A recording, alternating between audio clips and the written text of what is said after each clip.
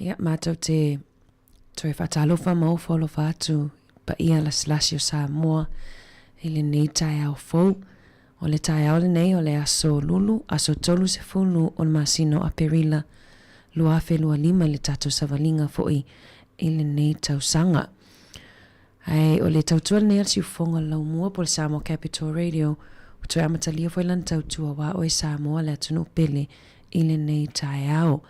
Ai peona masani ai o le tatou amatamia i le atua e ala i le tatou sauninga lotu fa ale ainga ta penaina lea e le susunga i le tausi matanga luenga sunga le whawhiainga ia Reverend Fepai Fiu Kōlia mai le ekalesia me totisi Samoa i ko kiri poirua usi mai le whafonga.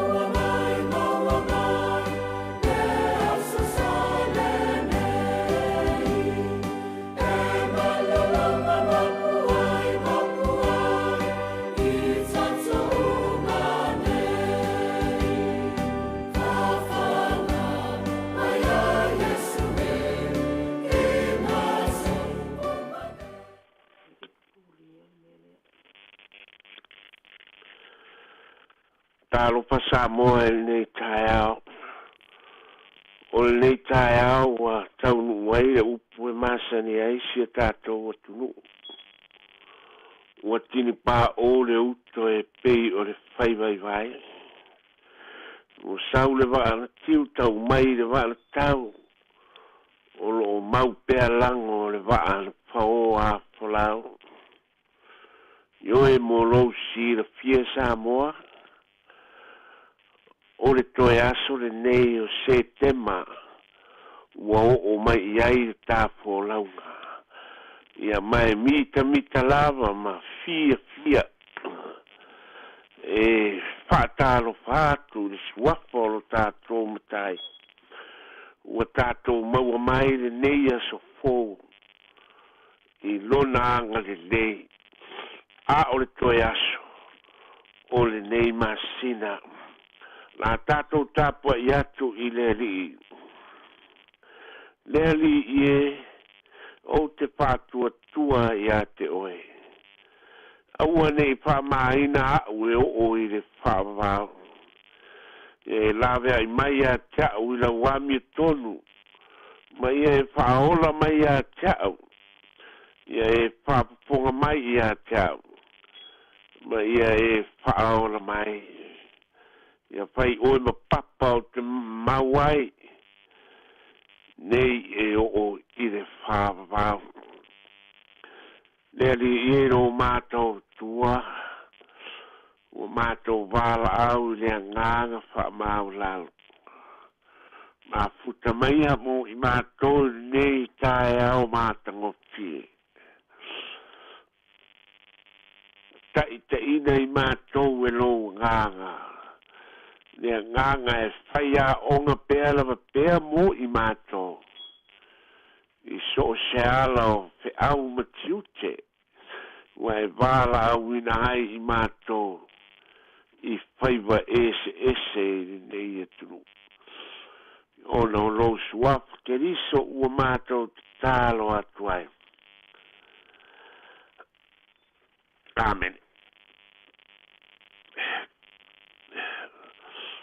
Nai upo te paita wina mai rea fionga pa e area tua.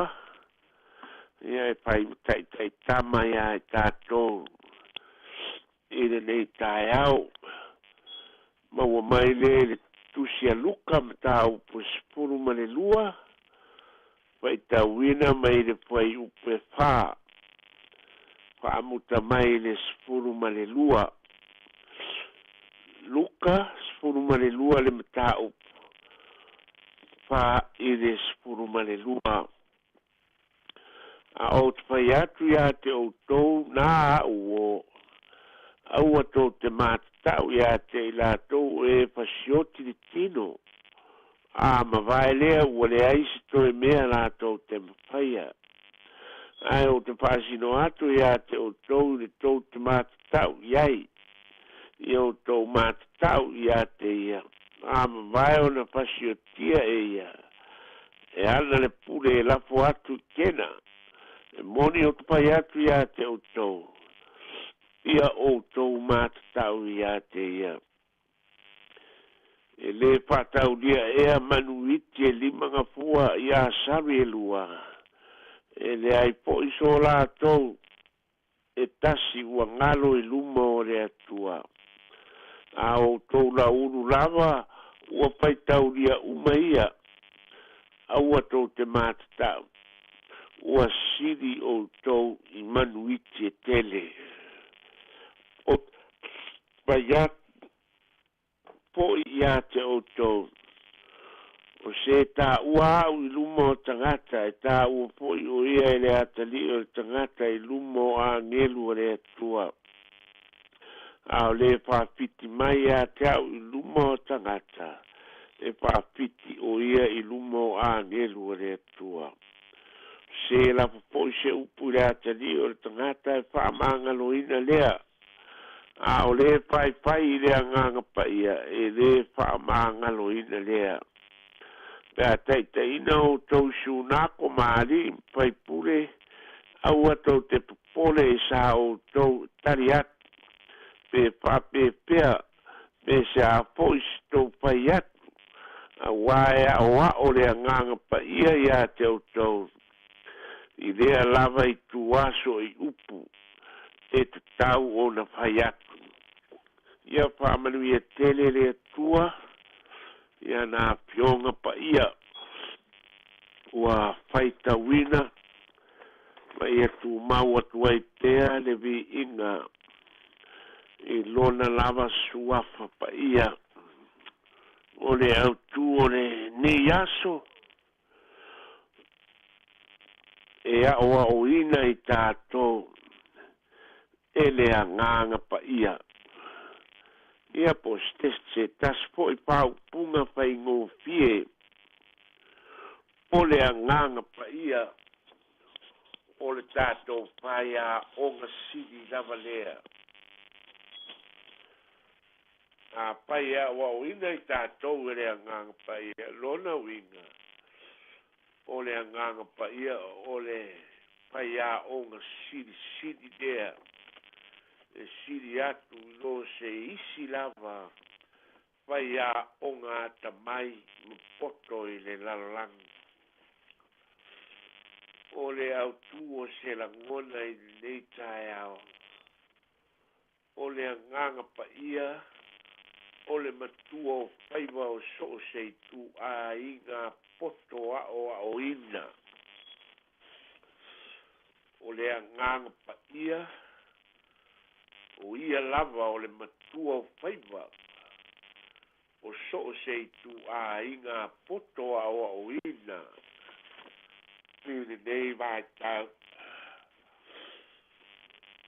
o le pai a onga siri ese mo so se tangata po o le a lava le meo lo tau mawhai iai pe o le whakamuta po o le palama po o le insinia po o le pai mōli po o le paa ave va lele o le alava le tu a inga a onga o lo e fi nau i ai i le nei taimi mo soulu manai ia e tari tonu le pai launga o le pai a onga siri ese lava mo oe o le anganga pa ia lea ai se awa o le anganga pa ia. O le mea lofa poa I fua mai lea le tamā. I le tangata. Mai Yesu. A pai o te alua I le langi. O te awina mai le pesoa soa ni siri mo o tau. O le anganga pa ia lea. Nga te whaamatala au iri. Mea umalava sa o whaia. Ma tau watu ma whaamanatu I a te o tau. Le winga o wa'awa o nga pa ia sa o whaia tuai. Iau tau muri tai ai. Mō whaamanu yanga. Ele uma pemuta. Ai tupu tea. Ioi. O le anganga pa ia. O le anganga o le upumoni. O le anganga o mea lilo umalava. O le paia onga o le malamalama. O le paia onga foi. E paaola nganga ia te oe maa. I so se tafa o le soifuanga. Ua tātou tau vivi ai. E le onge a wala le a nganga pa ia. Iana whaama ite ai didilo e pesoa soani ia te oe. I lo vai, ma lo le anga waa. Lo le lava tā pena, ma wha fua se ia. I se mea e te tau tala pe sa unua iai. A ole poloa inga lea mo oe tangata pātua. Mo oe le soo kerusiano. Lea wā o maile tuspa ia I le nei tae au. Aua e te atu ngalu pe popole vale.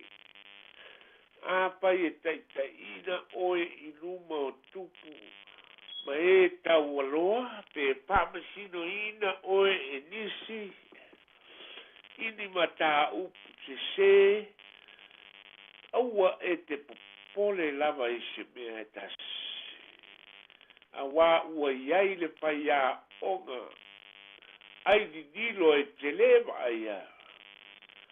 Ai o ia lava e pesoa soani I a te oe. O le nganga pa ia. O le tau tai mata pala I le teimi o pua ngā. Mati ngā. Na pao Sofia e le nganga pa ia le tasi o pāngo tā. Na pa sa tauro fa tasi malo tato wali I paola. O Yesu. Mana ia alanga ai upu nei. Mana tua mai au pe a e o I lou malo. O le tali alo tato wali paola. O nei lava tate fei loa I ai ma oe I le paradaiso. Ia po le langi poi. O le tangata ua poto e tali atu I le paia onga. O paia onga. I le teimi na la pas pea ngai ai ma pua ngā ma whai kata. Oka se kati. O le kani ua lawi loa ai le ngei uso pāka. Ia ai a se manga ia. Mea kako whaapei o le pāko kā lea. O le kaimi o le lumuki o fi kā ma le maukongu. ai alanga ai upu I longa makauka ua I korokoka. Na wha au kama mo longa wha au kama. Wao ngai anga upua ia. Mai lea nganga pa ia le pa ia o ngasiri. Manga kua mai au pe a e o I no malo. Ini vale ku ni ma se kauli. O le kalo sanga ngā wakua sau ma le kati. O le kali o sao ngā kati. O le winga le o le kako o langa o lo I ai ni. Tele le mau poko a winga o fea ngai makako ni vai kau. Al kele po yo ngā poko wha longo I ai kele o kangaka. Ma muri ai. O ngisi o a popoko pei ua koe vā lea. O le loku koe fo I kua le o langa. Kalo pae. Ia pai mai o le walu le kālesia lea. Ia ele le ia le alaku e laku le si e kālesia kensiaku. Ia le alaku le alawe la vea mai isi e kālesia. Ia ulou lava. Ke le pa masingo aku. Ai o le kāua. O le kako pa longo le paia o nga sidi. O le anganga pa ia. O le paia o nga e ke le pa loko lua ai. E ke le ka vale solo ai. Ai ke kuku mau au le mea wa e karikongu ai. Ma e la fuai le maa mo le akua mana ngānu e ngā. Ia karikongu ai. E le ku la fua inga o e le li. Ile makako ua kele le aka mai ma le poko I nye o po. Mai o ke whapea ka kau lava o ngā kako sā mali ma le whae keke. Ka koure au keri siaku. Kako woa ngā inuma ma le whau kaukanga poko ma aka mai. Ia kako whaalongo I le māngava mai o le anganga. Ai le o le saua o le mea. E kake whaalongo aku lava se. O lae lava e kau pai. E le aise mea le anga. E luai mai pofonga pa ia o lo kako pai a o nga sidi. O le anganga pa ia. E ai. E ke piu e kausu e se mea palapala ma ele elea. Mai le pofonga pa ia. O lo kako pai a o nga sidi ese le pa ia. E ke le maua. Aua foi o mea uma e kafe mai ne ngō poali pa ia o le kua. O mea ngā e malele ia I le nganga pa ia mō oe maau. Mō lou de lei. Ma lo kako mangu ia I le lalo lako. O lo kako wali whaola o Yesu Keriso. O iai o ia I le lalo lako. O e si da fia. O le nganga pa ia lava. Longa whai a onga. Iwa.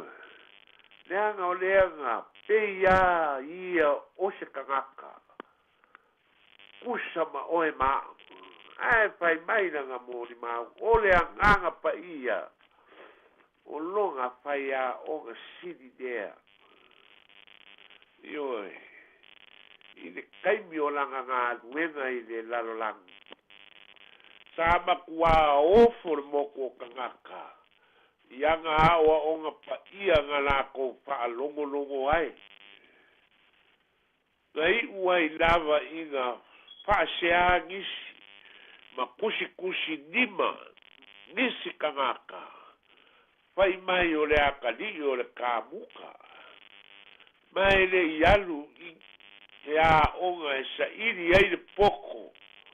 ma wa e pei o universite ye yaso e ngopo a ia ma fesoasoagi i le pale kamuka o loga kama o pea me sau ai ma ia komai ma ia agava'a e oe o le magaku lea o le tagaka ae i le figagalo o le akua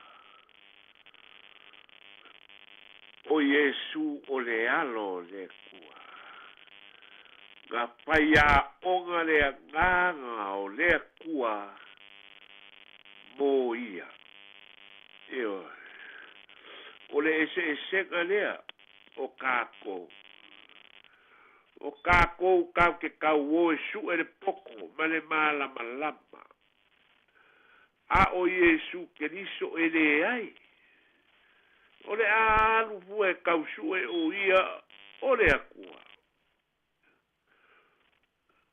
o ia na fa'aaukama i le fofoaga e lē kaualu le ali'i se a'oga ae o ia o lo kākou fai a'oga silisili ese mo so se ku'āiga ma kākā o le poko salalau ua kākou figau i ai i le gei vaikau ia Samoa ma le kākou kapua'iga i le gei kaeao ia e lagoga pea le alofa mo oe Samoa ma lo kākou i ai gei iaku ese aua e lē fa'agaloiga upu ku'u mumusu agai o kākou kua'ā e uiga i le kala lelē o kagaka e lē iloa kusikusi o kagaka e lē i ō'igi iugi vesike o lo'u kamā e lē iloa kusikusi e lē iloa faikaukusi ae o foga'i pa'ia le akua guloa i lo'u kamā i lagagagaga ma lagakofā i le kima'iga mai o makou o ke le iloa lava e a'u sesi fai a'oga ua ga'au mai agi upu silisili le alofa ma kāua mo a'u gei ioe kalo fae gai makua ua sanga mai a po uli le po lauga ai le fa'agaloiga le lakou ku'umusu ia i kākou ia le pai ai o Samoa o lo fa'afogafoga mai o kou alo ma fa'agau ma kupulaga o ke koe kākālogo ma se pau le gei kaeao o a'u o le kagaka o a'oiga lelei ei le koukulaga le gae koukei ai iugi vesike mea fa'apegā fa'amalulu ako ke lē fia iloa ae o ke iloa lelei te ko'akele o oko ga'auga maua oko mai magava ia fa'akafakafa akuloa ua galo le akua kalofae le pai ai o Samoa mai se lava o kou kupulaga me a fai o kou fa'alogologo mai le gei kaeao kaukuagā ma o kou se makou kala o le agaga pa'ia lava o le fai a'oga sili lea e la mea'iga oe mai mea leagagā e kaumafai e fa'aleaga lou olaga fa'aleaga i trucks fa'aleaga i isi mea fa'a le lalolagi nei oka le gasu aua lava a le TV e fa'aleaga ia lou mafaufau ma lou soipuaga le internet ia le pai ai o Samoa o fa'afogafoga mai ia alofa le akua aua ngei fa'amakivaiga kākou i ko mai ma agava'a mai le agaga paia Awa kau kuaiga o aiga mai karesia. Whapea po I pai ngā malo o ngāruru e ai. Ia ngisio kupu mai e. Olo kako waku muu mai Samoa. Kako kakalo. Neli ieru mako kua. O e al mako whaia o ngā sidi. E rea ia sesi e sidi aku ia I mako. I lou mā fuka mai ke liso. Wae ke whaia onga ma whaola. Whasingo ma whakongu. Mai ke ao pea I mako. Ia mako mā kakau ma sāwa mali I au wala. Lawe ai mai Samoa uma wau mau mangongofo I kokongu o re ngei aku muu. Mako kele iloa aku le kele o mea le anga. Aia mako wawa ai aku. Ile o piso kiuke. Ma le kele o mea maka ngā ma whainga le ani o le lalolangi. O ngā langonga ai lava leo le popole. Yo mako lava kangaka. Yo e kamaelu mako kua. Ko wha manie o e kama. La vea inga alo ma wha ngau a Samoa. I ko kongu o konisi ma onga ma iungi veske. I ko kongu o le ngei aku. Lango aku oe anganga pa ia. I maka whaia onga. Mala koe pūlea ngā ruenga. Inga ia mawhai o ngā lawea inga I lako. Mai so se kuai ngā whawhi kāu. Ia lofa I Samoa uma wau mau mangongofo ni ngei a kumu. Lau au whai ngā ruenga pa ia. Kupu mai ngā rurue lango lau ngā ruenga I so skafu. Whapea poi nei kuwai a ngā iki ngā. Ia lopa le ofisa whasala lau a ka wala kuai. Ia ngei upu re kua. Wha mga yauka ngaka. O lo e soi fua pea. Mai ke wha kari mai. Ila mako kangi aku. Wha maa ngalo se upu re kusai malau wha fonga kamaa. Mai se pa longo mai alo wa kumu I ngai kai ao. Suapu pele o keriso mako mga kuai po. E o whaka o konia I maoka ngase. E o I pare pui. E o I manga o ngā wha koa I ngō whaanga o kausi mawa ai I la kou peo le au makua. Lea li I e whasala lau aku. Lo manga I au kangaka. Wha malo lo oe.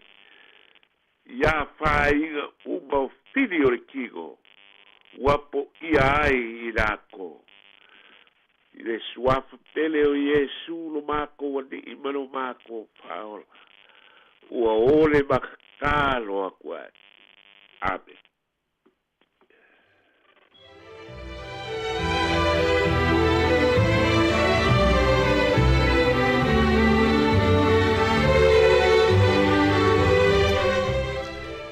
Ia nau whaafonga Samoa I le tato sauninga lotu pe on tapena ina le au na le atua.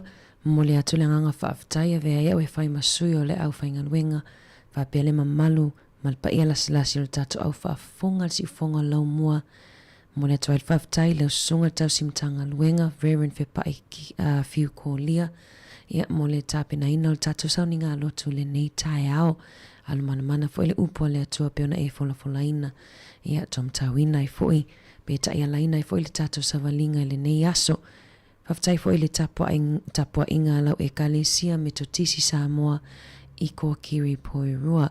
Le wa afatonu le tu lai fitu usi mai le whaafonga o le tato purkalame o le ata o le tae ao. Hi Samoa, it's Auntie Talang here. E sano fifi whaalong ile atau le tai au. Laugh of the morning. Amata mai le apple tea tu le vanve au. Su fonga lau mua. Atau le tai au.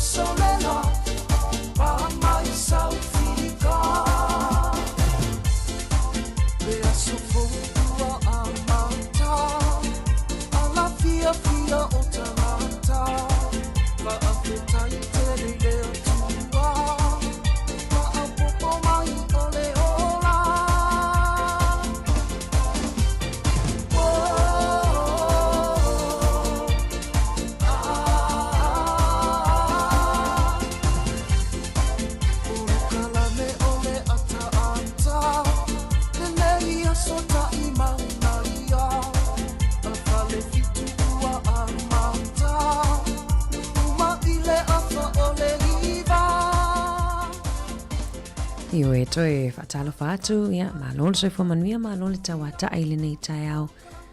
Polo kalame o le ata le tai au, ia le o toi amatalia, i fo i polo kalame so a le si ufofonga o le lau mua, po le Samoa Capital Radio Wellington, e non ofisa whaasala lau i po i ruaneia, o a mauton nei tai au. Mā neia fo i le mā lua le nei tai au, le ala usu mai fo i ngaluenga, ia ai le fo i wa whaafonga mai fo i mai mo mai, nei tātou mātua mātutua i lungo tātou walaata. Ia leo leo tele mai ili tātou tautua i lungo TV. Ia i tonu whale o ainga pia whapele te mafuta mai lungo le YouTube ma le Facebook. Tā alofa, good morning.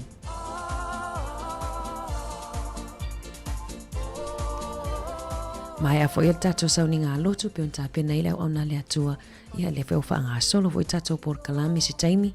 Whatasi maleo si Savelina ia pia mai a talafo le tu lai valu. Ia ai manga luet o lua tfoi lea ia e whaawau tau tua si ufonga lau mua. Tā lofa malo lava ia e tatou si tatou wha tā lofa pa ia male malo tatou a whaafonga. Whaatou lima fo i lau whainganuenga pa ia lea tua. Tā lofa. Pa tā lofa atu lau whainganuenga pa ia lea tua i la tolo wha peona. Tala ina tana lei. So as whata whai taulanga. Tono a inga nuuma e kalesia. Ine ngatai tono Wellington e nei. Ia au New Zealand atofa pe fafo atu o New Zealand nei o loo mafuta mai lau whaingaluenga pa ia lea tua whaatalo fatu ma le nganga whaalo alo.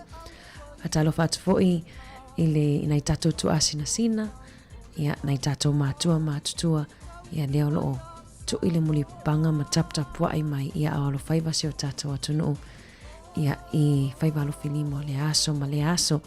Whaatalo fatu i sea o pito matua o le tatou au whaafonga se ia o atu lava i se au pito iti ia ele nei tae au ma lo lava soi fo manuia ma lo le ala usu inga luenga ma lo le tapua ai fa ma lo atu nei whana wa onga le ua ala usu ia onga ta pena fo nei whana wa onga te amatalia fo ia onga le nei kuata tatou whatalo whatu nei tatou wompa anga uma lava le alo wha onga mai tatou wala ata i lungo le Facebook fa pele YouTube ia e mafuta mai ai tā lofa whaftai fo le aveo le tio whaalongolongo ia po le tautua si ufonga lau mua po le Samoa Capital Radio ia avea fo i maupa anga whaalongolongo ma lo whaftai mo lau langolango pa tā lofa ma good morning ma lo le soifua i le nei tai au fou whanga solo fo ia le tatu savalinga nei aso le aso munumuli fo le nei o le masino a perila nei tau sanga lua whelua lima o le aso atai au tato whaatalo whatu ia i le masina o me ia malo la whaatalo whatu fo e nei tato a inga po wompa anga wala whae me nei tai au i ni tala wha noa noa ia onor wala aupa ia le atua ia i e fo e pele i mafutanga ia wha mawhanawhana atu por kalame ma wha ano to tele atu ia tātou eva atu lava se ia pa ia le itu lai lua, ia au le itu lai tasi nungo le tātou frequency, tasi ono decimal tasi wha mo.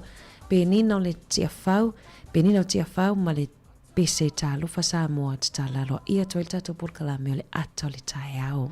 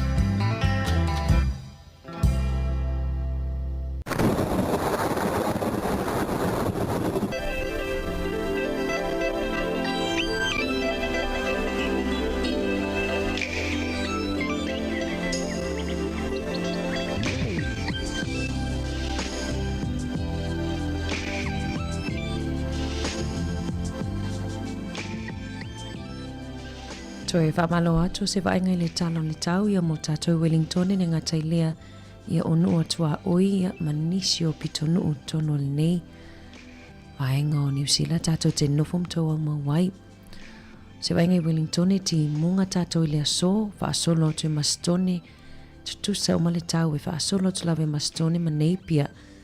Whapea nā fo i taupo, Gisborne, Tauranga, o le anga e atu ilunga le pito ilunga o le motu i le motolo tato ia nei whangarei ia susunu matau lai au tau inisi o taimi ia ai ti munga fo inisi o taimi whapea kai taia au ki lani Hamiltone tutusa o matau tau ma whangarei whapea ia kai taia o Rotorua matau ima mawhati munga ia au tau whasolo mai New Plymouth Palmerston Nellisone whasolo atu motu i saute wa aia ti munga ma mawha ia au tau i lea so whasolo ani Blenheim kalai estete ti Maroon ia ai susulu mana ia le la ia o tau i Dunedin, Invercargill, whapea fo i Queenstown ia e ta ulu fo i timunga inisi o taimi, ia whapea le Stewart Island. Tātou lawa i Wellington na oso le la i le 5 minute te ele fitu i le tai au nei, whamoe moe e ngoto i le afo le 5 le afiafia na nei. O le lipotile o le tau na tuina mai i le se fulu 5 minute te ele fitu tai au nei.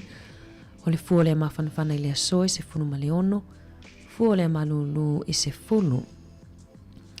Ai a timunga le tai au nei, whasolotu le awauli, ma mawha timunga le afiafia na nei. O le vai atu e tutusa le tau nei, whaasolo atu lava i le asoa tai au, ma le aso wharaile. Whato awa aile la, wa aile la i la sto o nai. Whapea nafwe ma le aso sanga, ai atu la matanga o le vai aso fau. Mo i la tova i fia whangotaina ngā tai whale o Wellington i le aso ia o taimi o le tai. Na pē le tai le afol se fulunua i le wawea ona leila. O na sua lea i le toi kuata i le fitu i le tai au nei. Le ala alo o sua taimi nei o na toi pē lea i le lata i le tula e tasi le wauli. Mo ngā tai whale o mana ma pori rua na pē le tai i le te o le lima i le tai au nei e sua i le afol se fulu tasi. Ona toi pelea i le afo le lima le afiafi. I le afiafi ana nei o tala na tau ma tala o le tai. Fuanga i au fuanga le nei aso tau tō nafo le saunga le mu. Ia pea o atu i whangotanga le nei aso whaafitai.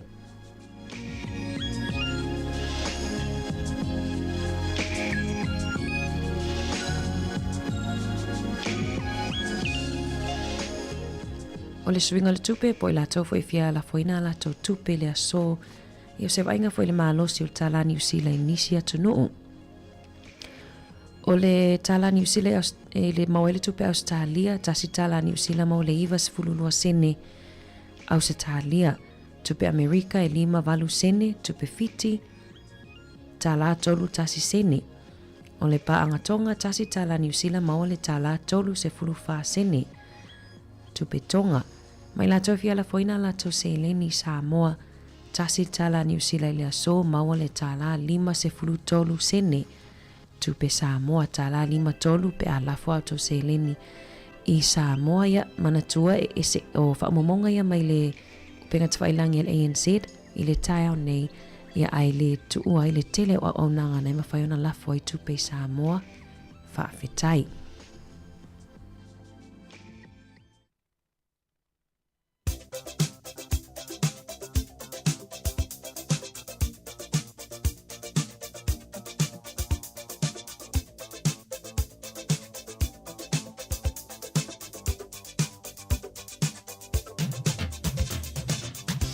Whamanianga o soifua mas whanau mo i lato malava na soifua nil nei aso tolu se fulu o Aperila.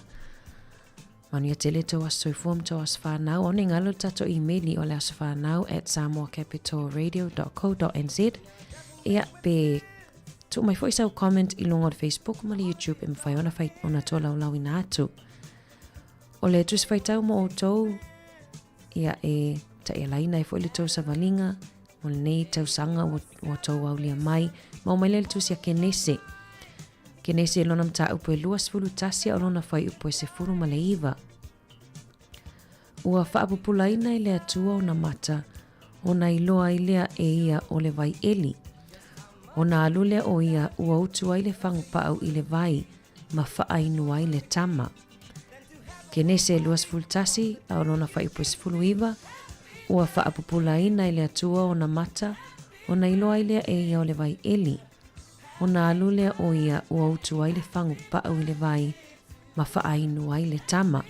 Manu ia te le lawa le atoanga o toa soifua mtoa whanau i le aso o le pesel nei mo outou mai le si ufofonga o le lau mua.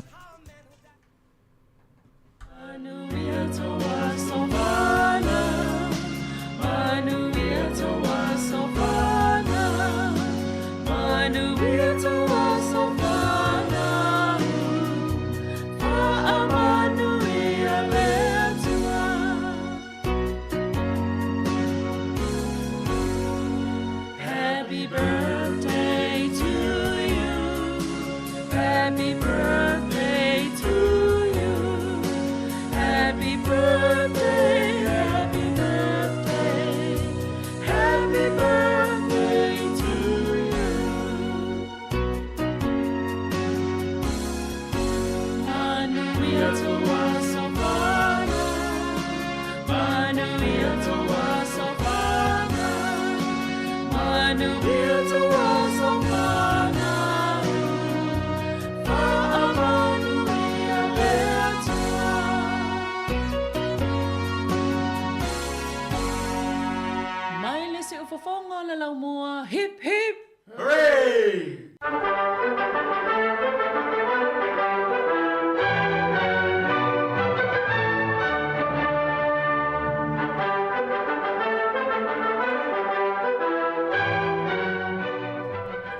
Te whatalo whātua se waenga e seisi whapoponga ia o mena tutupu I laulangi nei aso la stolsfulu a perila I tausanga o tua nai o le prokalame tātou o le Today in History.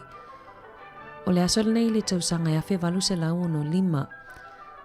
Na maliwai le sa avea makowana sili o New Zealand ia Fitzroy o no le pule leola. O Fitzroy o le kowana lona lua nea o New Zealand mana maliu la wailona fale I Surrey. O la son nei tausanga ia fa se lau I valua.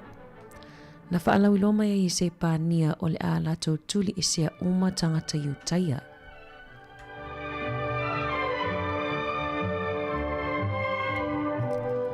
O la son nei tausanga ia iwa se lau 5.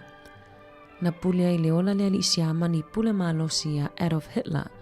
Malona faletua o Eva Braun I Berlini po Berlin. Ina wa manino o le awhaia ina sia mani I le taua I Berlini. Le ana whaai uina ai ma le taua pe whaamuta I loa ma le taua lona lua o le lalolangi I Europa.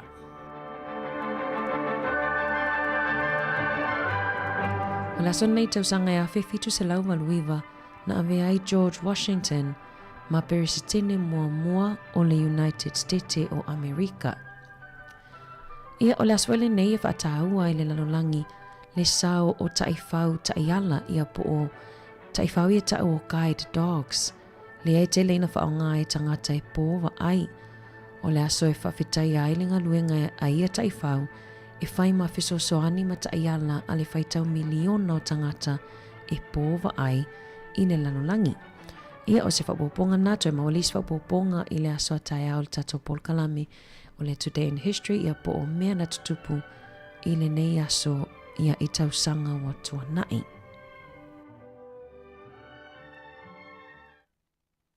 Sekia Samoa Ketwatsa Radio!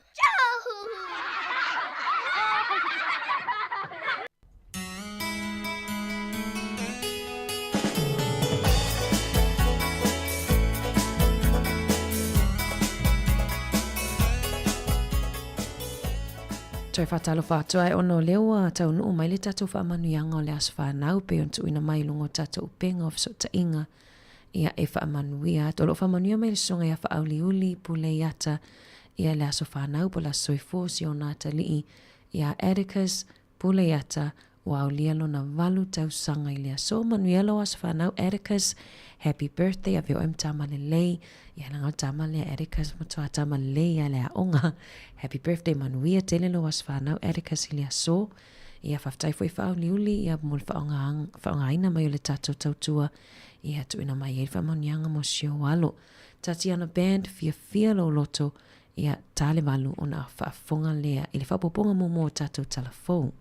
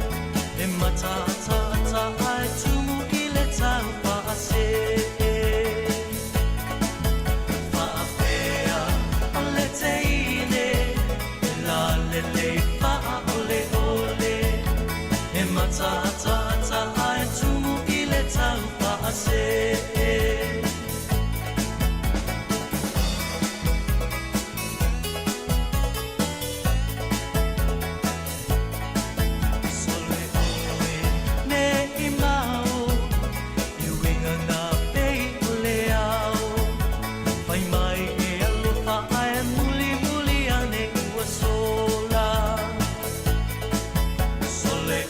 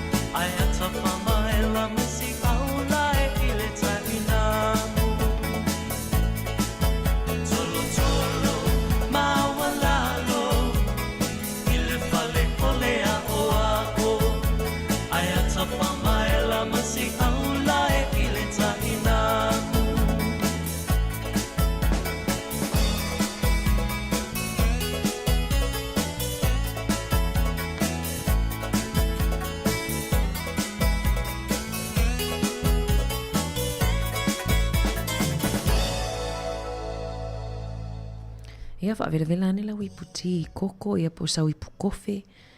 Ia nei tai au mana foi watu po lea stato malu tai au nei tai au. Ia o leo mai leo vaenga ia whai mai o a voka a. Ai mana ia foi lisi vaenga le no va ai lisi a inga nafi. Ole me vele ole wafo. Ia po e ni masini le whaatela watu whaatau mai le Kmart po o warehouse. Ina whatau le whai pe or whaingon pankeke i hae ese fo. I ona tua ile ilunga o le fua moa, ma le tamato, palu ai ma le avoka, alu ai ma le pepa. Ia, sui e fo ise ai. Te loa le whafonga mai la tau ia whiangai fo i ma le whaingo o ngā sisenga o tau mawha nei tato mātua. Ia, le isi fo i ai tianga o te lo fo i wapasi ia fo i a autou. Ia, langa le fo i a mātou e tau leo o atu le pawa ia mātou tua. Ia o le whamanatu māsani o saunga le mū. Ia nungo le ala tele nei tai au. Ia ai mai seo le la o atu fo i mumuli nei whanawa onga. Pe o le taimi pisi lava leo la wala o le mai le valu i le iwa. Ia mai le saunga le mū. Vaia le saunga le mū i driveways. Ia po awale ilu mo whale o a inga. Ia tautua nā. Ai au tafa ta amilo au tafa lau ta amale pele o tafa whao ni tamaiti tua. Ia awhapeho i ni tamaiti o tau whale pol tau ainga.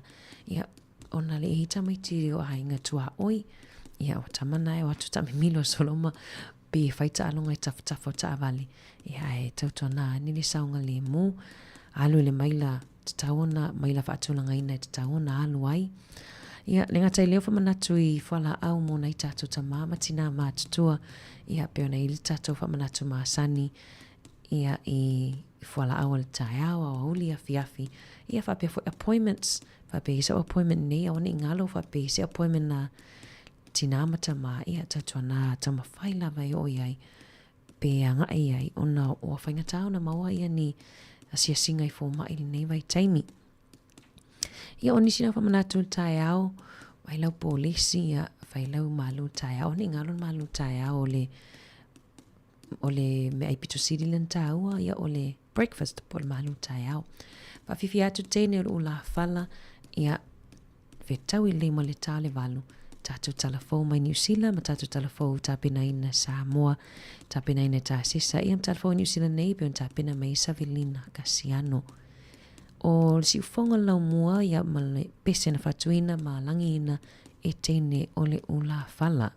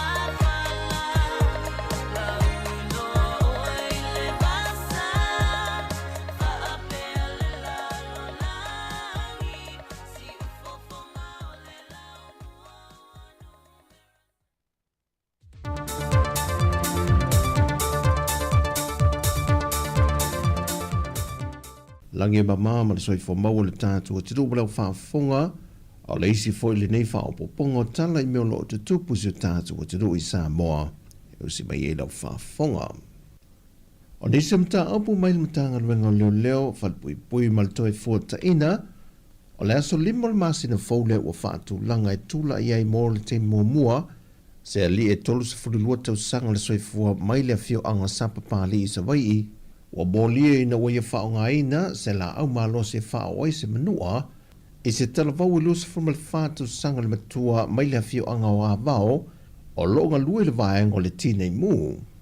Whamaunia mai a sui kom seno mtanga ringa leo leo, papa le I Mona Lisa tia keti, o se fe ese inga le vao I la ue na tula I mai, ai o loo a fia e foi, ma fuala au whasa ina. Ua toi mafuta atu le tamaita e se fulu whātu sanga le matua mai le fio anga lola maunga, e lona a inga mai le silia I le vaiaso sa I lia mtanga ringa leo leo ma lona a inga, o se mta aupu whaamanino mai e le sui kom sino mtanga ringa leo leo, papa li Mona Lisa tia I keti, e lei o atu se whaamtalanga e whaatatau le saisa ino limo lea tamaitai ma lona fafonga e peo na whaasala wai I se tasio nusi pepa lea tunuu e whapeo se mōri maua se tasio le ainga. Whai loi papali o se vaenga la lātu suenga na māwai wa lewa le maafutanga le tamaitai se fulfatu sanga lea ma se li isupokako se pasi lea na maua mai ai lea tamaitai ma wa māwai foi wa faisi levo le la maafutanga. Ma e ono iei ni mōlianga e mōli ai le li isupokako. Na whadia foi papali e le eise ese nga tele o le mata opu nei, ma se tasi foi o mata opu na tula I mai e lei ma maua tuli tu sanga umavae. Se isi foi ta maita e na lo mia le ata ma whaasana la wina lo na swafa I lunga o peng tu wha ilangi am tanga ruenga, mulmuliane toi mulmuliane e le na lao o lana wo foi, I lona inga, mai na maa uai foi o se whainga wo o leva. O le tula I mai malwha atupula I o mata opu neo le sa e lia o talavou e a meise le tupao ta maitai. Wa toe wha manatu mai ei e le sui kom seno mtanga ruenga leo leo I le atunu. E tautua nā le vaenga mātua e tuitu I pe whanau, ma wha manatu o onga o a fianga soi whanga e tau nu I ai, pe a o ina le whaanongo ma leo sius tai. Wa whatunuina le whaamsinonga le tapu na toi whaasala la wina e so se tasi e me se lungo peng ta wha langi le mata opolo o mōlia ai le sa avea mawhaia o ngā ulu o le manu Samoa ma se mahoneri shoka. Na toi whaamanino le whaamsino le whaai unga e mamafa le whaasalanga ma mōlia le na te toi lo mia ma toi whaasala la wina le mata opo ma e whaono whaafalipui pui nai foi se tasi. O le mata opo e pe ona si le fia, o le tausanga o mawae na mōlia I leo leo le sunga mase, ma whaamalolo le tu mawai ele unila ka pi au whio na suenga, se ia o ina whaamawae. E tu whatasia telefou ele I maua lava ali e to lua, le o lo tausa I lia il matanga luenga o leo leo, na lao sa whaia le whale o lo le pākena maate vai tele, e ana e ni ali seina, ma whao li mai le li seine whao ngai nei se tamai nei fi se tu lou. A vele ki o le taavale ma le tino I tupe. Na mawhaia me poe ata le whano loa na wha ma wina fō linga o I la ua ye to lua, ai o lo tong fitia le li seina mai o na manu anga. Wha lia papali Mona Lisa tia iketi.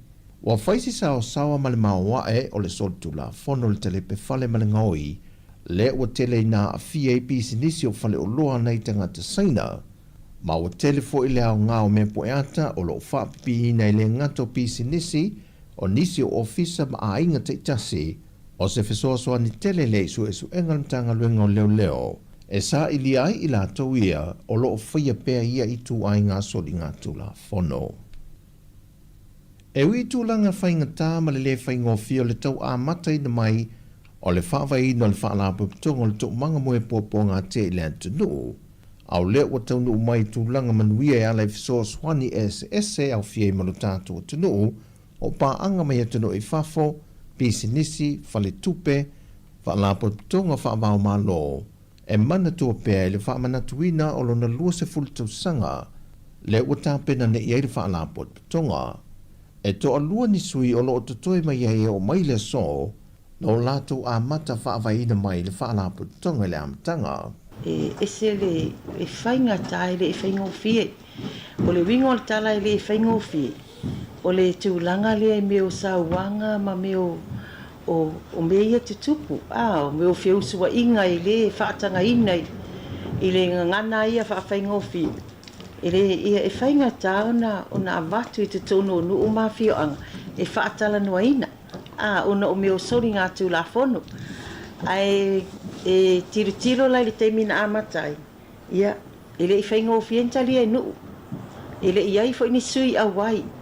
I le se vainga le o sui awai mai tono nu mafio anga patino le tau manga. Peina o e lava na amatalia o nai tina fo ina o le o leo a le wai le to mai. Ia o tamai ta ilo ia. Ia ma tau ne volunteer le na tau mawhai le foa ino le nenga luenga. O le winga na le whaingo fie. E le whaingo fie na talia ia jo ai ngā mata upu nei. Issues e ma ale. O le whai unga leo telefon o le nei aso, e el te ita inga lofa le tue lunga o si o tātua te nuu, e fuafuanga uma o le aanga tu iai whasoi fuia.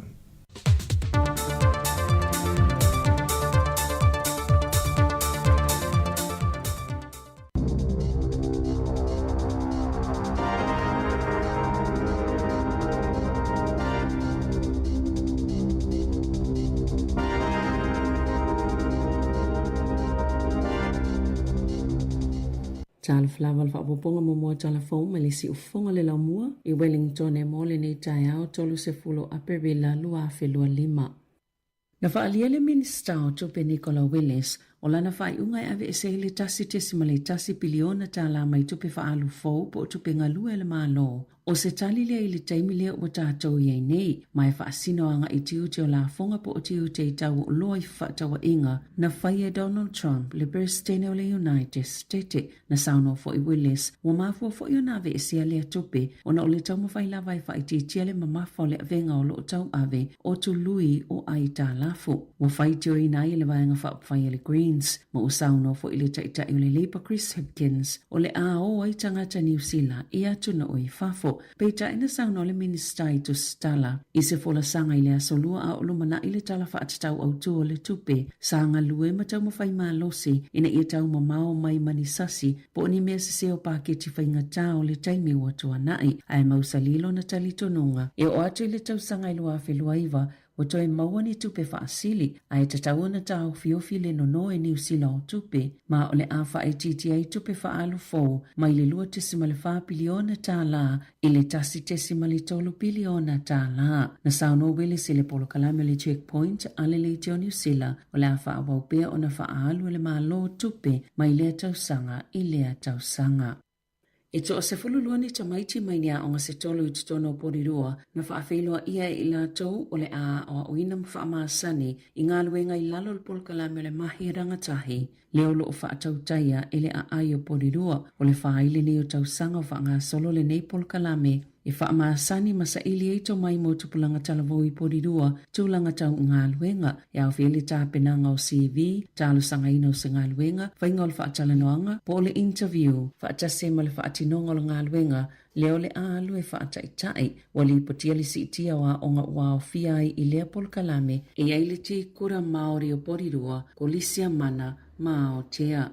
O le aso lua, le aso sfultolo me, o le a whaatino i nai le porirua Careers Expo, mo le nei tausanga i le te Rauparaha Arena. Ua atoa le tausanga talo na whaatuina le matanga luenga mo tō la fono, ai o loo whaawau peo na o atu ili se lau 50 afe tā la le fuafa o ngā tutono. O tutongi o le au whai ngā luenga, ua mawalunga mamao atu nailo le se lau afe tā la o le fuafa o ngā tutono o tutongi, o tangata whai ngā luenga uma a le malo. I wha maumonga fowe o mai le aso luas fulvalo mati, e se lau 50 afe tolu se lau lua se fulu tā la le fuafa o ngā tutono o tutongi wha tau sanga o tangata whaingaluenga tō mau e tō fitu se fulu, ma le tō se fulu fitu o tangata whaingaluenga whaavai taimi. Whaatusa tusa ili se lau 5 se fulu luafe ma le tolu whaata la, na li potia ia au kuso ili tau sanga taluai. Le taimi na whaaleo ai le fia vaenga whaupwhai o le itua ngai. Whaapea i male iuni ale au whai la fonga na tali le minista o lea matangaluenga fau David Seymour. Le taʻitaʻi o le Act, e popuni ma puipui tatongi o lau whaingaluenga e whaapea o tupe alua o ngā peitaʻi e ielona tali tonunga o le apa u tatongi pe a mautu le matangaluenga ma suia ngaluenga whaavai taimi i ngaluenga tū mau na whaatuina le matangaluenga mo tō la Whonapole Ministry for Regulation ia mati lua whelua wha ina ua tali eina lea Police le Act mai le ioe ngā le whainga ma loso o whaatasi. O le lapata inga whaala potopotonga o lo o mata ituina mata uptau tupe po o afieni ngā yuinga whaasolitu la whono o lo o vave atu te kono lo sifou na i loa la tau mawhainga e tau fiofi ei whaawia inga o tupe i whainga palapala, whainga whaatelo lisi, ma la au malolosi e le whaatangaina le tau la whono. O lo o mata ituina i leo ni masini o cryptocurrency ATMs. I tono New Zealand, ona ua whaapopoina lava whainga whaasolitu la whono i le te kono lo sifou. E se lia malelua se lau masini mo cryptocurrency ATM se lea tono ultaimi nei e tono whale o loa la iti o malls ma pamo penisini. Na whaalia le One News, na tala noi nisi o whale o loa ia iei masini nei, ma sa wha maoni ane le wha au popo peo le wha au nganga o cryptocurrency ATMs. Na whaalia Daniel Frost o le vaenga so esu e leo i soltu la whono i mata o putau tupe e whaingofia lava na wha o ngā masini ia i whainga wha soltu la whono. Wala tau moli mawina fo i leanga i ese mai o tangata soltu la whono mai whainga maasani e pei o tino i tupe po le cash. E wha o ngā i naili cryptocurrency o na la tau te tali tonu o se whainga lea e wha o ngā i masini nei o se awala e whainga tā o na iloa e whi wha au ia i ai tupe na maua mai ini whainga palapala po o whainga wha soltu la whono.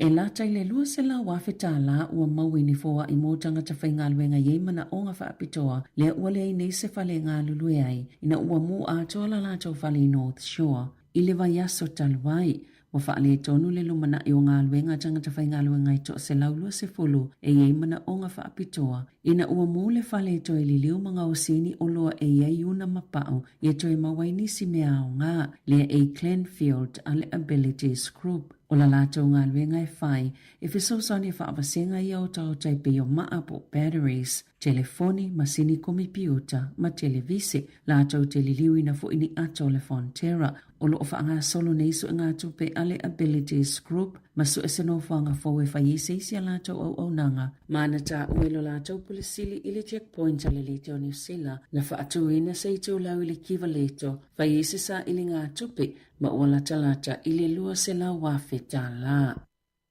E se fululua tau sanga le tamaititi Wellington e lea na le iloa o William Walmsley na tau maua ma ua tu ina atu i ona mātua. O le taimi muli na vaayai William pe tu salvailuanga o le pōlas to na i le tau langa pe tai o le pōlas o ngafua na ia whaafisota e se tasio ana wō ma whaailoa i ai o lo o saunga le mū na tā uelo na tamao Andrew Walmsley na maua William i loa hatu pe tu salvai la wauli o le solua e le ia whaina pe tai na tā uelo na mātua e ese ni tala na maua e leo maila la tama ma nisi tangata o le atonu lava le mea na tupu e le tolanga pe tosile o na tā ua o toi fo i saunga le mo atu lona talii i le a inga. I atonu i fafo, wa toi wha amautu al pale mi o kānata ma kāne ma le Liberals. Lo lātou ta ingo le atonu ina ua mana malo le whainga balota, peita ina valo ia le CTV News, e le au si ele numero sa mana o iai. E fisosani whaatalanua i ma President Donald Trump o le United States, tiute i tawa o loa awinatu i Amerika, e se la wonus fulfitu na tele i palo tale Liberals, i tu malo, po ono fuafa i tu malo, pito i ele Conservatives, e se lau whali ma palota a o whaawa wai una whaitau palota i lea soana nafi sa mo umia le Liberals ni no fua se lau fitu se fululua mai no fua o whai e tolu se lau wha se fulutolo le House of Commons e mo umia ilo lātou tai na o i lātou ai le mo umia se fisosoani mai se isi pāti to ai titi. Na motu sia whaafua se ile tise i se pānia ma Portukale, ma whai nai malanga ino whaafi ma le whaitau se lau o lifi na pepe. Ai whaitau miliona tangata na motu sia i ma au nanga i alatau telefoni whaapea ma le interneti. Toi titi lava le afal sapalai o le tise le atuni o se pānia na mawhai ana toiola a o le imai ale ason na whipia na whaasilsile al pālemia. E o mai ana nafi, ele i mai lopo le ale mafo anga le motu sia le LTC, e o ina whaasala lau lunga o so ta inga whaate konolosi, ni o so wha inga i lunga o upenga o fiso o ta inga na whaalia le pale mia o Portukale, a tonu na mafo le motu sia le LTC, ona o se pānia, na tali le pale mia o se pānia, o lo o ilo umani mafo anga na ono tupo ile whaafita au li tele, ma ola pata ina fo ilo na tono, ina ia awane i whaasala lau wina ni tala se. I alonga, Sali potia le aso na nafi o le whaia onga le Red sa Queenselani o le awha amauni le aso le avea i ma whaia onga fōu a le aula kapia Australia e to sai ma le potia le autostala i Ausetalia o le skis o le aso i tūlanga ia Josh Metso New Zealand le ua wha amawai ma mai ala na tautua pe a umalta mirisanga o le Rugby Championship masanga lulue wawa lata ma Schmidt i Ayalani. E ono sa fulu tausanga o kes ma o le avea mawhaia o ngalona 5 Australia i te tono tausanga e ono ma ele tali tononga o le aia tau aveina le Wallabies e o atu i le ipola langi i le lua whelua feto i Ausetalia. Tala fawia ma le si ufonga le laumoa mo le nei vaenga o le tae au.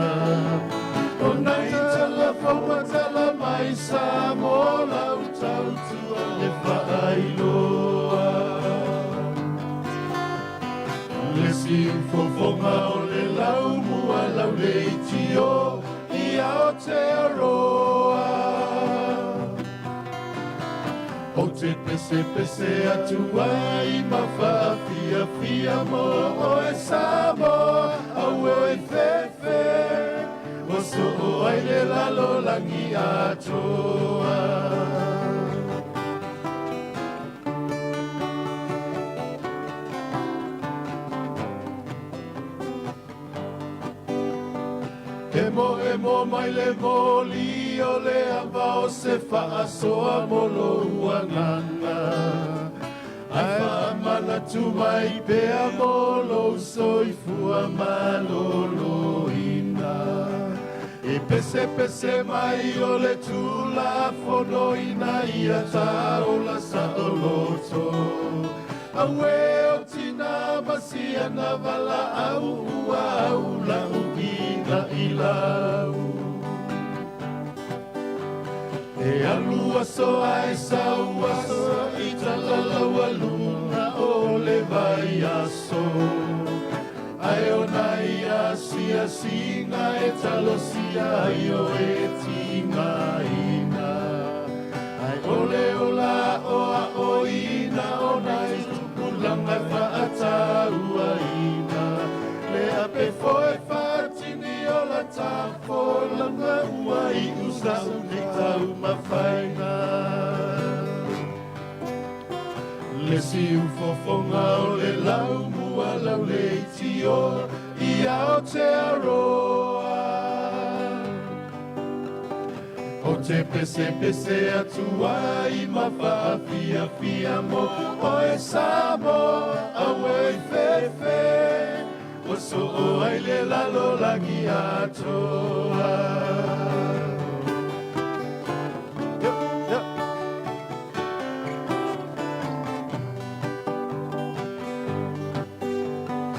Lalo langi o aso nei e matau ni lele ai la fi masei ai malule ai pu e na o so fina nalo ini e se senga awai poto le tau tai ai le ato ai ai si o na vaa awao sabo e o le amamala o le penina o le nei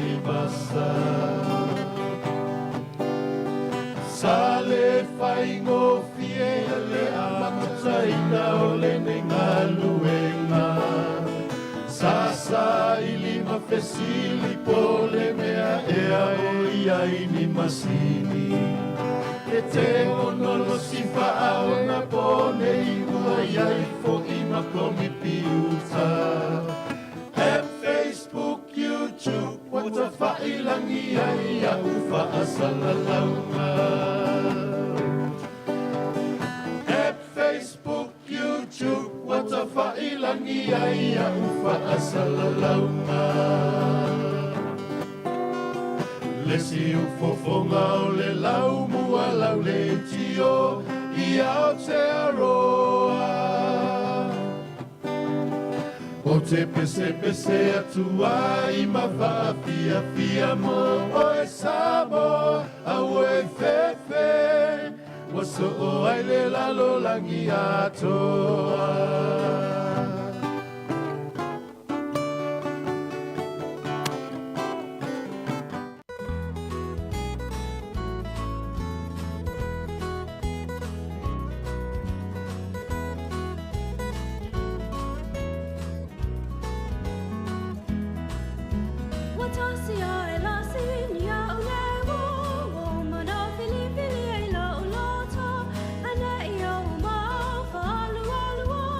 Na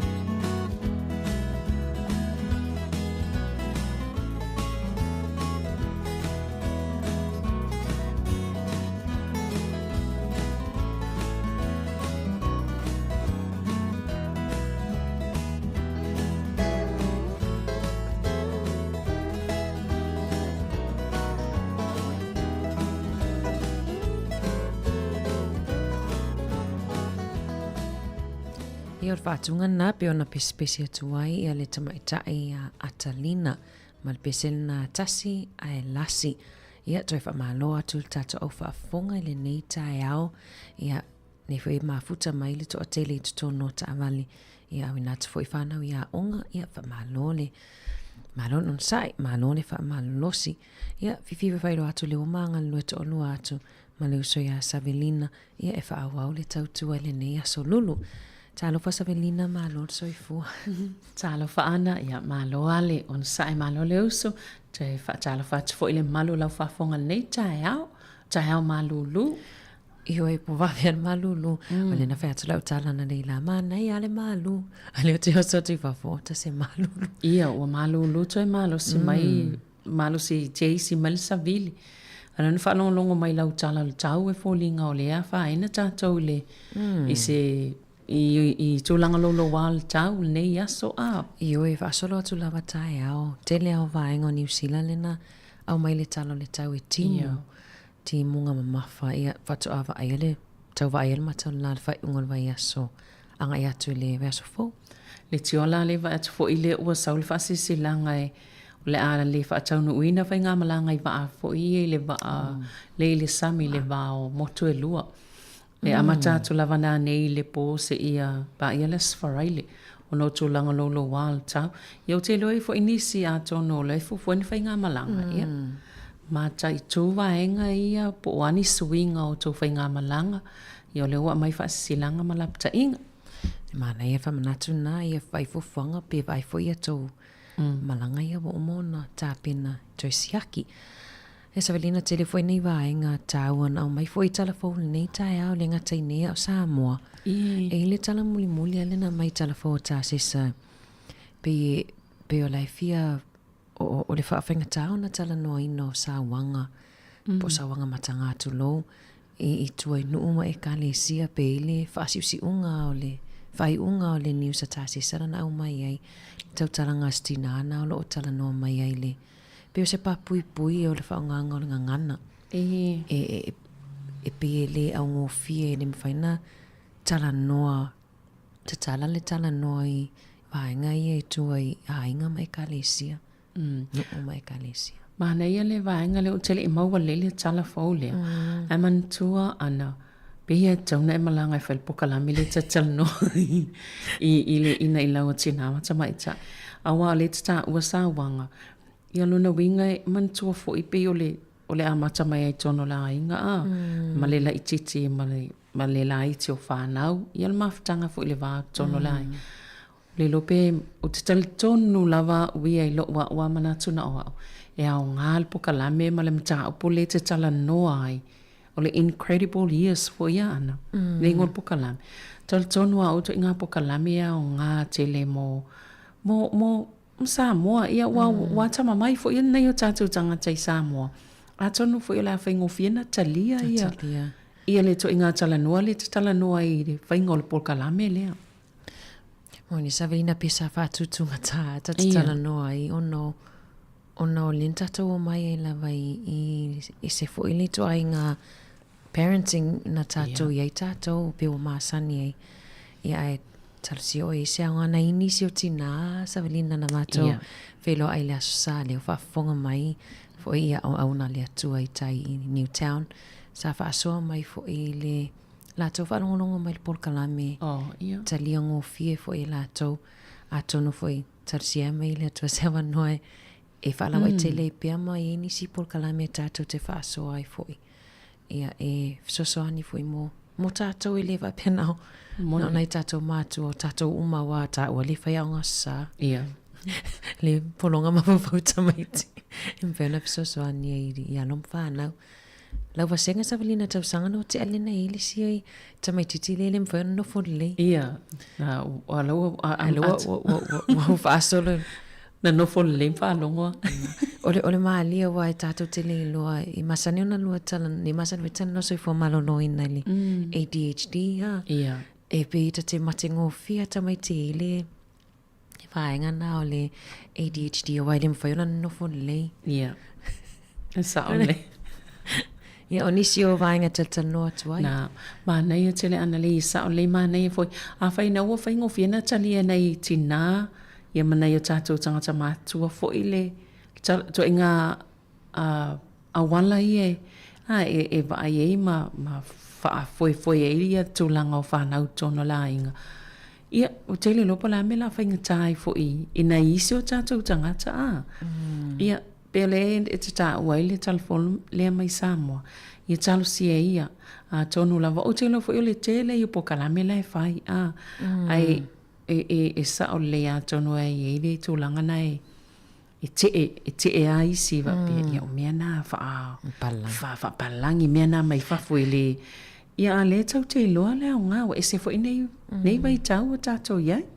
Moni leia o me tupu leo langa. Sa o le lei. Ia o te lo afa le tu lai vanu, ia o te lo foi Savelina ile tato ato fewa ilia il tai au nei. Ile tu lai se fulu. Ia fa solo ato i lava tato por kalame le nei aso. Ia. Ma le sfultasi foi o le moli o le ava. Moli o le ava, ia tapina ina ni sura o whaingan wenga pa ia le atua. Ala vai foi Savelina stato pese mai le rosa pae pae.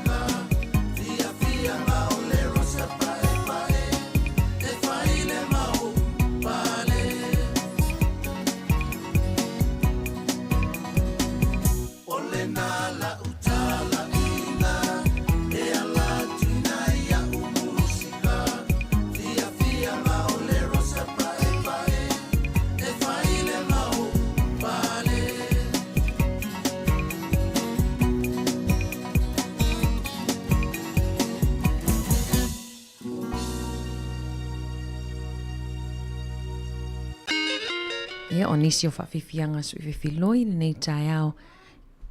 Ia e o alwhaiwa hoshi o tātou tunu i whiau nei tai au ni ngā tai leona. Momo lingo tamaiti lea onga ia ma whaiwhoi maa lua tai au whaafonga mai tautua si ufonga lau mua. Savelina. Sa o le lei oe ana ia mana e fwile nei aso ona o lea la vai atu to langa le tau o lea o tafa ua pele vai atu le tau ana ona o nei fautuanga i mo tātou ngā tai whale Wellington o lea fa pe malolo sia Savili ia mau lea whaapopoina fo i le maululunga o ngalu i tātou ngā tai whale ia i whaasolo atu fo i Wairarapa ia e taua ona mata i tu le vaenga i lātou fo i lea safu fo whaape mana ia oe whaangota su e nei maso man nei pā ua wale tau mawhitanga o le ainga i le asol nei ai longa i le talwhea ngai te ia ua mau se soifua ia pe manua fo i sesi tūlanga whaale tono le tau Moni lei. Ia, linga tai lea whamanatu ia tātou pā ua. Ia, sao le. Whapea lea o la whawhai pāua, 5 pā ua tangata. Ia. Ia ai, tātou nal saunga le mo sao le, mani il whatuanga Savelina. Masani na wano whanongolongo mai a tasi, pe ote fo ile le wange me au kilani. Me a fio le sami o, toi whai me tau pā. Nā la.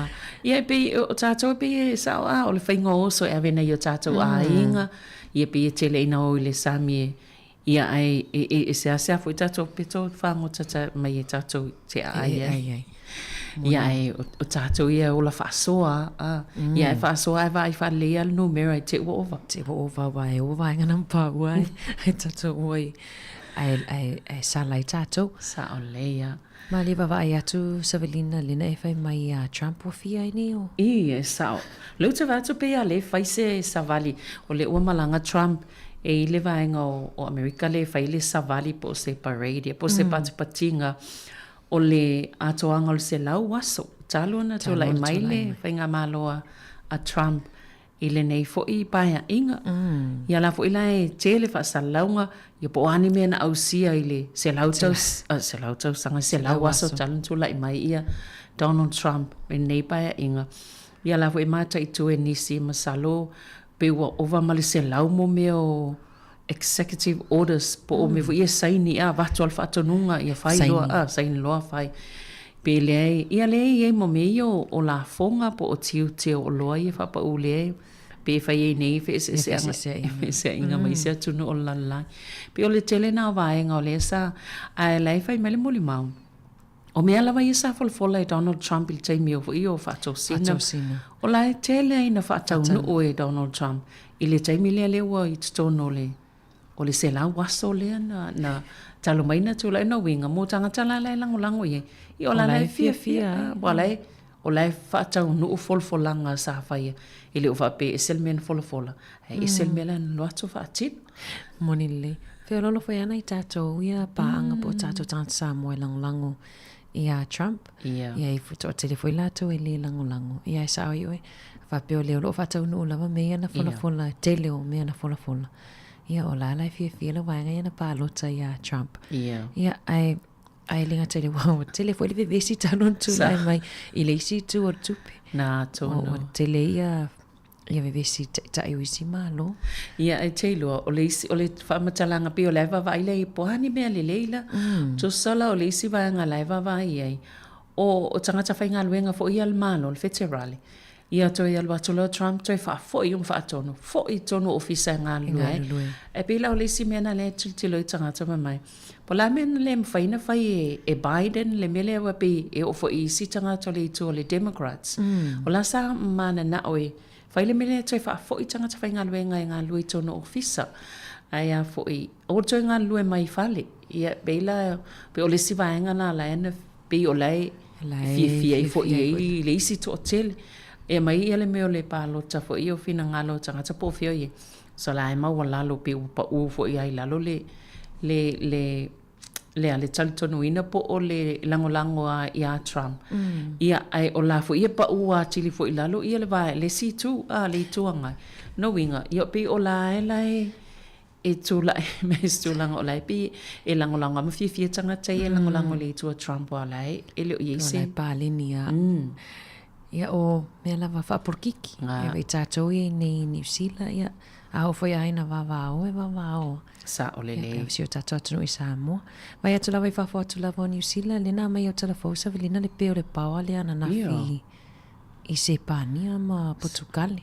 Ole be mata utia ele fa pena o stato atunu ulai pe el paua le fo ia vai yo atunu uti tele nei ia le matua pe amatua i pongi sa atua ia le atunu o ai fo io ia pe ia se pania atu ia Barcelona la to matua pongi sa atolo i lopena o vai fo ila to wa fit tele o lai fa yo na ola ia pe la o tele la o mana to e fa ola pe fa a wato e mawala la to eltis e pe lai so pola le ma fo anga lena moto sia o mai ma me o nanga telefoni i o so ta inga o feo inga ilunga no faafi i o ele mena pe ova malilua se lau tanga tansa mo fai au mai fa fo ma lifi o tono fale te tele i ona ua pepe o mau ina o pele eltis se mle mfaiona na faola ia ia le me vetoi pe ia tunu uia lua Portugal ma mas io pitu silin te tele ia no minga lai le no tato le pe pau ia le foi o ia tunu uia tele pe vol pau na ia o ato e 10 minute tali to la iva la vai foi Savelina sta fa fianga tato pese ia mai le 5 stars fa tunga tu wai ia fai foi ia malu tai au fa vela vela ne lau koko nei tai au wa sa ne le koko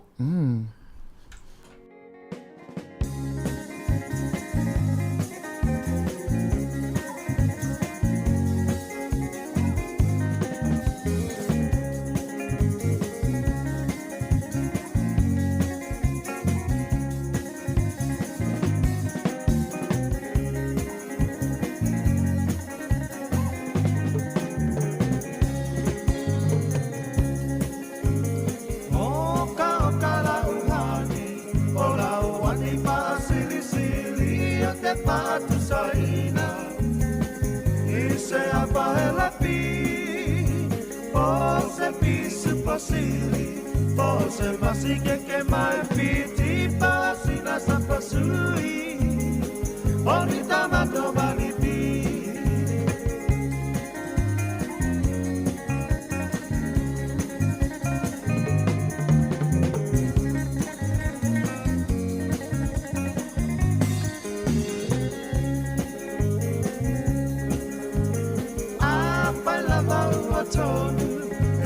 Tonu lau pinangalo tapahai poipo avane ile malo ele anga ole tatua etele ayole ti akolo pe basa pepe ole pepe ole po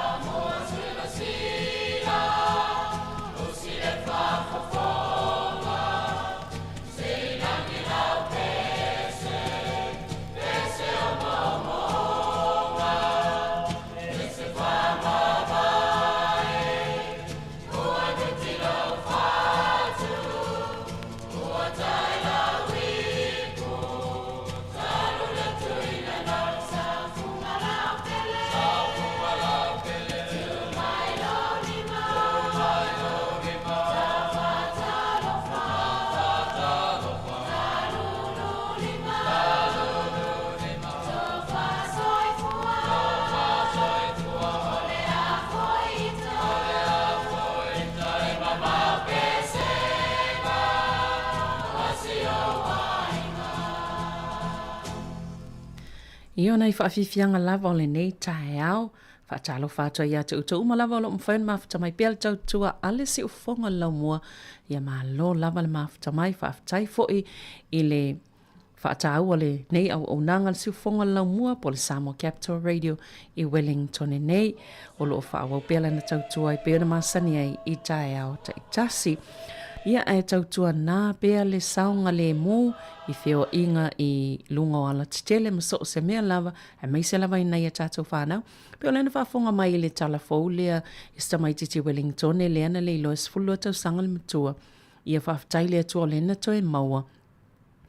Ai e le o mai lofo i po le altulanga nao o iai e whaafitai o le sato e wala au lava i ina yana wo e ta oe o ia lea ua to e o ia lea saunga le mu ia pe o nisi o vaenga e ta ua lava le vai leo na ia tatou whanau mai se lava le saunga le mu i nei fo i vai tau ia e fo i le tala le na vava ia tu ia i le tulanga o It's Tono Wellington e i se tina po se tama i tai foi Samuel le tula fono i Tono Wellington na no fo matongi se tau le lea pe asu i me o le acid po le vaila au fu i le whaiona whaina i le tangata.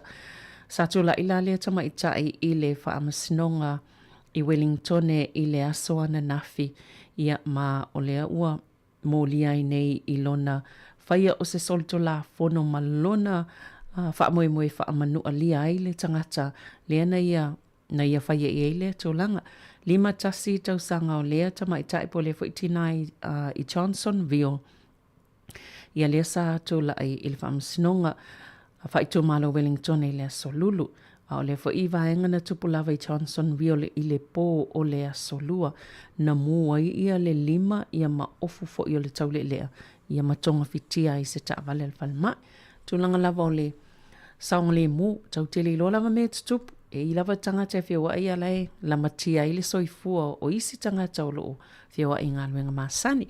To e 5 minute tale i tu la e iwa, ia e tale iwa nto whaafonga le i e tatou talafou mai Samoa, ia whapea fo i ma tala mai i le tatou ofisa nei, le si ufonga lau mua. Whatalo whatia i lato malawa lau mwhen mawhatamai, ma fo e Eric, ia o Tusa, o Talivui, ia Moana Mara, ia whapea foi ia Wilma Atoa i Ono, ia o Fortino, ia o Arsina Marina, ia whapea foi i Iti Marina o Lili se misile mawhatamai i Melpone, ma lo laval soifua, whaafutai foi mawhatamai, ia Moana Mara le whaafonga mai i Waitongi o isole ia talofa. Talitono lo o maupe o tolu soifua lau le i le nei fo i vaengal tai au. Awina tatou whaafiafianga mai i le 5 stars i le luasunga ni au i oe.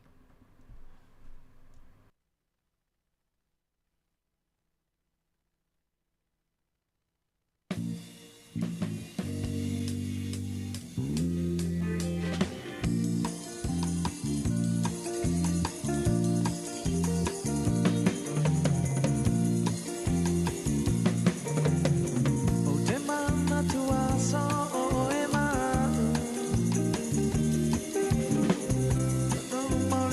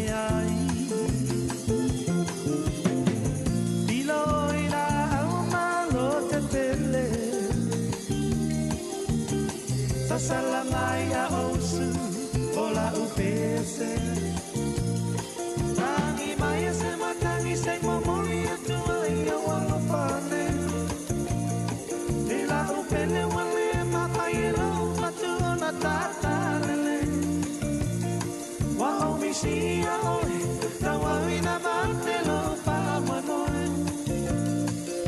Ate tali tonwele lua kumania wioe.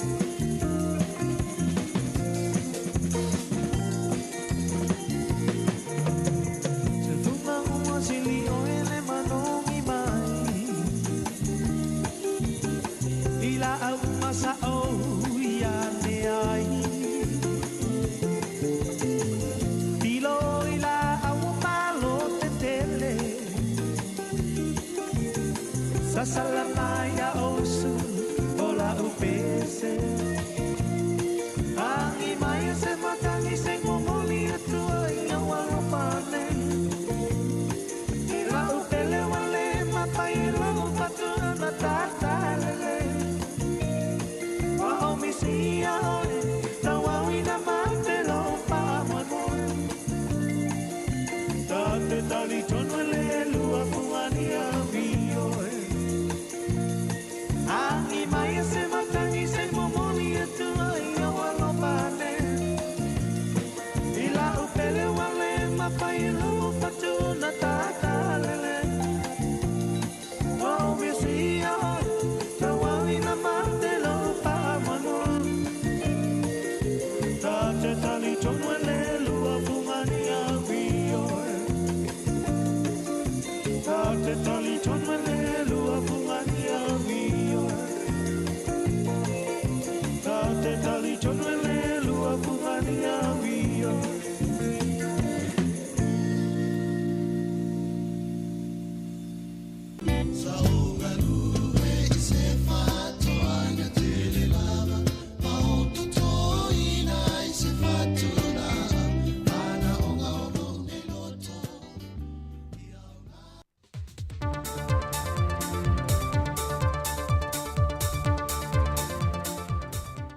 Langi mama ma le soifo mau le tātua te rūpa lau whaafonga, o le isi foi le nei whaopopongo tala I meo lo te tupu si o tātua te rūi Samoa, e usi mai e lau whaafonga.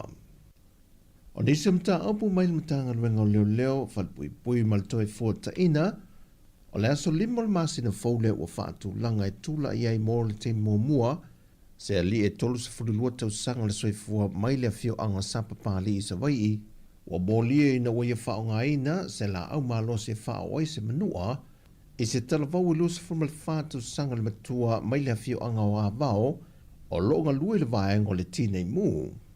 Wha maonia mai e sui kom sino mtanga renga o leo leo, papa le I Mona Lisa tia I keti, o se fe ese inga le vao I la ue na tula I mai, ai o loo a fia I foi, ma fuala au whasa ina.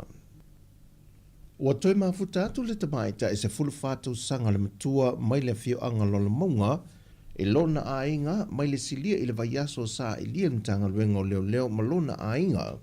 O sa mta aupu whaamanino mai e le sui komsino mtanga luenga o leo leo, papa li Mona Lisa tia I keti, e le I o atu se whaamtalanga e whaatatau I le saisa I no limo lea tamaita I ma lona fafonga, e peo na whaasala wai I se tasio nusi pepa le atunu o, e whapeo se mōri maua se tasio le ainga.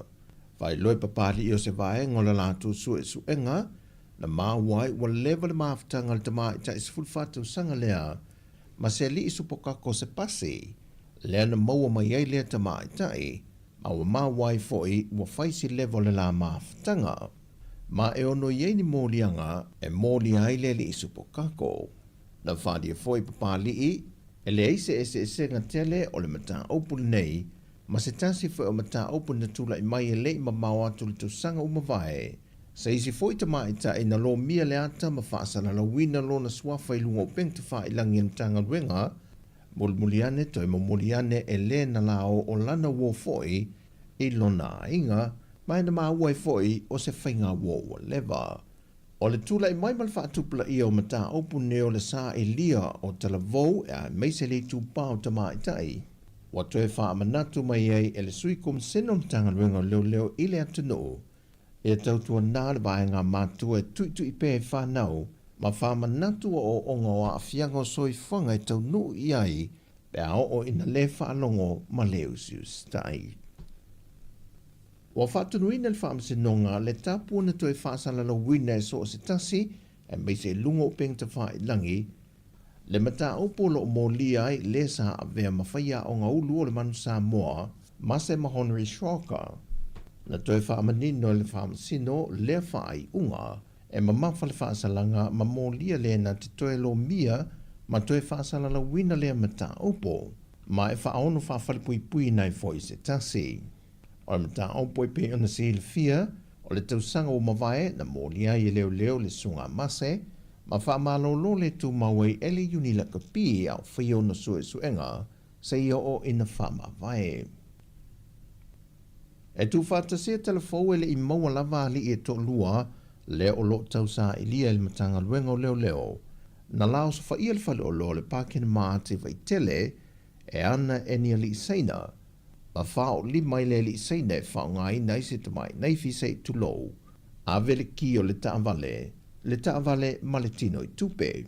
Na ma whaia mea poe ata o le whale o loa na wha ma wina fo linga o ila ua ie to lua, ai o lo tongu fitia le li seina mai o na manu anga. Whalia papali Mona Lisa tia iketi. Wa whaisi sao sawa ma le maoae o le soltu la fono le telepe whale ma le ngoi, le ua tele na a FAP sinisi o whale o loa nei tangata seina, ma ua tele fo i le au ngao mea poe ata o lo whapipi nei le ngato pi sinisi o nisi o ofisa ma a inga te itasi, o se fesoasoa ni tele le su engal tanga luenga o leo. E sa ili ai i la tau ia o lo whaia pēa ia i tu ai ngā soli ngā tula fono. E ui tūlanga whainga tā ma le whaingo fio le tau a matai na mai o le whawai no le whaalapu pitongo le tau manga moe pōpō ngā te i le antunu.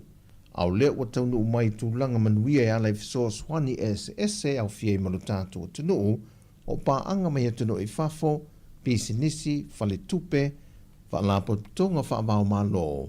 E mana tua pēa le whaamanatuina o lona lua se fultau sanga, le ua tāpena ne iei le whaalapot pitonga. E toa lua ni sui o lo o totoe mai iei o mai le so, no lātou a mata whaavaina mai le whaalapot pitonga le amatanga. E se le whainga tae le whaingo fie, o le wingo le tala le whaingo fie, o le tūlanga le meo sa wanga ma meo o mea te tupu, o mea o whiu sua inga i le whaatanga ina i le ngana ia whaafai I le e whainga tā ona avatu i te tono nu o mawhio anga, e whaatala noa ina, ona o mea o sori ngā tū la whono. Ai e tiro lai le teimina amatai, ia, i le i whainga o whientali e nu, i le iai fo ini sui a wai, i le se va inga le o sui a wai mai tono nu mafio anga patino le manga pe ina o e lava na amatalia o nai tina fo ina o le o leo ale wa ile to mai ia o tama ita ilo ia ma tau ne volunteer lena tau ma fai le fo ino le nga luenga o le winga na ile faingo fie e le faingo fie na talia ia jo ainga mata upu nei issues e ma ale. O le whai unga leo telefou o le nei aso, e ele te ita inga lofa le tue lunga o si o tātua tenu, e fuafuanga uma o le aanga atu iai, whasoi fuia.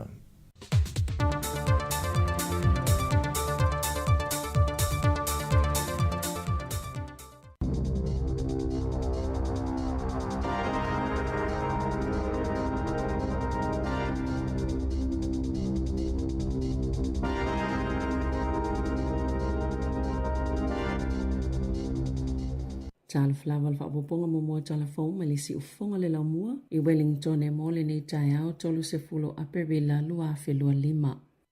Na fa aliele minister o tupe Nicola Willis o lana whai unga e ave e se le tasi tesima le tasi piliona tā la mai tupe whaalu fau po tupe ngalua e le malo. O se tali lea i le taimi lea o tātou iei nei, mai whaasino anga i tiu te o la fonga po o tiu te tau o loa i whaatawa inga na whaia Donald Trump le Presidente o le United States na sauno fo i Willis wa mafua fo i ona ave e sia lea tupe o na o le tau mawhai lava i whaiti tia le mamafa o le avenga o lo tau ave o tu lui o ai tā lafu. Wa whaiti o ina i le vaenga whaapawhai le Greens ma o sauno fo i le taitai o le Labour Chris Hipkins o le a o ai tangata New Zealand i atu na o i fafo. Peita ina sauno le minister i tu stala i se fola sanga i le asolua a olo mana i le tala whaatatau au tu o le tupe sanga lue ma tau mawhai maa losi ina i tau mamao mai manisasi po ni mea se seo paketi whainga tau le taimi ua tua nai ai mausalilo na tali tonunga e o atu i le tau sanga i lua whelua iwa o toi maua ni tupe whaasili a e tatau na tau fiofi le nono e New Zealand o tupe ma o le awha e titi ai tupe whaalu fau mai le lua tesima le wha piliona tā la i le tasi tesima le tolu piliona tā la na sauno wele se le polo kalame le checkpoint a le leiti o New Zealand o le awha awaupea o na whaalu le malo tupe mai lea tausanga i lea tausanga. E toa se fululua ni tamaiti mai nia o nga se tolu i tutono o porirua na whaafeilua ia i la tau o le a o uina mwhaamaasani i ngā luenga i lalo le polkalame le mahi rangatahi leo lo o whaatau taia e le a ai o porirua o le whaaile ni o tau sanga o whaanga solo le nei polkalame e whaamaasani masa ili eito mai mo tupulanga talavoi porirua tūlanga tau ngā luenga e au whiele tā penanga o CV tālu sanga ino se ngā luenga whainga o le whaatalanoanga po le interview whaatase ma le whaatinonga o le ngā luenga leo le alu e whaataitai wali potia le siitia wa o ngā ua o whiai i lea polkalame e aile te kura Māori o porirua ko Lisia Mana ma o tea. O le asolua, le aso sfultolo me, o le a whaatino i nai le porirua Careers Expo, mo le nei tausanga i le te rau paraha arena. Ua atoa le tausanga talo na whaatuina le matanga luenga mo tō la fono, ai o lo whaawau peo na o ato i le se lau 5 afe tā la le fua o ngā tutono. O tutongi o le au whai ngā luenga, ua mawalunga mamao ato nailo le se lau afe tā la o le fua o ngā tutono o tutongi, o tangata whai ngā luenga uma a le malo. I wha maumonga fowe o mai le aso 2 o mati, e se lau 5 afe tolu se lau 2 tā la le fua o ngā tutono o tutongi wha le tausanga, o tangata whaingaluenga tō mau e tō fitu se fulu, ma le tō se fulu fitu o tangata whaingaluenga wha vai taimi. Wha atusa i le se lau 5 afe ma le tolu wha tā la, na li potia ia au kuso i le tausanga taluai. Le taimi na wha aleo ai le le fia fio vaenga wha upwhai o le tua ngai. Wha apea i male uni ale au whai la fonga, na tali le minister o lea matangaluenga fau David Seymour. Le taitai o le act, e popuni mo pui tatongi o lau whaingaluenga e whaapea o tupe alua o ngā peitai e yeilo na tali tonunga o le apa u tatongi pe a mautu le matanga luenga masuia ngā luenga whaavai taimi i ngā luenga tū mau na whaatuina le matanga luenga mo tō la Whonapole Ministry for Regulation ia mati lua whelua wha ina uatali eina lea Police le act mai le ioe ngā le whainga ma loso o whaatasi. O le lapata inga wha ala potopotonga o lo o mata i tuina mata uptau tupe po o awhieni ngā yuinga wha asolitu la whono o lo o vave atu te konolo si fou na i loa la tau mawhainga e tāo fiofi ei whi whaawia inga o tupe i whainga palapala, whainga wha atialo lisi, ma la au malolosi e le wha atangaina le tu la whono o lo o mata i tuina i leo ni masini o cryptocurrency ATMs. I tono New Zealand, ona ua whaapopoina lava whainga whaasolitu la whono i le te konolo si fou. E se lia malelua se lau masini mo cryptocurrency ATM se lea tunu ultaimi nei e tono whale o loa la iti o malls ma pamo penisini. Na whaalia le One News, na tala noi niso whale o loa ia iei masini nei, ma sa wha maoni ane le whaapopo peo le whaonganga o cryptocurrency ATMs. Na whaalia Daniel Frost o le vaenga so esu a leo i soltu la whono i mata o patau tupe e whaingo fia lava na whaonga masini ia i whainga wha soltu la whono. Wala tau moli mawina fo i leanga i ese mai o tangata soltu la whono mai whainga maasani e pei o tino i tupe po le cash. E whaonga i naili cryptocurrency o na la tau te talitono o se whainga lea e whaonga i masini nei o se awala e whainga tā o na iloa e whi whaawia i ai tupe na maua mai ini whainga palapala po o whainga wha soltu la whono. E la taile lua se la wafeta la ua maui ni foa I mo tangata whainga luenga yeimana o ngā whaapitoa lea ua lei nei se whale ngā lulue ai ina ua mu a tola la tau whale North Shore. I le vai aso taluai, wa whaale tonu le lumana I o ngā luenga tangata whainga luenga I to se laulua se fulu e yeimana o ngā whaapitoa. Ina ua mu le whale to e liliu mga o sini o loa e iei una mapao I to e mawaini si mea o ngā lea e Clenfield ale Abilities Group. O la lātou ngā luenga e whai, e whisosani e whaawasenga I au tau taipe o maapo batteries, telefoni, masini komi piuta, ma televisi, lātou te liliu ina fo ini ato le Fonterra, o lo ofa ngā solo neisu ngā tupe ale Abilities Group, masu e seno whanga fo e whai eseisi a lātou au nanga, maana tā uelo lātou pulisili ili checkpoint ale leto New Zealand, na whaatuina sa ito lau ili kiva leto, whai esesa ili ngā tupe, ma ua lata ili lua se la wafe tā la. E se fululua tau sanga le tamaititi Wellington e lea na le iloa o William Walmsley, na tai maua ma ua tu ina atu I ona mātua. O le taimi muli na wa aiai William, pe tu salawai luanga le pōlas to na I le tau langa peitai o le pōlas o ngafua, na ia whaafisota e se tasio ana wō ma whaailoa iai o lo o saunga le mū, na tā uelo na tamao Andrew Walmsley, na maua William iloa hat pe tu salawai la wauli o le solua, ele ia whaina peitai, na tā ua ona mātua, e ese ni tala na maua leo maila la tama, ma nisi tangata, o le atonu lava le mea na tupu, ai o le tolanga pito sile na tā ua, o toi fo isaunga le mua atu lona talii, ile a inga.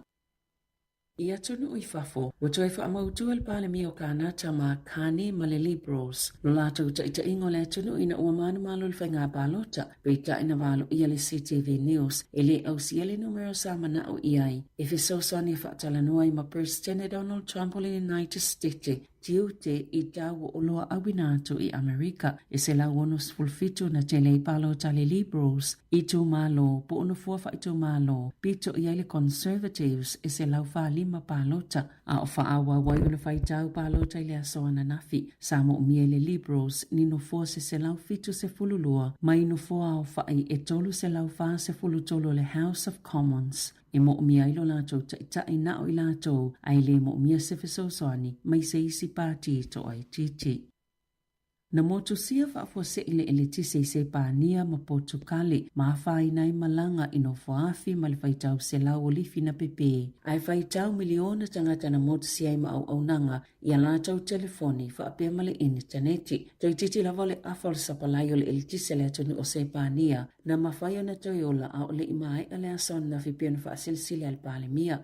E o mai ana nafi, ele I mai lopo le ale mafo anga le motu sio le LTC, e o ina whaasala lau ilunga o so ta inga wha te konolosi, ni o so wha inga ilunga o upenga o fiso o ta inga na wha alia le pale mia o Portukali, a tonu na mafo le motu sio le LTC, ona o se pānia, na tali le pale mia o se pānia, o lo o ilo umani mafo anga na ono tupo ile wha afita au li tele, ma ola pata ina fo ilo na tono, ina ia awane I whaasala lau wina ni tala se se. I ta alonga, Sali potia le asoana nafi o le whaia onga le Red sa Queenselani o le awha mauni le asole a vea I ma whaia onga fōu a le aula kapia Australia e to sai mali potia le autostala I Ausitalia o le skis o le asuitu langa ya Josh Metso New Zealand le ua wha mawai ma mai ala na tautua pe a umalta minisanga o le Rugby Championship masanga lulue wavala lata ma Schmidt I Ayalani. E ono sa fulutau sanga o kes maolea avea mawhaia o ngalona 5 Australia I te tono tau sanga e ono, mai ele tali tononga o le aia tau aveina le Wallabies, e o atu I le ipola langi I le luafelua feto I Ausitalia. Tala fawia mali si ufongo le laumoa, mo le nei vaenga o le tai au.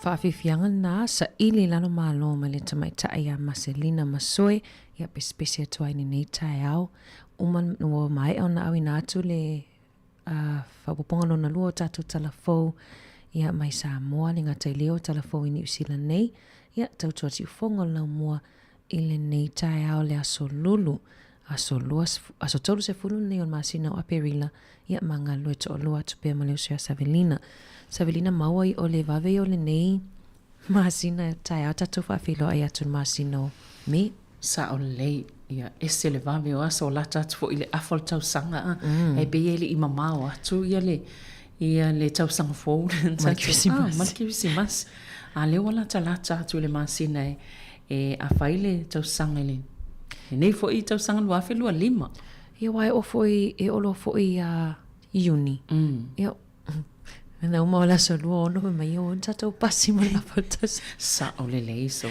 ia tātou mawhawhau po ane mea na whai po ane mea sa whai lela mo umatu la fal tau sanga ele i tino mai ane mea na whai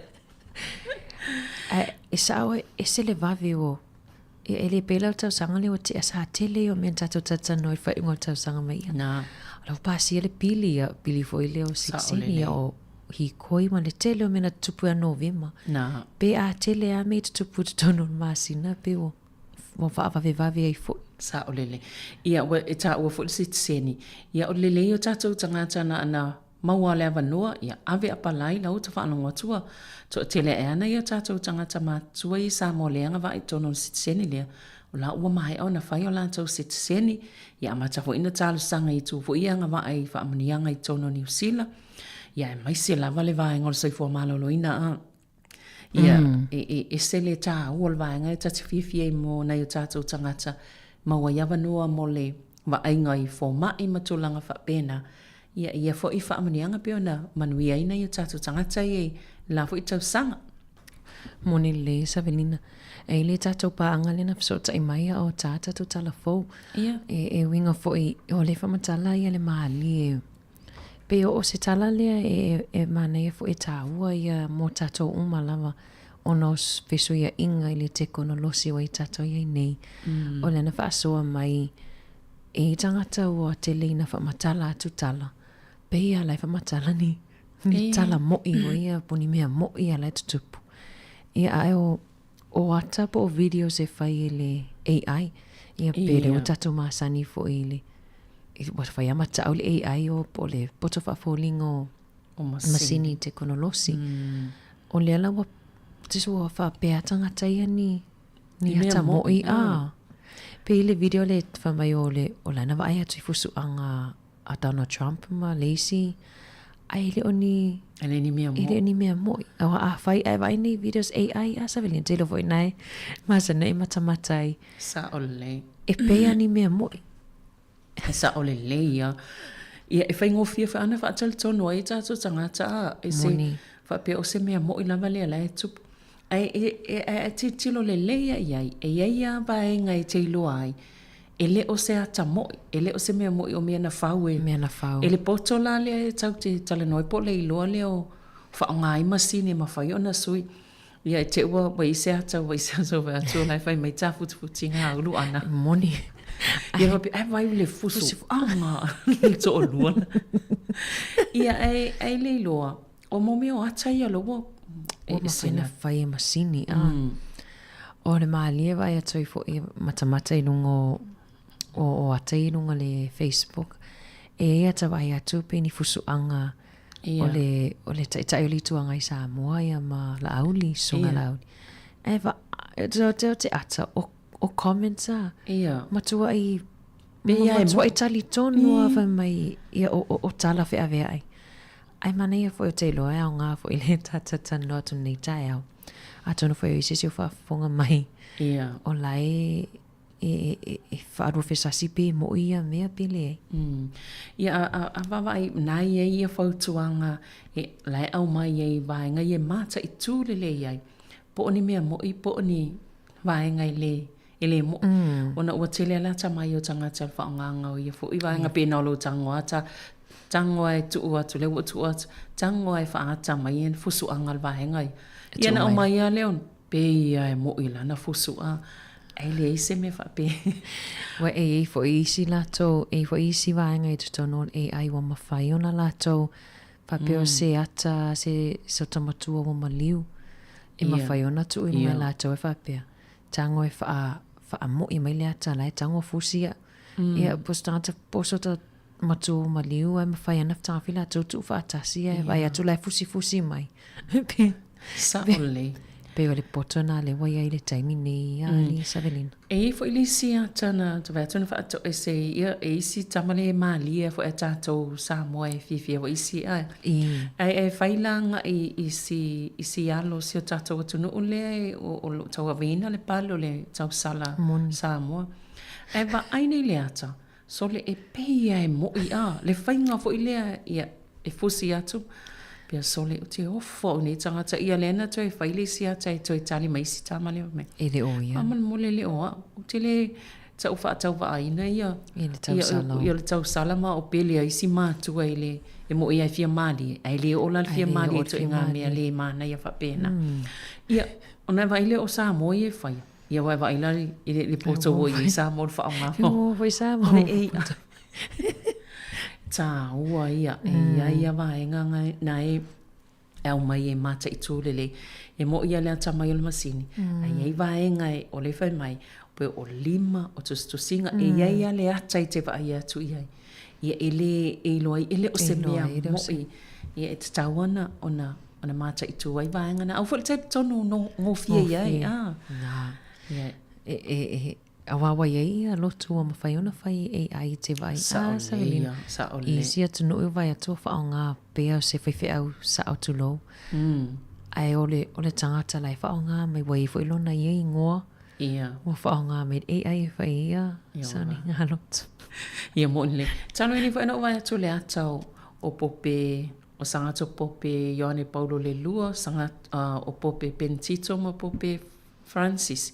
O lai tutu o tolu a pia lai tala noa. Ai e matua le sa awa walaki o tato le tau te ilo ele ai ele ise taimi. Ia wa ai fo il tangata pe ia mo i o la sa iei wha atasi laina malato la e papa e fo i e ole la ia ole pope po le tamapa ia. Ia na pe o lena o walan fa so ai ona ni fa so mai ia se tasi o tato fa fonga. Ia o wa fa mai na fa matala mai sta male ia ia le tala. Matua mo ia. Ai ono o tele ona i tato mātua ie Saulina ia e tele ina taritonu ngawhi. Ia masao atu ai lava i tau whaavalia a. Na. Io whela tato, whengtai tato ngā luenga tato wawa ai le i tala ia o mai. Pe ala na iel tato ngā luenga le so wha tasima le Radio New Zealand a. Ia le tau te wha o ngā ina ia la tau tala fou. Ia pe o ina e wha tau te wha atua ina. Ia wha pena fo ilai. Talafou ia le TV tasi wa le tau te matamata i talafona ia fiafi uma. Ia pe o au nanga ia pena newspaper lea a le mau i tato newspaper le The Post. Ia pe o nanga le tau te wawa ai le lei wha amatalanga lei mai matato taton. E mai lo se talafona e wha mai wa ama. Ia tate almo mua se aki le radio pesa. Ina o tau mai fo ila wa pe wa maliu ia to malo Pope Francis. Te le italitonu o alu wa pe ale alu le Vaticano e alu le Radio New Zealand. Ia te alu atu ia sa. Awane malia Savelina wa tele fo i na tu inunga le Facebook ia fa mai wa maliu ia ai wa maliu. Ia ele sa o ia tala. So e mana i fo tapa son nei tai au a tonu fo ona le wa tele fo i le wa sao mai so sto inga tala so se tu inga tu singa inungo pengo so ta inga ia ole tau la pata ia fo so ta tu no na e man so e o foi nei tangata fo ia la wi loa o fa nga i tangata o la tau wata ia e o ai mi vo tang vi fai la tau tala tangata e o mai mo me o fing fa pisini si fo e po ni fa te inga va pe la Bitcoin se mana fa tau e po se o nanga va pe o le mana ai fa nga mai ia tau tangata ia ta te loa me le moi pia pe a mata i tūle le wa ia na istangata le se e te va atu i tala le fai o e fa fela no mau ina le o wa life so ta ia tu ai ia le wasi se atu tangata i tau fa se e masao tu i tupe na to no sa fa nga fo ile ato o tamale The Rock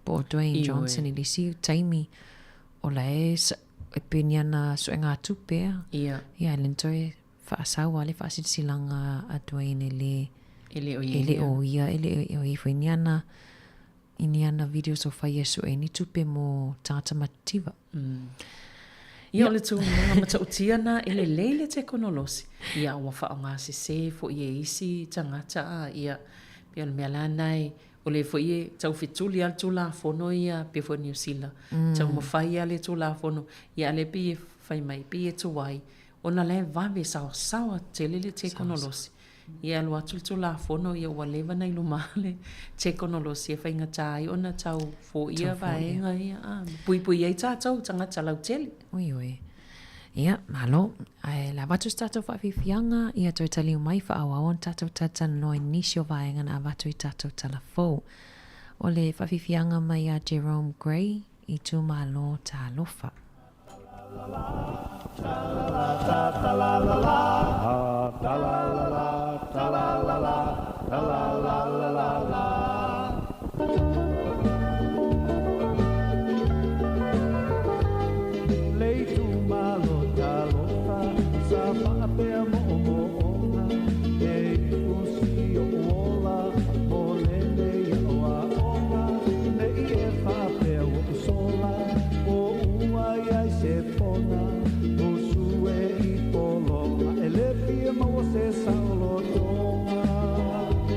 La la la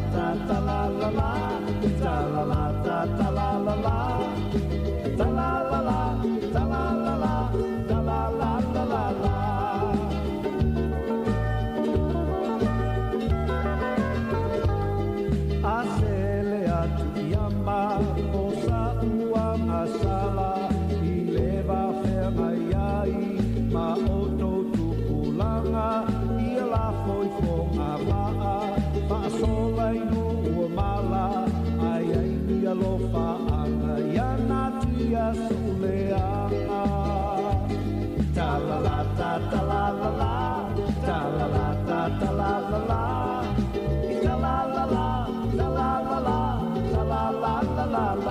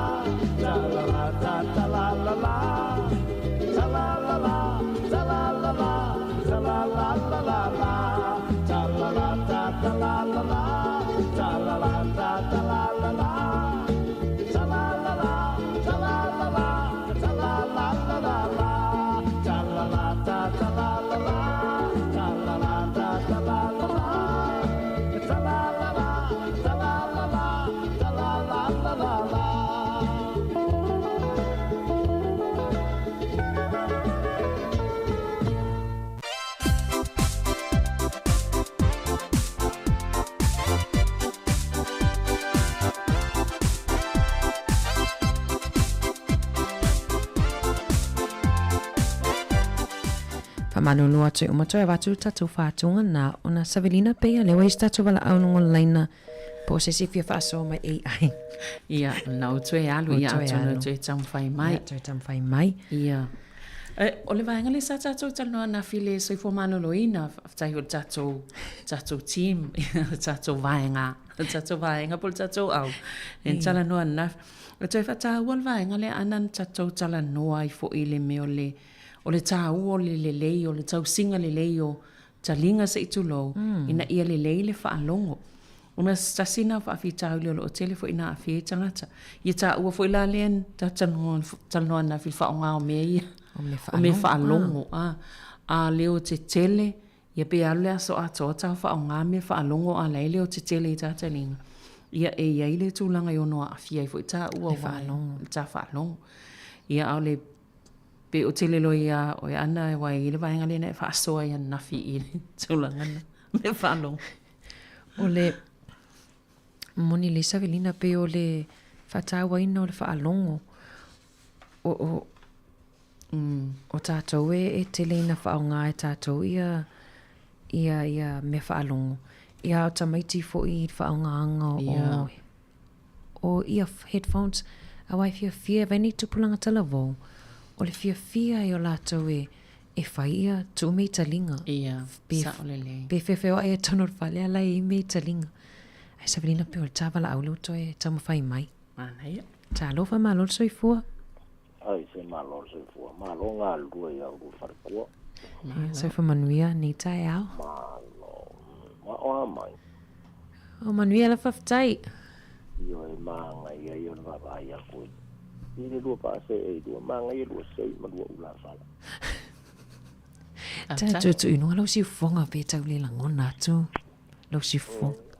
Dei do pose e ai leo kalango a koe. Oi, so le pia sta wala o me Australia. Ia. Ole maa ngai e ole maa ngai e o mka upu le ke lua kalango ai. Le ke lua whaso mai. I le AI le a fianga o lalangi mengi le AI. Wai i ngei Australia. Tanpei wa o maa losi ke le whainga whapisingi se a fia le AI. E mei se ame ngei o dropshipping business. Ngawa vai ai anunga Yesu e pole ale pising si piko silinga le leila lang. E pay falling mai o le pising si ale dropshipping e control uma le AI. E la kai mi ke fa ke ya o isi me dropshipping e le moi. Ai avaku mai lo o kantonga sa we ko mo le heka mo scammer. Why falling mai o kang kai lo ke fi fa nga AI o le hackers. Male au scammers. O la menga. Ai mea nga AI. Si me ele nga AI o menga yo assignment sa kamaki. Wow, okay, masangi ngo fa nga AI ya o me fai. Va ve AI. Ai la longa e ka kelo leia me fai AI o le malo lo si male male o le vocabulary makoma ka ukia le vocabulary ale AI o le fai ke kenga la o le fai o mea o ngal ka mangi ki ai sa upo fa ngale meski ko me kia o ka le ngale AI le fa nganga ngi mea ai manga e kele video ma fai fa mo im fai mai AI e o ai video piko sitting makanga maonga e fai ke ai fo i le e ka ko vai le o me le fai ka mai o ngai so wa easy ale technology le ngai kai mi e so i kai me ngai fa sa la mai ka fa pe kai ko ka le lo le AI e o le sila kai bi de fa pe kai o si ka mo kasi ya ka creo po tasi e por AI ngai fa sa la mo folding ya tasi ya yo me ngai e manga ia le lo por kalame ile a wala ka wai fo yo fa nga ka le AI o ma fa ile AI o fa king o me pe o lo ka wa pero que la ngonga la fo ya lan kala ngo fi ya ana le AI wai folding mai e se la ko AI le fa tele ai alo fa que le ku ya u Yep, sai lava vala mai, mania foi lo waso. Sai fa so. Ya so. Ya. Foi ya ngalu due. Nga fa peke wala kala ka mai ka Coca-Cola. Oh, ka sa mana ya. Ko fua ka ko mar AI. Ya no le waso. Alo fa tu mania le aso. Ya, fa so vo. Fa so vo. Ya. Ni savelino li fa so mai tato. Mana ya. Tato wala ole mai Australia. Wala au mai le o lo fa so mai le e whaanga fu AI la tunu. Yeah. E wili stato wala au pe au se si fu e fi fa so al tatum ta upo sa velina. Ta lo fa malo so i fu. Ja, so i fu man vi anna ma sa velina. Ta lo fa. Lo fa. Mai le ta mai wat fa so sto to mat mai fin ele le ai to le ai al pa. O le la langi lo tanto wa ai. Ja. Ese fu il tu la ngaro i moni ari tai nga ia wa masingi mo me to mai fa masingi nei ono po o te fa nga le ai la nga luenga ia me tu frameworks me fa pena o te fa nga ta taula alma ia la ia o le ai por le make sense on ia o tu singa e fo me ai le fa fitau ja e so ni foi lai a mo mai foi la le le fa le fo me ai e fai no tano le liu fo na le ia la tu fa mo nga e fitau i mala nga luenga fa te no la nga upu e fai mai wai ia ui pela le fa te ngai le fitau ia onga ele fai na e tu sia upu tau le upu i mea e te tauana e tusia o ela o emta upu la e tanola i e whaonale e ai e toe e reshuffle mai fo ina le lau pau ale mea o le ai i tatu tangata e mana o mi al taimi nei mo le a o aonga education e te tauana o tatu wingi ni fasenga ho ina le sosoani a tatu tangata mātitua tatou matua e fesosoni a latou ia maua le malamalama ua le mafai tatou talanofa apea ai le o malamalama latou po le ale ai ia moni ai pea isi foi mataupu o tatalanoa foi o le aoga i o le mele mo le education mo le aʻoaʻoga e mau e le tomai ma le malamalamaʻaga o tatou tagata e ua e mo ia e ona tupulaga ea sa tou lou e temine ua popoto ae a talanoa atu la le tamaitiiti lona matuaga po lona grandma po le ia e nenefu la le teno tulou e ia au ia ae a tamafai foi la tatou e taofiofi le ai ua neʻi au o tatou faganau e fai ia maua le upufaiga le ua we left our kids behind moni ua le o le mea tatau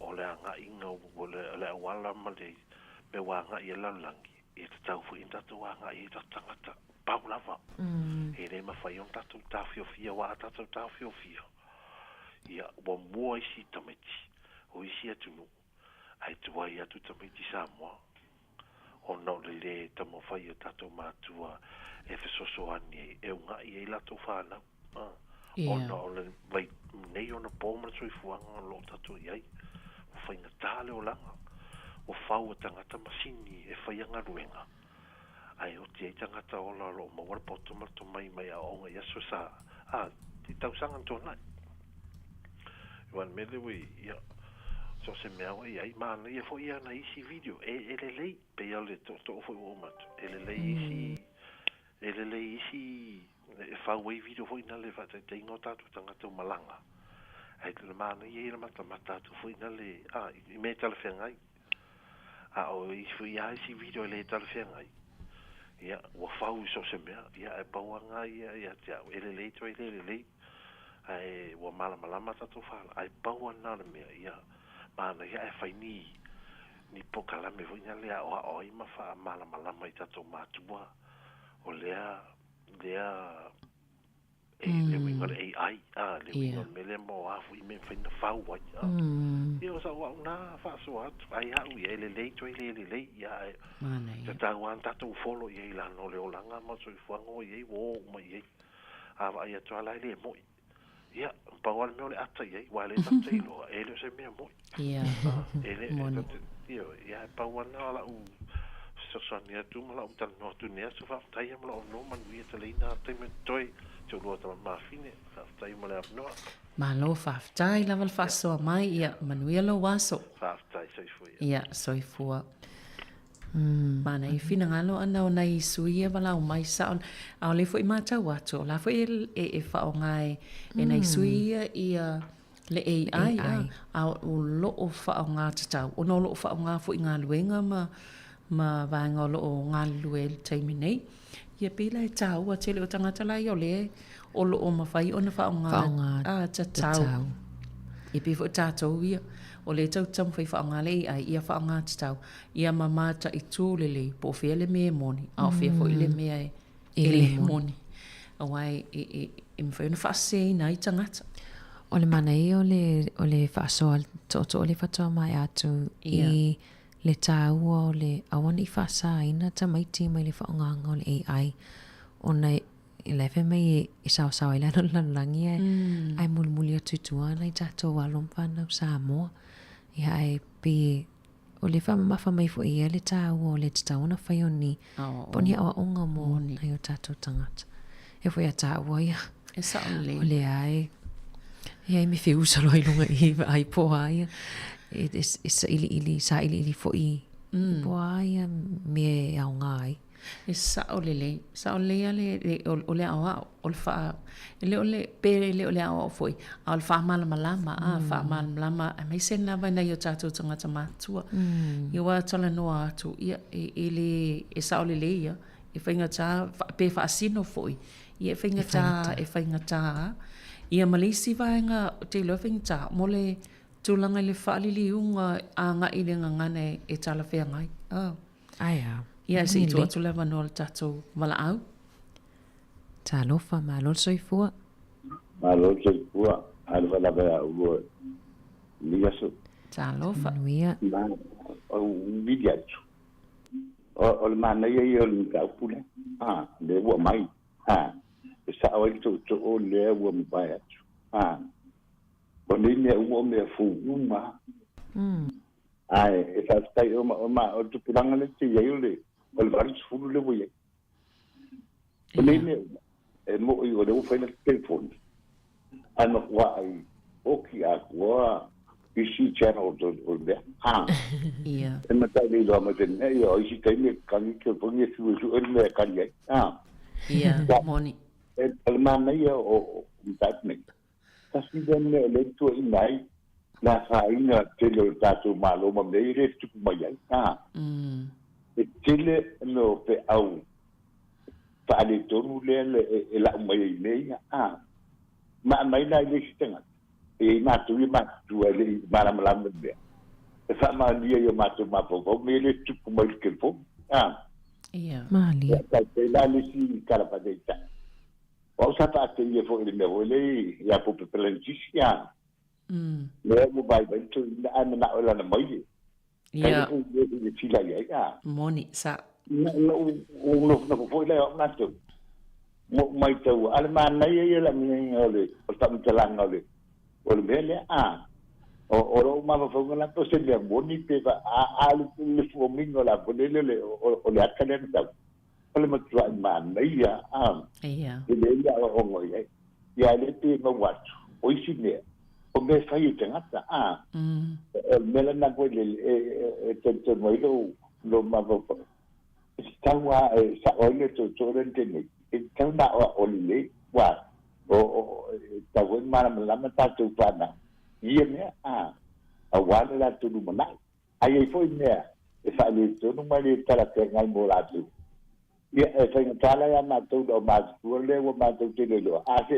o te nga te ia pe ya no e tau na la tu la ia foi pa na o le ali ali mai no ma va pa o ma tala no mai o tu ia na la malamba tu la ngai ma sa ia ma ia ta ki ka nga ma le ma la malamba o la pa dai ia na o ka pule pe ne ia ata ma lua ma ia e te la ko nena ta te mata kai ko i te ko ia ma leo te au lo mai e man sa lang lo ngai no to po mo ba ko pe mo ia ne a le pe mo wa ti lo sa no o si me mo fo ma pe ta la tu pe ya ta pe ia le mele pe se ata bo le pa ta e va nga la forma per tenata setta voi sta visitare un olisi ia sa o le lei ia na averola ia i lungo ia na va tra lei che tu va ia ma tu le bala bala bai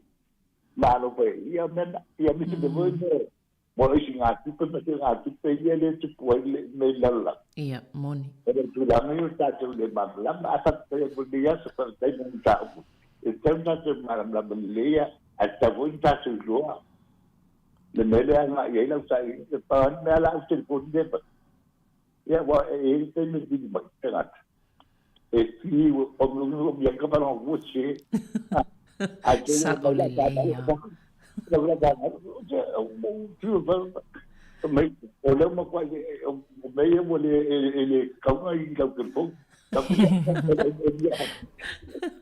it's to sa tato ia wa vol le ya ku danga le ni a fa pa ni ta to pa na vo ye le ta te le lo ia kana tura a ku va a ola na vo le ma da vo le a no fo mai lo telefon ia ta vo ye vai mo fa la mi tia vo le ta ia ia e lo el matu tu puranga le Inanda. Kwa mo mai ia gi usila o sa mo akola ko ma mei me ta lo mai de be foi. Ia le ma tu pulanga. ia Ia ta de ko le ai e mo wala no ta te pada. Ta fa ma la bai ta ta sen tu ko kala lo ba tu fa lo mo ko bu telefon. fa ia fa tele ia whaftai lava ma lau whaasoa. No whaatu. Ia whaasoi fua. Mana ia whaasoa. O le mele li, o lea i ta te whaanonga toi ana. O lea i wha o ngā lava nei whanau. E whasosoani e whaasino i mātua. Pe amo o mia le whasosoani i tūlanga whaapea. Awai, e o ia tātou, e o fwoi a uia, a tango tu telefoni, o leo te atawa mai stoi ina, ia te tangi fiu tau sua.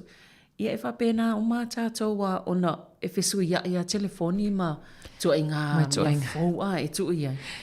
Ia wa sau nei lale se telefoni la, wa tama asani le telefoni tu waia sa ia. Ia e omi atu ia wa pēa tua ia ma le telefoni tanga tali na vili mai. Ona le tau wha maasani. Na, sa o le le whasoa stamalia, Savelin. Ia, o isi taimita te tango atu la telefoni, wola le pewa le ua fo ile le ki mo tangata e le e pe le angalwa aia, pe polwa. E te whanonga atu lai tautala mai le telefoni. But it's saying that I really my life family telephone. Savelina is calling you. It's a fear to really meet up. Sa olele. Yo, we tell me new. Wala ki ona ita mai tama. Se so o fiu bole o la telefoni. Tu so leva e tole sangue. Wala se leo. Ma fiu e fa leo tele. Le se leo. Wala so wala tanga la video. Eva mai. Oi, o l'almento puta te fielo, po l'almento pa mai. O lea na e sekile alam, ele taimi ele wati whafangu tae. I o lae moe aleu, o lae le sleep mode e pola ele me ia lae moe aleu wati. Le telefone ele ia, lae fiu e wha leo tele, ele la hona se leo pe. Ia wa vai lei, tu inga me wha pia lei lua whai, ai matua, ia le lae tau polesta ma, e le i o tātou umale tau wha masani. Wha masani. I le te konolosi. Malo. Ia o nisha vaenga waftai fo ila tau na mo mai lewa noa. Ia. Whaasoa mai e le tātou porkalame. Ia leo tā pena mai le tātou porkalame Savelina. O le a whatau tai le sunga ia pule mangafa le tātou ato whema ili ai. Ia. Ia nei tai au. Ia, so e sauni mai fo ilau telefoni e toe wala au mai e tato. Moni. Laina na o tolu wa lima, lu o whatasi. Ia im ta upo le a whatanoi nā to le e fionga ia pule mangafa tala milo il tato po kalame o le ato whewa ilia i nei tau. E se le tau o tau whina ngalo, ia e sa saa mai e foi ia le tau wha o lo ia te utou. Ia fsosani fo ia i tato umalawa. Wa ye lava ia vaenga sila fia i se le ilo elis ai sila fia fo i le se le ilo is ia so ani ia mo i tata umalava ni meanga al tata kalame na leo le aso ai nei ia ai faftai te le lava lo to mafta mai tai on le la tata kalame le atap tai se ia pa ia man nei tai mil tai au ia malo faftai Savelina io le favifianga mai faitete manu wa vai foi au tapena mai lista to por kalame faftai.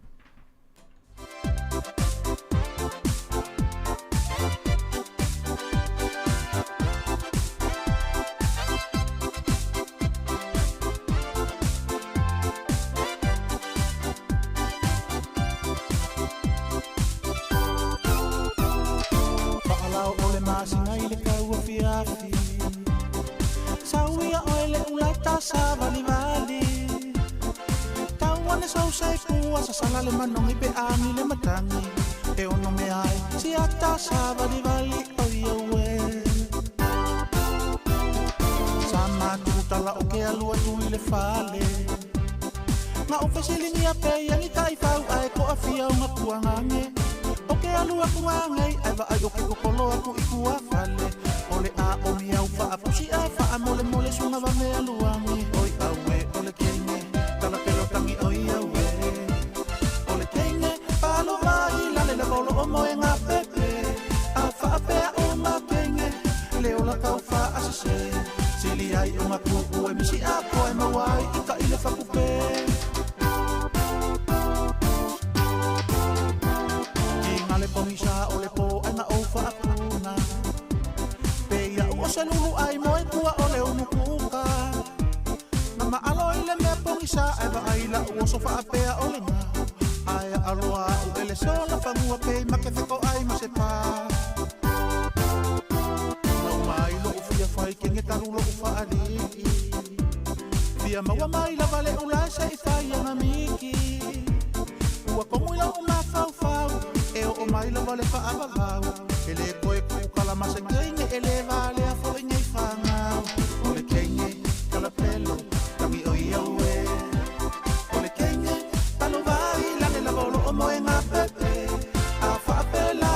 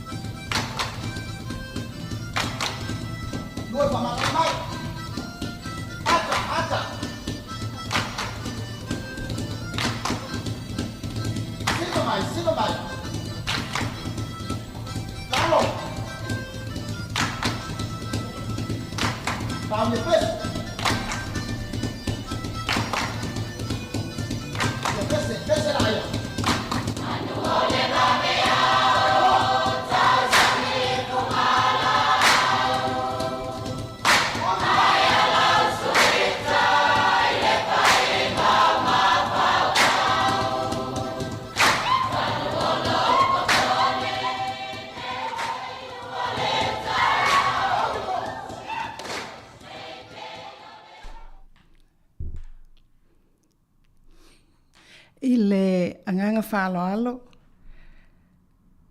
ma le anganga whiwhia tele, o te whiwhia whawhiloai, ia mwhatalo whātfo i le whawhangmaua al mamalu tele le atunu, i olo mwhai o na maua mai le tautua whauau lawla nei, a le si ufonga o le lau mua.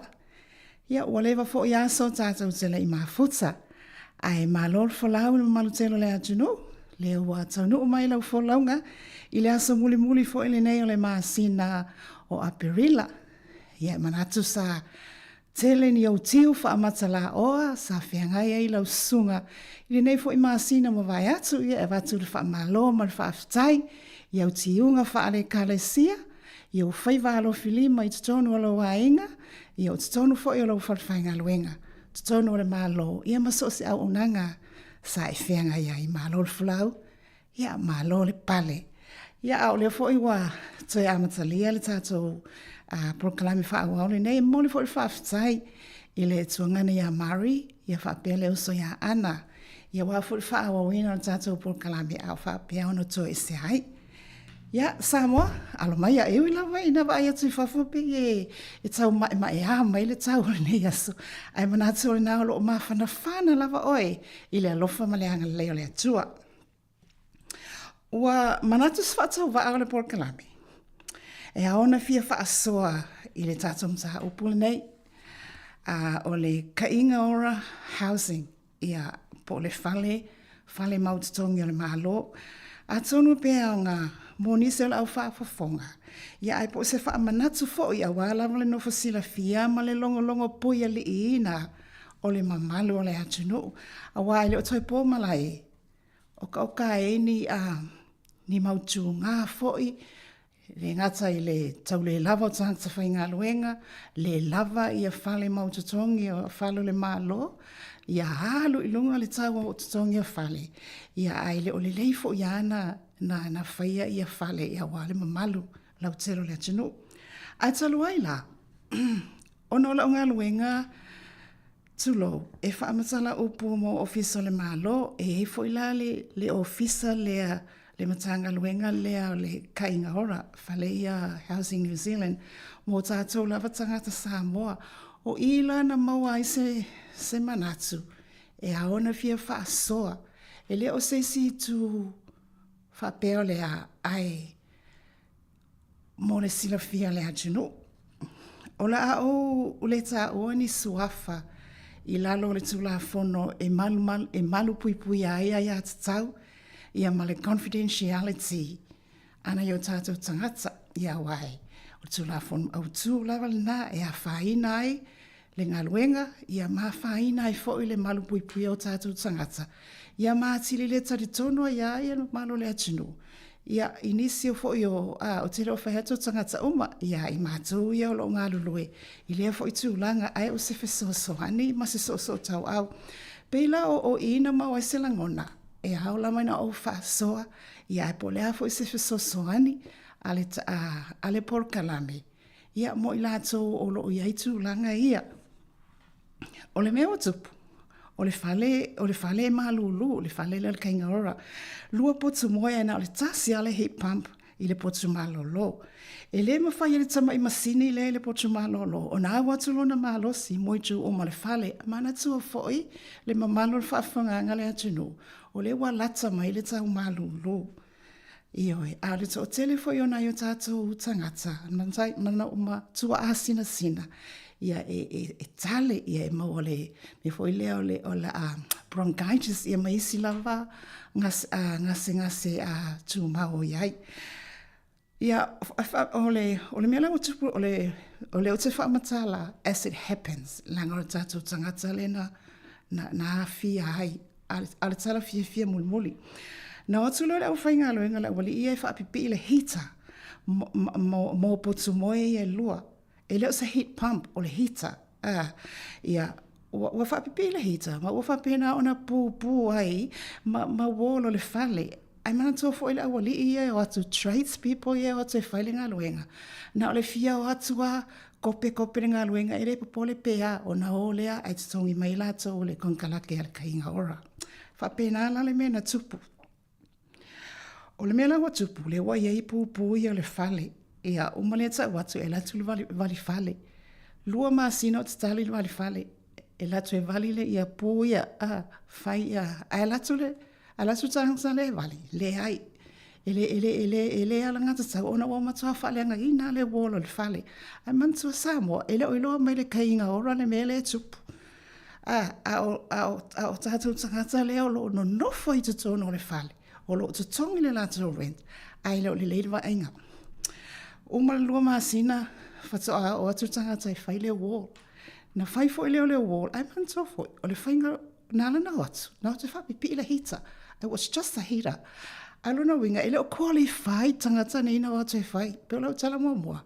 Na watu e whatatope uma o ele popole. Ia le lau pu ai ma le wo. Ia ala tuloa le laku le biroda fai ele le fola nga luenga. Tolu masina o tatali. O mai le taimi nei. O lai o whaatali e watu e vali o mana fai le wall. Ai o le tala fia. Ina ua whaamatala le iai.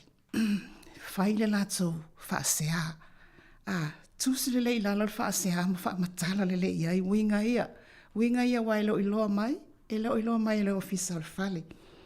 Ai, o le tūlanga e pito sili o na leanga. O hitos iana a watu e tradespeople ia.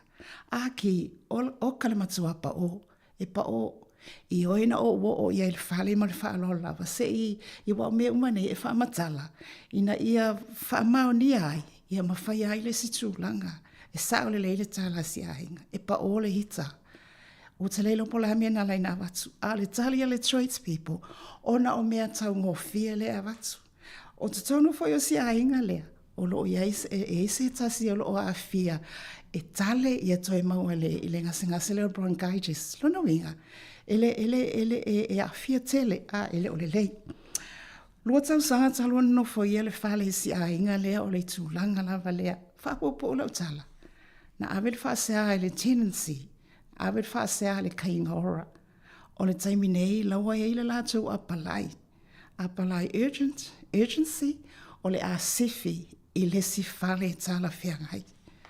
O le pei o se fesili whamanatu. A wasau whaasoa mai whaamole Samoa. Pe ei sau experience whaapea sa tupu ia po se isi foi. Ai o le asenga o ngā yoinga sa e whaia po sau fisoso aninga. Tono ia ngā fwoi whataratara noa o le mtaupua o le to te leo tātou e manatu. E eita o tātou tangata Pasifika o lo hawhi ai. Na tupu foi ia le olo whaafonga mai ia le malo le atunu ia o Kilani. Sa tupu foi ia o Kilani ia na whaapea. Na whaapea foi una o ia sosoani. Ona ele o amana ia, ele avesele upule o le amana ia. Ele o iloa mai ele o ia a whai foi o iloa ele o fisa le fale. Lono winga ele o whaamaoni o la tutiuti. Alfesili, o le ase tiute a tātou, o le ase tiute a tala e whai, pe a whai o aulo te no whai le whale le o whetaui. Ia, o mta upu mole na o le tele e unga e susule ea e le o tala whianga i le fale. Ia o le lava e no foa i tātou, a ole no foa i, a whaatala noa le mta upu, a tala noa atu le tau le ofisa, mai uma wha maoninga, tala noa le ofisa, a tala noa atu le ofisa e whaale hango mai ati oi. Tala noa i le pule le ofisa, a tala noa atu le pule lea ia, le ia le tendency e te la ai ai. Ioi, pe o awala umaia ia sau ia, mo se fisosoninga, le na maua i lava le fisosoani, mo si a inga le ma ua langona ia le fia fia. Le o lo whaatali lata o fale a le fale foi pe whato a whatau sanga taluna fausia le fale lea. Ai pe o le mawhatianga na, o le o atu le au whainga haluenga, ioi. O le situ, o nei le tenancy agreement, toi whamana tuatu, o e hao na malama msila fia le leila wa ia tatau, ai tātou ia lo ia i tutono whale ia kainga ora. Tanga i le tenancy agreement, o lau malienga, mautatongi o lo wha matala i na ila wa ia tatau. Ai mai se mata whai oi ale ofisa o le whale. Ma au nanga ale ofisa o le whale ina ia le lei, ma mawhana le mahota o lo e alalai. O se pepa o sainia whaartu la fono, e ta awato e ati o e mawhai, o na e wha moeina mai le ofisa, ia mea ia te mana o ai, o le e avatu mea te whina ngalo ai, a le pe ele hanga mai, ele ano mai, ia le lawa, o le tūta ua la, ia mauti noa lawa ia ta tau, ma ia tala noa, aua, don't give up. Tala noa. Wafoi. Le tatongi lau rent. Alu lau tupe tatongi. O nisi foi o fale. Ele fa pea... E se manatu. Ele fa pea le tātou le vainga le fale le ai. O loo tamo whai o tātou tangata. Na ia wha mamama wha matanga o fie i tu ainga fale. Ai, ona pau o le quality o lo iei fale o mea lana. E hau ina wha manatu le ofisa o le fale. Fa mole tutu mai tawanga i mta upule ia o se ole sim ta fa yo au tupo o responsibilities ala matanga lo nga fale ia mauti no la to o lo le leima ma fana le fale le o lo e no foi va ai po le lo ko le fale ma fa mauti no o au sia le fale lo e no foi tu la fondo fa tu no ina so fo ma lo ina ma saunga le mo whaatulanga se toi whaaleleia mana o mia. E whai wawe i se waenga le whale o lo mana o mia. I se taimi wawe e ele o le lua maasina. Ele o le lua maasina pelo na ele whale si ainga lea. Loas full whai tu la he whai e lau complaint e te tauna tali mai. Yo, nei te tonu uma o lau tenancy agreement. Ia o se wha manatu. O leisi mata upu o leisi mata upu fia o leisi vaenga fia tu alalo atu ai ma fa manatu te manatu la fa to tele o sila fia a le anga lo o nga umu longo lo ofisa a le e fa malama ai mai se la vale la o mai le tau malulu a fa wa le e fa malama e la sa wa ya malulu ma fa ina lo so fo maloloina ia po meu drapes mo le mafana le fale longo le ofisa o le latu matafa i oile na wa o mea na o chatos po o mea na e te tau ona iei le fale a e tele i o mai iai ele va pela la se vangana la va wai fina ngalo e fi fa tau no e fa malama fo ai a fai e te sisi la hatu ele o le lei e fa malama ia na tau mai ele mafana fana le lei longo le ofisa o le lato mata fai oile na o naolo i te tono lau malienga na le tenancy agreement. O le isimta upusa o fi faso atuai o atunga lunga o caregivers po home carers po ilanto ui o lo fia ngai ma le tausia o whanau ma le au mātutua e iei mana o ngā whaapitoa o atunga lunga a ngai funding small disabled communities. Ia o lo tauivi le o lo o afia ma mawhatianga o na mana o ngā whaapitoa ai me se o ngā ruenga whainga tā a le o lo tausia the caregiver, the home carer Pe tai ua mautinoa, e ala I whaasea ma tustusinga. Lea ua o lava I le whaamasinonga. Ono nei le tu. O le toa tele a apalai atu I le wins, mo sina tupe whaasili. A wale tau singa, ia o lātou ia lo iemana o ngā whaapitoa, ia po special needs, disabled, ai whesili ngia le whaatulanga atu pena whaapewhea o na whaongale funding. Ia e le ngata le nā ai tui whesili ngia fo'i ia watu ni whaamaoninga. E sa o ilo le tala fo'i le masani ai, oka, ua ova malipasi. Oka se ova. Pasi o le lo pola o whaaseala ia o tu o afo o tu ngā ia le na whaasea ai nisi o home carers le o lo ietus tu singa I longa o sota inga le post o lo whaasea ia e mana tu le porkalame I wa e fo nisi o I tātou o lo whiangai fo I malea ngā luenga whingatā the caregivers o le tausia ona I o tātou tua o lo ngase ma o lo ie nisi o whanau o lau mātutua foi o lo ia I manaonga whapitoa whai ele o tupu ia te o e manatu o lo tupu I sesi o le tāua foi tau inga o le whamatalanga la fia na o mai le taimi moli ia o le tui lava I o ofisa I oe e le whapea o lewa a mai nei le fundings, toi no nofo leo le ofisa ma toi tipi ai le benefiti a le disabled person. Ato no e leo le fofo leo le ngase. Pela o I le sa o le whasea. Ia wa o fole nimta upu I lungo le whamasinonga. Ia o leo fo I le taim nei o lo ilo fo le MST ma o le talalata mai nei. Pe ia la tau fōlinga mai. La manuia le mta upu peo nei longo puia li ia. Whai o lo a fia ina I o taha ainga, na I o tātou ainga. Le mai o le funding mo le tausia o tātou whanau o lo ia imana o ngā whapitoa, ia po nisi tūlanga whapena. Ai toi o atu e toi mana o mia, e whamai e whamatala atu le lea. A ue te whiu. Whamatala sao a iai. Be true about it. O ina lai ala mai sa soani ia o peo nei mta upu ia peo la ova na tutala o le o tato insinia nei tai au ia o le tamai tai mta tia le la insinia o longo hana tala le uso ia ana ia le la watu e ana stato pese vai foi tali o mai na tala lo tato leina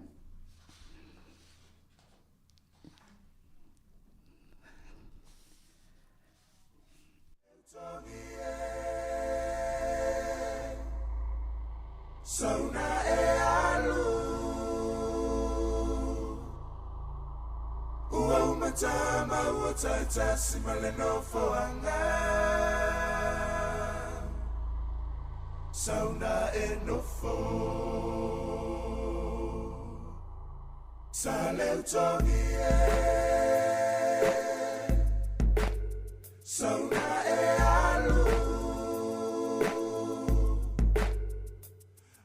Matama ua taitasi maleno foanga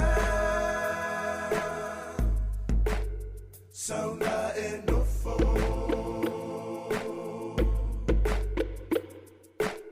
Uti inai o utino Utu I whamalilo Le kova na male fale tua Lau kele salilo Samoa e o mai atatu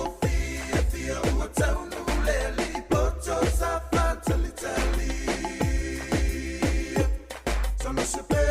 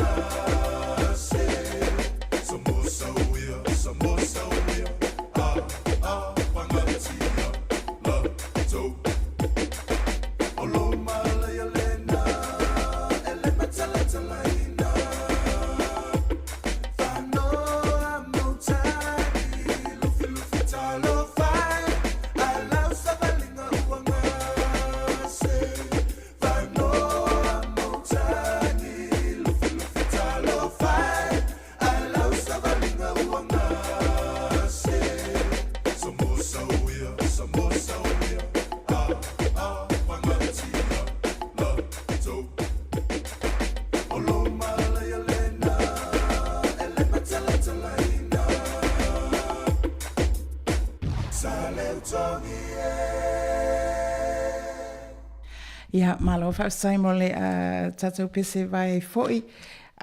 Ia ne hui vai ngal por kalame, ia mo la tau le whatoa ki mai lau le tio, ia por na whatoa e sila mai mo i lunga le TV.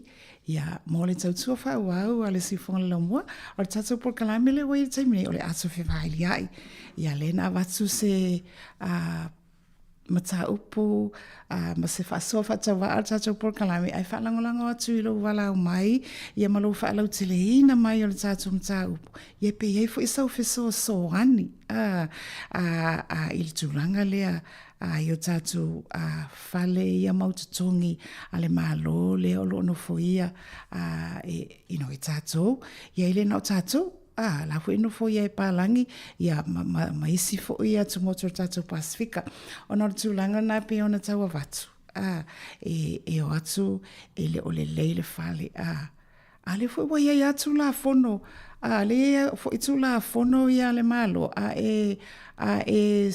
su atu ele o ele o nga fatia le soi fo maloloina o ha umatu langa fale tonu o le fale o le nai ai lau ai ata tau nai te lelo ai ata tau e te ave ai lau ripoti ave lau fasea i le ofisa matau i eitu langa umaia wa peona watu tatou por kalame ia le e umana watu e watu ia hitas fai o le watu ea o hitas ia lua ia elele nuna watu e whatau nuu whapela o ele ea mawhanawhana ai a watu a ki le hita o ka le pa o e ti ngā italinga o sito e ina masilo matua le pa o le hita o le situ na whesili le iei le wahenga le na watu mahitas a whapea mai lata utali ona o le tup ona o mea tau ngofia lai a watu o lai whasau le tupe le malo ia ilunga tala whianga i le atali o ila o le vaenga tonu ala lea e tatou te le no fo ai o ai le whapea e te tongi le renta oe tatou ia ai o mai latou a mai ia hitas ia e le whetau i malo soifo maloloina ia ai mai se lava pe a whai o le nao lo o iei se o tatou a inga o lo o maua i le tale ia e male a hay fever ia o iso i taimi a ki male hita pe e se a fo ia le saua ale maa whana latou o api o mea umai ale na complain e si a inga lea ia le na matua i wha mao nia le pila ole o le sosoninga le por kalame a wale no fo ai a whai o te e wha peane o le o vaivainga po o atunga lunga o le ngangana le whai ma whasalave i so se ofisa lava o le malo ia o lo iai ia alo mtam whana o le atinu a whai fo ele o iai e te fesilingia mo se whalili upu, whamatala upu. O whesoso ninga na mo tātou tangata Pasifika. Ina ia ausia lava le tūlanga lea, ele oiloa mai a lātou, ele ofisa po ai me e tupu ilo maota. Whato ama whaina lātou iloa, ina ua lātou, ina ua e tau i nātou ai o le situ. E fo ina le wha maana i ati le e lau whase ama lau apalai.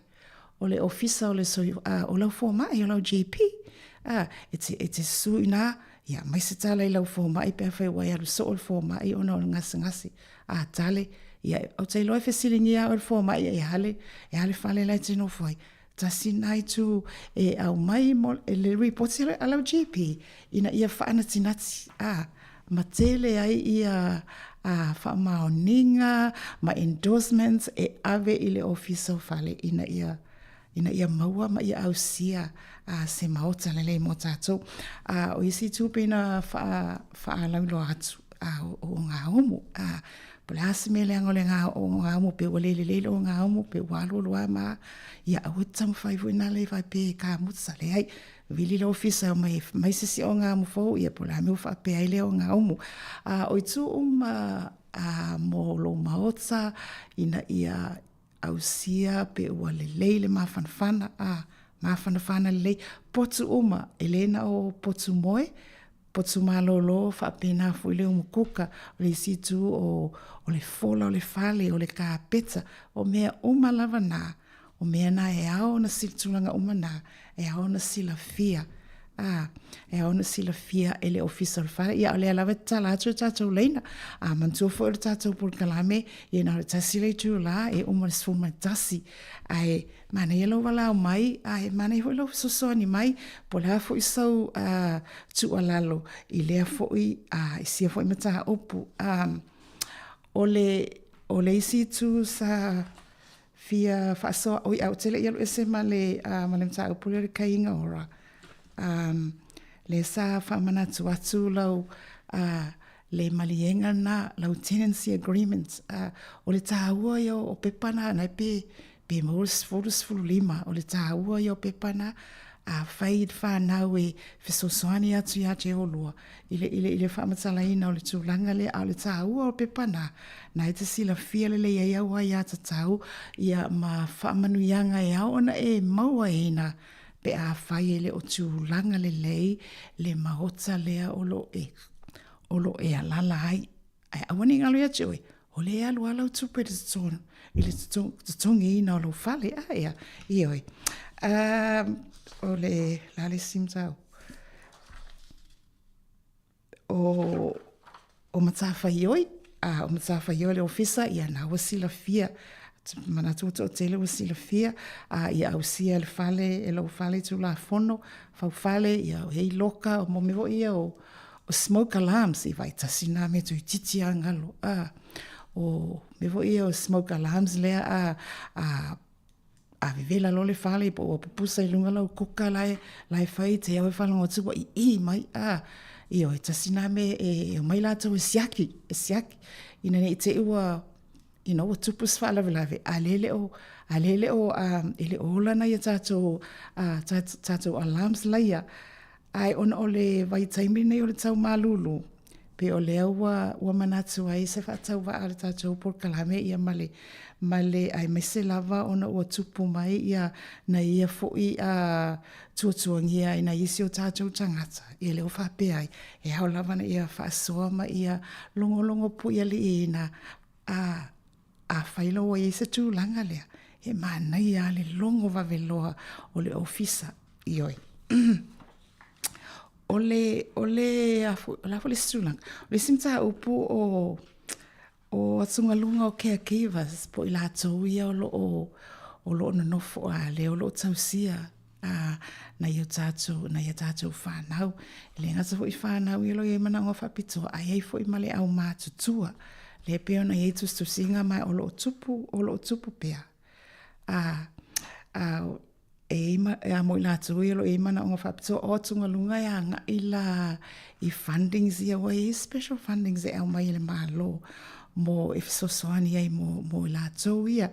Ai petai. Wai fo e sulanga e tau wiwi le o lo o afia mama fatianga o mana o ngafapitoa. Ai mai se o le ngā luenga whainga taa a leo lo tausia po o tātou caregivers, home carers, mana tō te leo tātou lo iai tūlanga nai tōno tātou ainga. Ia mea e vefo ne lau e wha malo, wha awhitai atu ai, e la tō umalawa o lo whea ngai ma lea au nanga whainga tā ma le ananga tā o le tausia o na ia tātou whanau, o alo ma whanau o lo iai, mana o whapitoa, like autism, ia po isi fo i lava, mana o whapitoa whapena o le situ o tātou, o na i o tātou mātua. Le la peo na i ele tū langa lea. E ui na iai funding se au mai, ai o whapea mai ni si o whasea, e taime le lava ai. E taime le lava ai.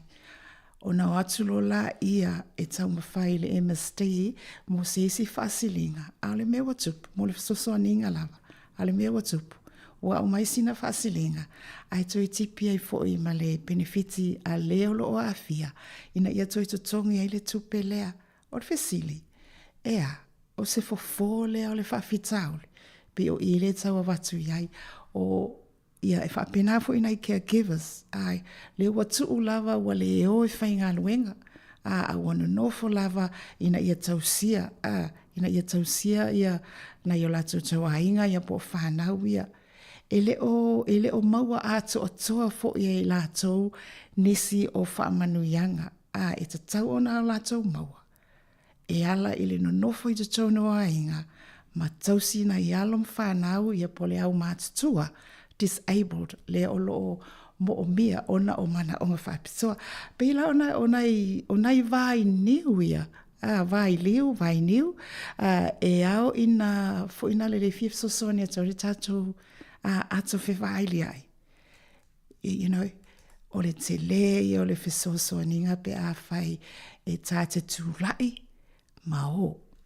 O i le matanga ruenga, whesili, ma tau iai, mea ie whale tonu. Awa, e tā ofi, o la e o lo manui ai nisi, wafu i la e songsonga ai o. Ia ai pe e le whape o whai atu o tātou le songsonga le ai tu lo le ngana ai o se whamanatu o lo te le lewa noe tu mai le lala ave a le whaseale ana i sita maale le tausisi o nā whine ia masitina tausisi o nā tali i wa mātutua they are adults ai disabled te le me e tipi benefiti a leo lo a fia ia toi le ato o toa whamanuianga tupe mo leo lo tausia. Ia o le fesili, o le awha whela on whai. Ia pia onai tūlanga la lea e le awatori tatu whaasoa nei aso. Ia au te manatu ai o le timu leo o maalilili tatu.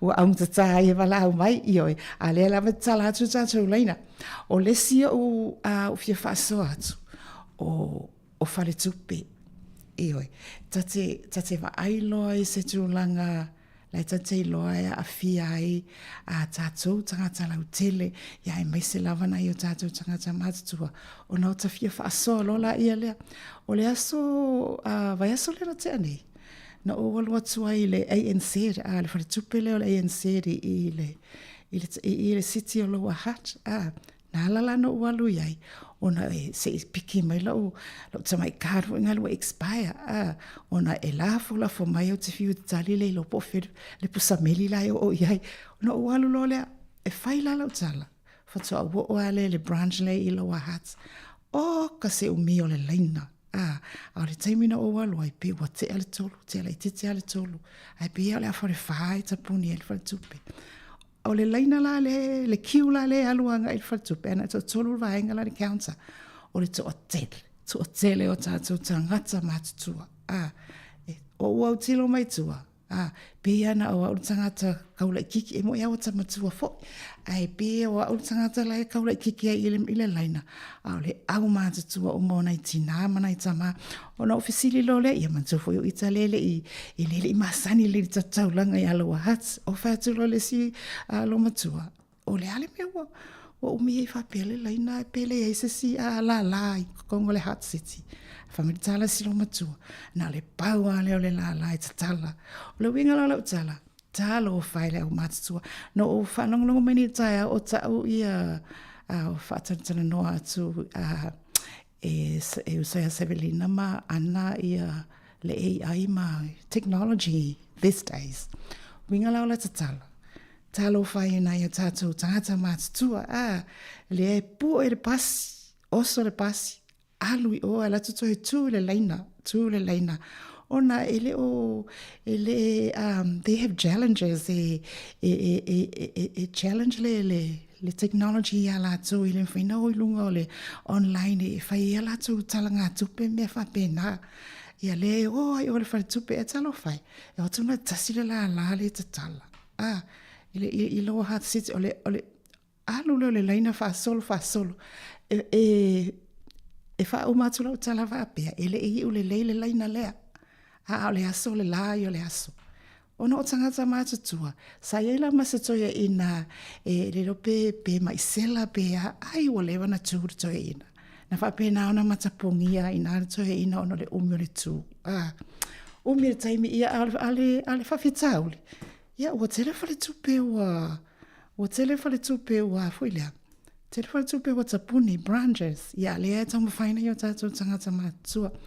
Ona o, ia, no tole le tawale whale mai. Na o tala no la ia le si lo matua le sa ia ina ua o ta whaitala atua ia ma lo talo toa lo whai ai. Wale wa umanina mai lau kāra. O sa ule o tutua ia ina mo o whaitala ai. A whapere tala lo matua. O le mea lau a whai, o le mea ia lau a whai. A halu ia pack and save. Pe lana pensiona, whai lana whaatau. O na mai umalole o lana cash. Ia avelo la ia tu lo na whalei o ta fia whaasoa atu whapena. O na o tūlanga la ia le ofi o te tū i le laina. Talo whai. Ia, pe o le aikia la sia lo matua. Alo whai whaatau. Ia mai umai. Ia ona wa ia le whapena. Ia pe wa umi atu la ta whamtalanga. Aia po o lai fia le malo le tunu ue. E whaalongolongo mai o tala i e whaafonga mai o tala i e whai atu ona o lewa na walo. A o le fo o te fia whaalongolongo atu sa oi fo i tala i whai mai. A o le i tāpunia tātou taimi. A o le ato tali watu. O le akolosi tātou leina i o le insinia. Taha mis tātou pese fia. Ia e wawai e fo ia foi o tātou proklame lau sunga ana.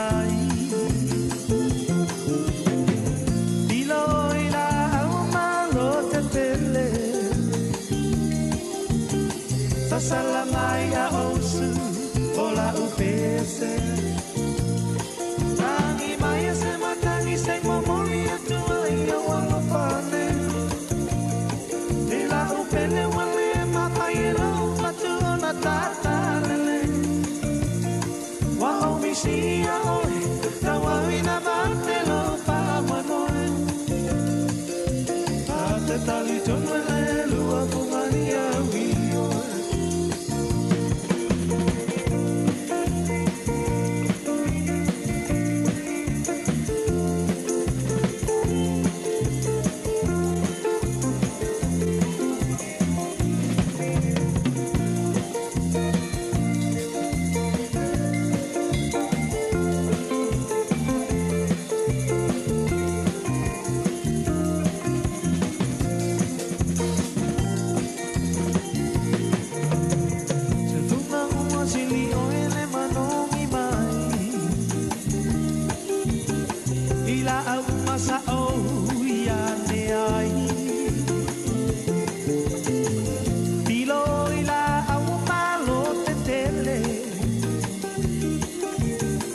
Salamaya osu ola upese Angi maya se matangi se ngomoli atua ia wala pane Ila upele wale mapaila upatu na tatalele Wa omisia oe tawawina matelo pa manoe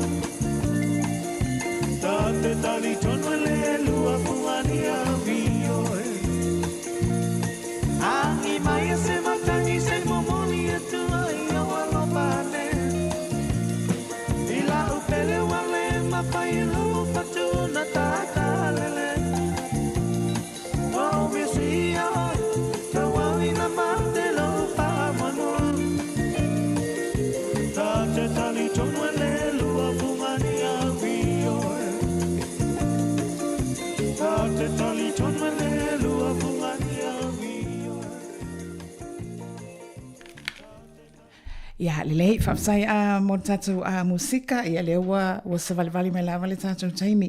Ia, e mana tōna ua no whawhare o tau whingalo, ia le tātou, na ia tātou mta upo e lua, ia na tamu whai e whaasoa atu, ia o le tātou tenancy agreement o lawa ia te tau, e mawhai ai ona e tūlai ma tau atu e le ofisa o whale, e le ofitau i le whale lea e te au, e lea e te alala ai, i tūlanga o mawhapena o le su o le ea, e le o le leile mawhanwhana ma tūlanga o mawhapena, ia le na tamu whai atu e le tātou Port Kalame e longolongo pui ali i ona o lea lava i tupu, pei foi ona tau whaahilo atu, le na tupu se tasi o tātou tau ainga, o le tala fia, ia o leo la haos, ia i se tana ia tātou ainga, ia i le isi whale sili atu, mana ia tele, sia tala fia, so o le alfafo, o le tūlai, tātou tūlai, a whai o se tasi o lo ainga, o lo e sila fia, o lo e tūlanga lea, ia tala noa ia i matau ia i tūlanga umana o lena o sauma numera ia o se taitono na o sila fia o ia numera telefoni e vili mo naif sosoani ia e tui whamanatu atu pēr mana ia lawa le tusi whapi ilunga o lau pusa aisa huli nale e te tanga ia i taimi uma pe tupu mai loa wa le ola le wa off le smoke alarm ia lo ngā umu wa whapena, ia wa le hale tūlanga o whale, wa le ona e vili lo le numela le ale work and income, i le wahenga le o wa ia le tūtau whale, i le wahenga fo i le wa ia benefits, i wahenga le wa aiam ia tūlanga ia tau whale, kei ora o le o waru se lau, ono fitu tolu wha ono walu, o waru se lau, ono fitu tolu wha ono walu. O le isi numera e awa ona tusi fo i lalo. Wa iai a tei me tupu ai le tūmanga lea. O lau whaasea ona ua lelelei. Lelelei wa le amana ia mai oe wa whaafia na e alu atu. E leo le lei lava le ele o sorina lau. Ele o fia lo loto. Ile umtaha upu lea. Ia ona e vili lo leo le tenancy New Zealand. Tamalale nai na e vili o le tamala na ia vavelo o le tamo mo le kaingaura o le o varu se lau valu tolu ono lua ono lua o varu se lau valu tolu ono lua ono lua o le isi tu le se manua le te mai o le te mana tua mal falo alo te tono lo fale a fai wa ini me wa fale anga ina ua atu pe whapea e atu nisi o lau whainga luenga e atu e pe whapea atu po le pe vali le fale tono lo fale a ua fale anga i meo le fale po ele leile atsa po ele leile atsa o mea na ua fale anga ina o lo fale o na mo mahafua mai o na o ilato ia no atu ngā lulue ai po ele leile atsa ia na e alulo lea momoli le leile ofisa o fale ta o ia o mea ia o fale anga ina ai foi na le ai awale tamafai e fa alo tupe to fai ai ia au foi tamafai te o te pe e te o te tanga te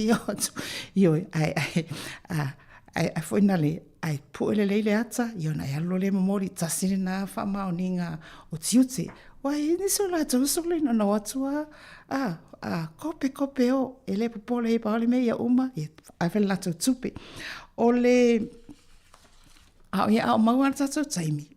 Lisi 5 minute lea. O le vai tau fo le nei. Ia wale o le asungu muli nei o perila. Ia o le vai tau fia fo le nei. Le wa umatu le e seta. A le pia tau e tōtelo tātou. O le masina fia. Ia vai le o ata le o fia. O le masina fia.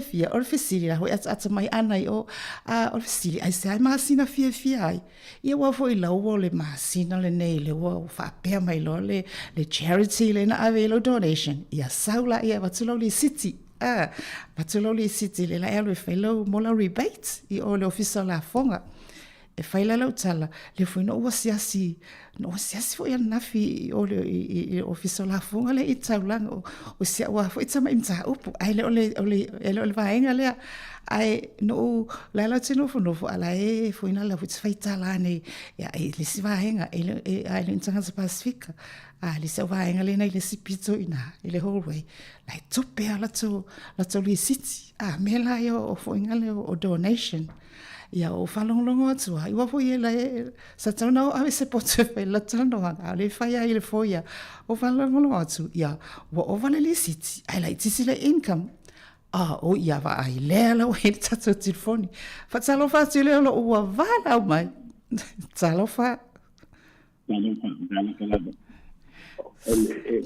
Pataya o la polele o le mana yel ta pule fa mai a le ta pu at wele a so ifo manuia la to fatu pa io mai oe manuia tai ya sa no ia ya la polele o me polele o ta tele me pode va ta pela le una miele le o ngau ya en faina ntaltanga ina elwa tanga tele alu va ile o ngau mana o ia le mana ia fasili o la o ngau mo ete longo le ete taui o ile ofisa ile ofisa fale ia o la o ngau mo ia fa matala ia la ilo ele ia la tole tu ainga o ngau mo na ia o le talila o la ofisili fangitasi o tamatu pai o ile working income la waya ya la to company fa pitoa company filfilia e o kamelo nga le o nga umu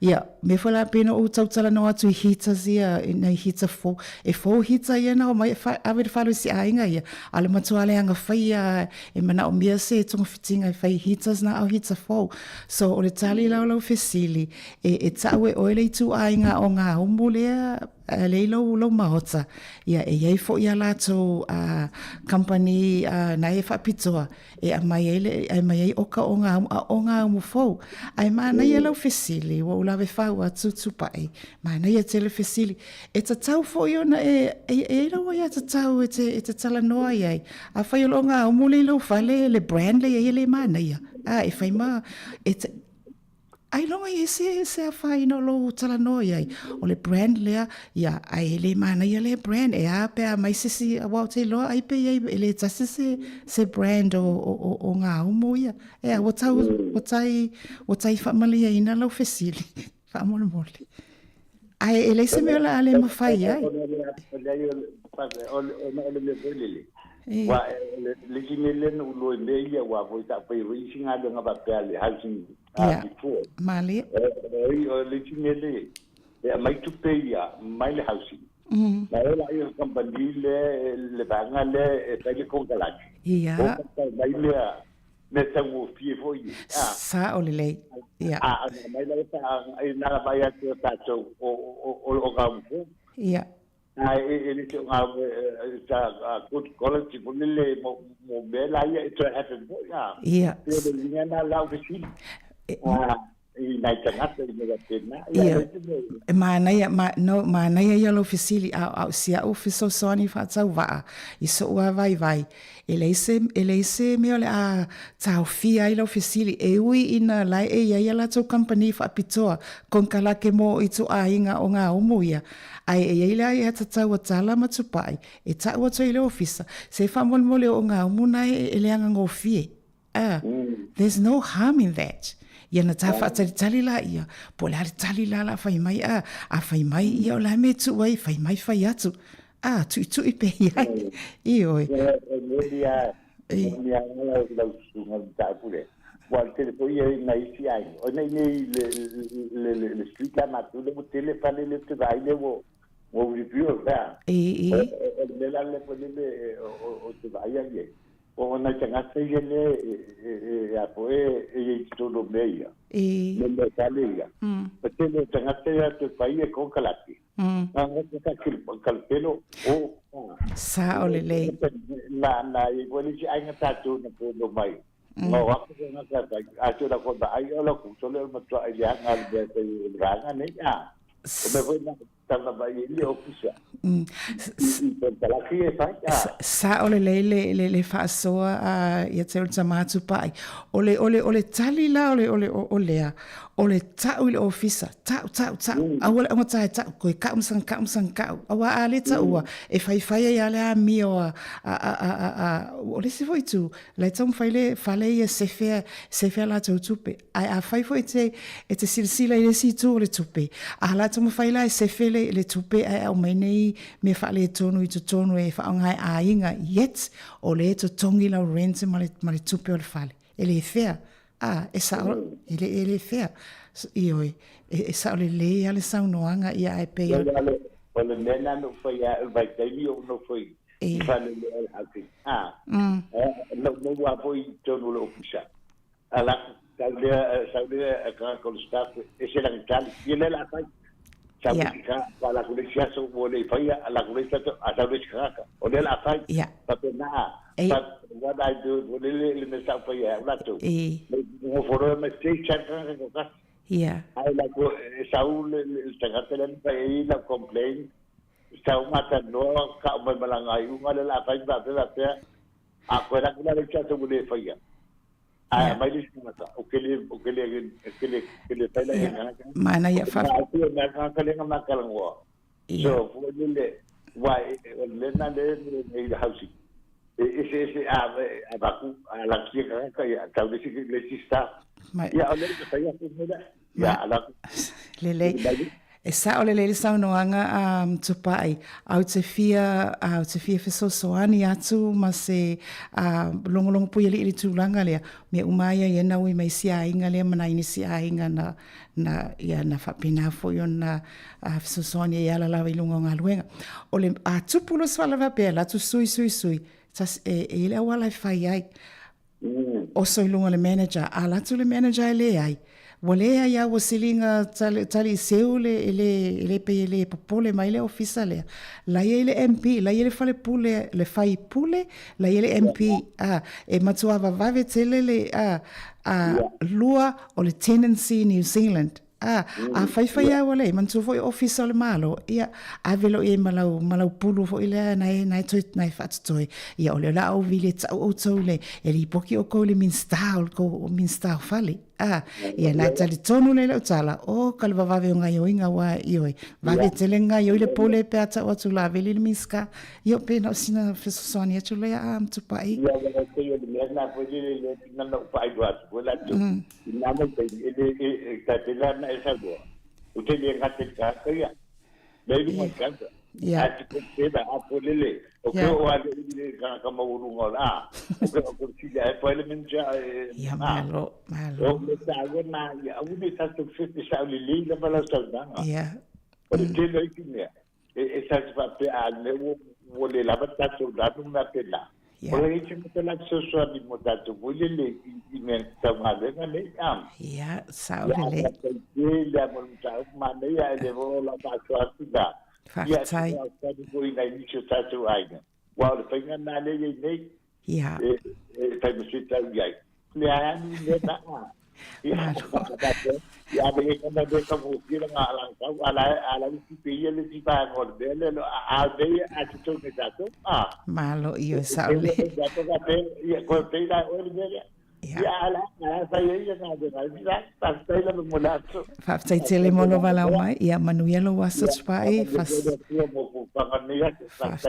fa tai tele la ia le mamalu le atunu ono tatou taimi ia vai mana ia tele na on tau puni o tatou toa saulo malvala au ia wa fa peona ona tau lunga ile tatou por kalame asi fa umala tala le tau fa yatu ile masina fia ia ole paula la o sina utama e fautuanga tu alalo tatou au fai ile city au mentali city fu na wala po arka le ia tatou nation i tau sanga atoa ia ona na fa manatu wala o sila fia ai tu wa ile ta tu pe mo tau sanga pe fa le bets fu na le ia e fa ina ila ta o ina wa va titilo le ofisala fo oka no wa avi mau tu pe the donation ai pe fa fela le your life, and my life, pi whaasoso wa pena, o le talalale, o le whamanatu por kalame, a o te lela o le city, ia, tu whaatu i si au tama, ia, ma sesi o lo a inga, ia na iema le whasi leina fo ina le au tafa, tu i e lau bank account ina, a mo mai se vai ngol tupi ia lu sa wa ina lau bank accounts ia pe a fai te fina ngalo ia mo te mine sa mo no sa tu taimi mo ia tu fa te lava a lo fa va ia ma lo lava fa funga mai te loa o nai te tapua ingu mai a lo fina ngalo o le o lo inei su funga le lau mo fa tai lo tapua inga sa mo fa tai le tamai atu pa i mo lana fa so mai ia la fo singa ngana o le tau tamali fa mo le whamangalo, ia ala taulunga i tātou i le se musika le mare tātou insinia. Ai tātou mafuta pere nei a uli, ma te mnei, whasai fuia.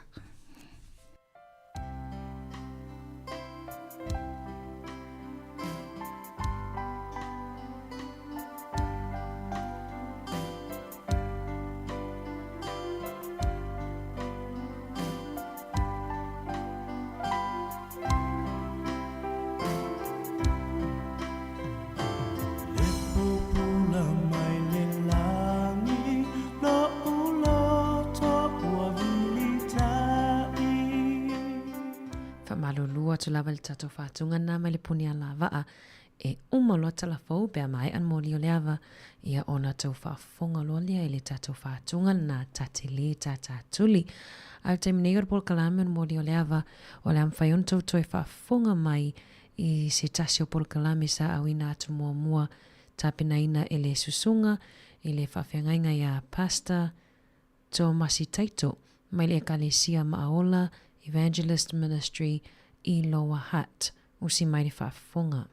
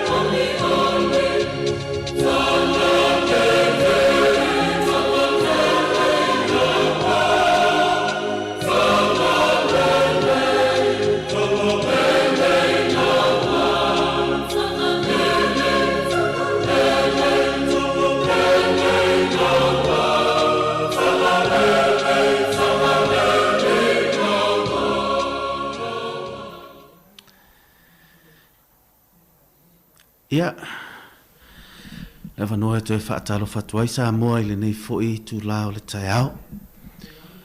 O se aso ua whaapena ona Whaopope pe futoe fua ina ele atua lo to soifua whapena fo ile ne yola.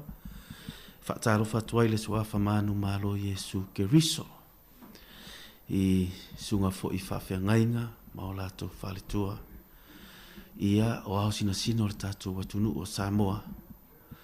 Ia o le paia ma le lautele o sio tātou watunu se iyo o lava le tupulanga la lava o Samoa. Whaatalo whatua i le suafa manu malo Yesu Keriso i le nei tae au. Ia la tātou tau nia se pese mo le nei tae au a matai le tātou por kalame.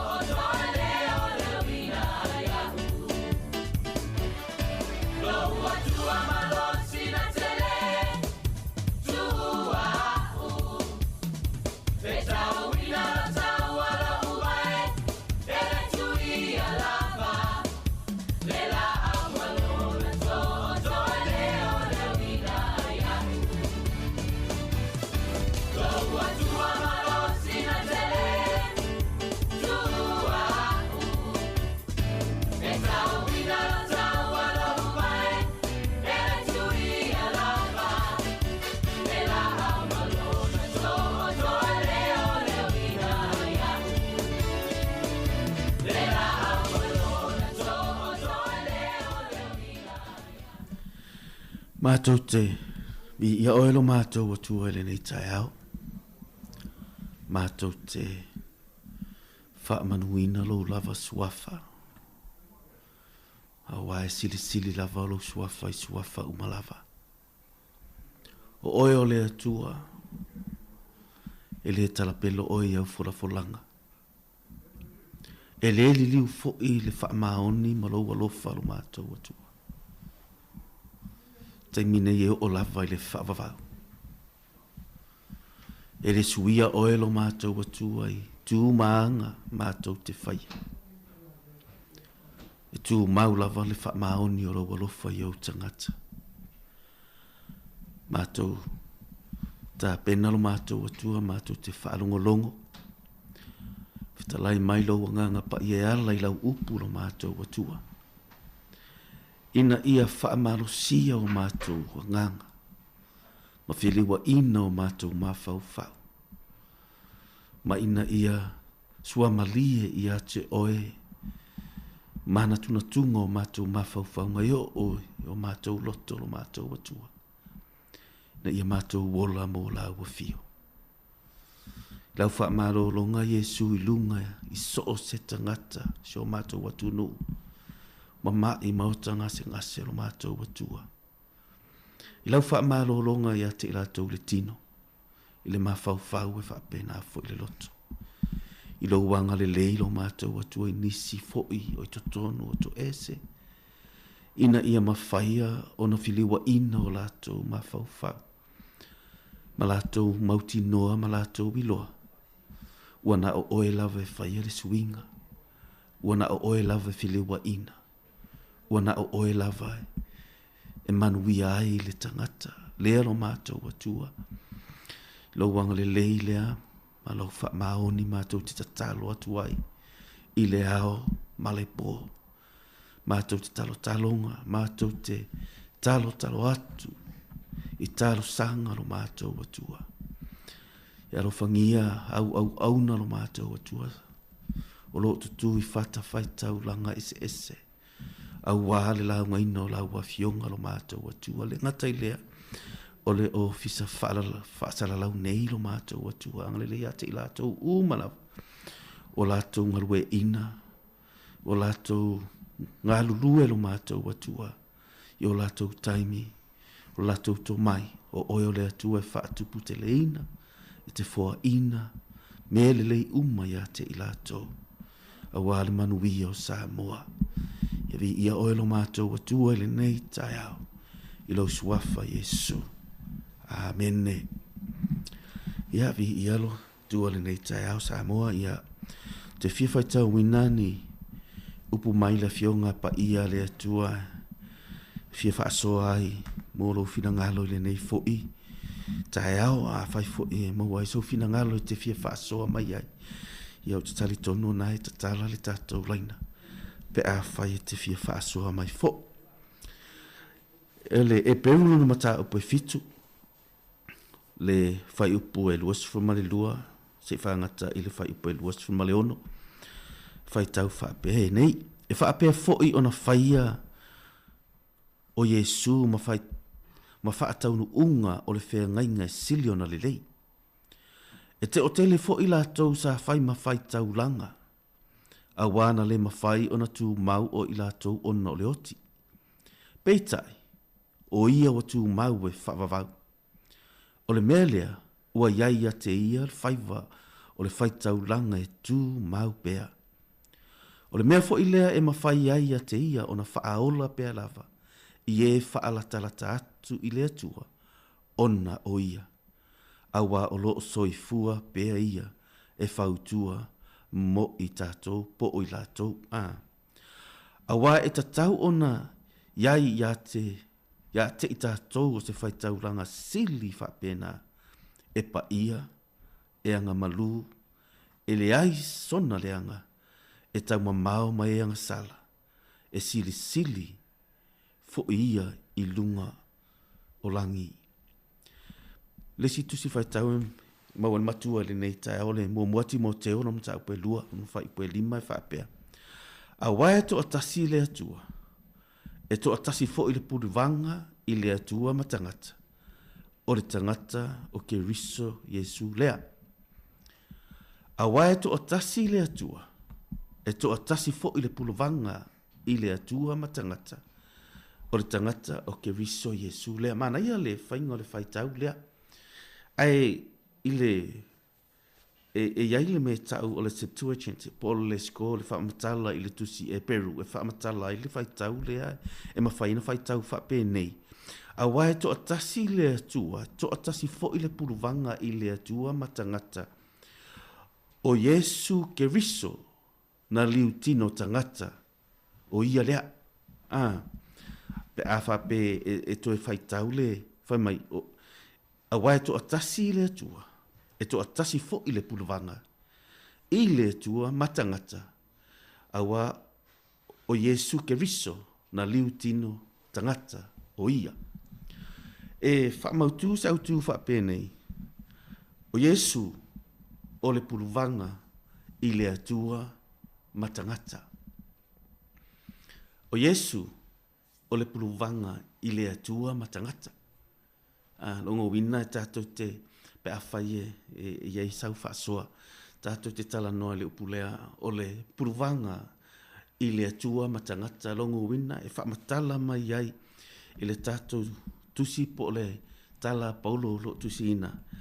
E le ai lava se si tangata e na filifiliina i le atua, e tu le wā o oe, pe tu le wā o au, maia, ua na olona alo Iesu Keriso. Mea fo i lea e pei e fōringa mai le tala lea, ona e pei e whaapea le tala anisi fo i, na sa ili mai le atua mai le langi, sa ili mai le atua mai le lalolangi, ina ia sue se tangata e tu i le vāo le atua, ma le tangata, e whamatala le tuspa ia, e le isa ili mai le atua i se tangata i le lalolangi, pēna sa ili mai le atua i se tangata i le lalolangi, e tu i le vā o ia ma le tangata. Na sa ili mai le atua mai le langi, e sue le tangata, ua le iloa i le angasala, pēna sa ili mai ia, e sue le tangata, ua le iloa i le pongisā, po o le loloto o le pongisā, po o le angasala fo. Pēna sa ili mai ia ina ia maua le tangata, ina ia mawhaina whaolaina, malofaina le tangata. Tātou te malama i le lukarana matau pes frumaleiva lo ia i le tala i le tangata ino i asākai. Na whai ai le tala lea Iesu, o le aso le nei. Ua mauai le tali i o apere amo. Na whamatalai, sawe sa ili, ma whaaola, le na le iloa. Paule ele na sa ili mai ai le atua. Mea le na whai mai ai Iesu ia te talia ilana upumanang na saunoanga, por whetalainga le tātou wali i whaaola. Whai mai lana whetalainga, tau te le i filifiliina. O au, na o filifiliina o tau. E iai lava mata upu siri le whaamatala i le winga le upule the elect po o tangata upa filifilia. Ia ai le tātou te tala noa i le sa ili mai le o le atua. Peiro na whai atu ele sa ili mai le atua ina ia maua se tangata o le mafua anga le nei. A wafo i uanga sala tangata umalava. A whaina na fō le tangata i le amatanga pe na se le tangata ma ua whaale tonu le tangata i le amatanga na i loa ai e le atua. E le mawhai lava o na toe maua mai uanga sala le lalolangi e whaamatala ina e ta o le imputed sin po o le anga sala ua tu whaasoloina mai ia atamu. Ai pei o le mea le na whaamatala mai e Paulo ia Timoteo. O le ta mai e Paulo ia Timoteo ona ua sau Timoteo ua vaai atu Paulo i totonu le ngata o Roma ma totongu o tangata iutaia ia ua tofu lava pe ua tele ni atua e atua i ai tangata. Pe ua tele me wali liu i ai le tele o ta ofi o tangata pe ua avea le sawanga Roma i le taimi lea ma mea pe ua tele atua e whaasanga i ai le tele o tangata. Ia whamatala lo e Paulo ia Timoteo le tala lea. E le ai lava se si atu i le vā o oe po o le atua ma le tangata. O le tala le na a le tuspa ia. O le upule le pe tātou te o le puruvanga. O Iesu e tu le vā o oe ma le atua. Le whai mai ai le tusi le mata upu o le whai upu e fitu. Le whai upu rusma leona mata upu e fitu le tātou whatu tuso e Peru. E wai whai mai e anga malu e pa ia e anga malu ia e le aisona le anga e tau mamarongo wina e le aise anga sala. Peila o le tātou te whaata ua ina le iloa po le sila mai o le atua. Le tuina mai o Iesu o ia le puruvanga i le vā o oe maia. Ia o le tātou numero o le tātou telefoni ia o le o wha tolu valu lima lua o wha tasi. O wha tolu valu lima lua o wha tasi. Ia a e fia wili mai ia o le nā ua tatala le tātou laina. Ina i mawhaina tātou whaasoa i le te le lea ma le peina whaamatala mai e Ioane tolu suma leono a wā ua whaapea ona fua ina mai. Ua fua ina mai. Iesu fua ina mai e lona tama i le lalolangi e le fina ngalo le atua ina ia whano se tasi. Me le tātou te iloa e le fina ngalo ale atua e whano oe, whano a. Ua fōa ina mai ai e ia Yesu Keriso. O le na te tū i le vā. Le whai mai le tusi ai peru. Whai mai o loo whaape nā o na nofo pea na te whautua mo i tātou. Le mea la le nā o loo whaape nā na tātou talatala noa i le nei. Le nei ita e au. A whai mausa te mina e vidi mai. Le lau talatala noa tu pea. Le winga le tala lea e le fina ngalo ia ina ia whano se tasi. O fina ngalo lea o lea tua. E le taimi i pei e fōringa mai iai fo inisi o su e ngama whaapea mai nisi wailoa e lea tua le tangata e whano ma le tangata e le whano. I ese loa e lea tua. Pe a whai e misi ia te oe le tangata lea tū le ona totonu. Pe a whai e te le o i loa. E iai lo puruvanga, e iai le tangata o loo e sulu iai. E iai le tangata o loo whapena o na whesosoani mo oe. O le upu puruvanga le lautala ngoa pe tamawhai e whatala ngoa whasaha moa tu pea, wa le upu pālangi ma whamatalai. O le mediator po o le tangata lea fo ina le e tū i le vāo se tangata ua mōlia i se tū la fono. Pe se whatata ingo se lo ia. E tū i le vā o le tangata ua mōlia ma le tūlafono i le tūlafono ia ma le whaamasino.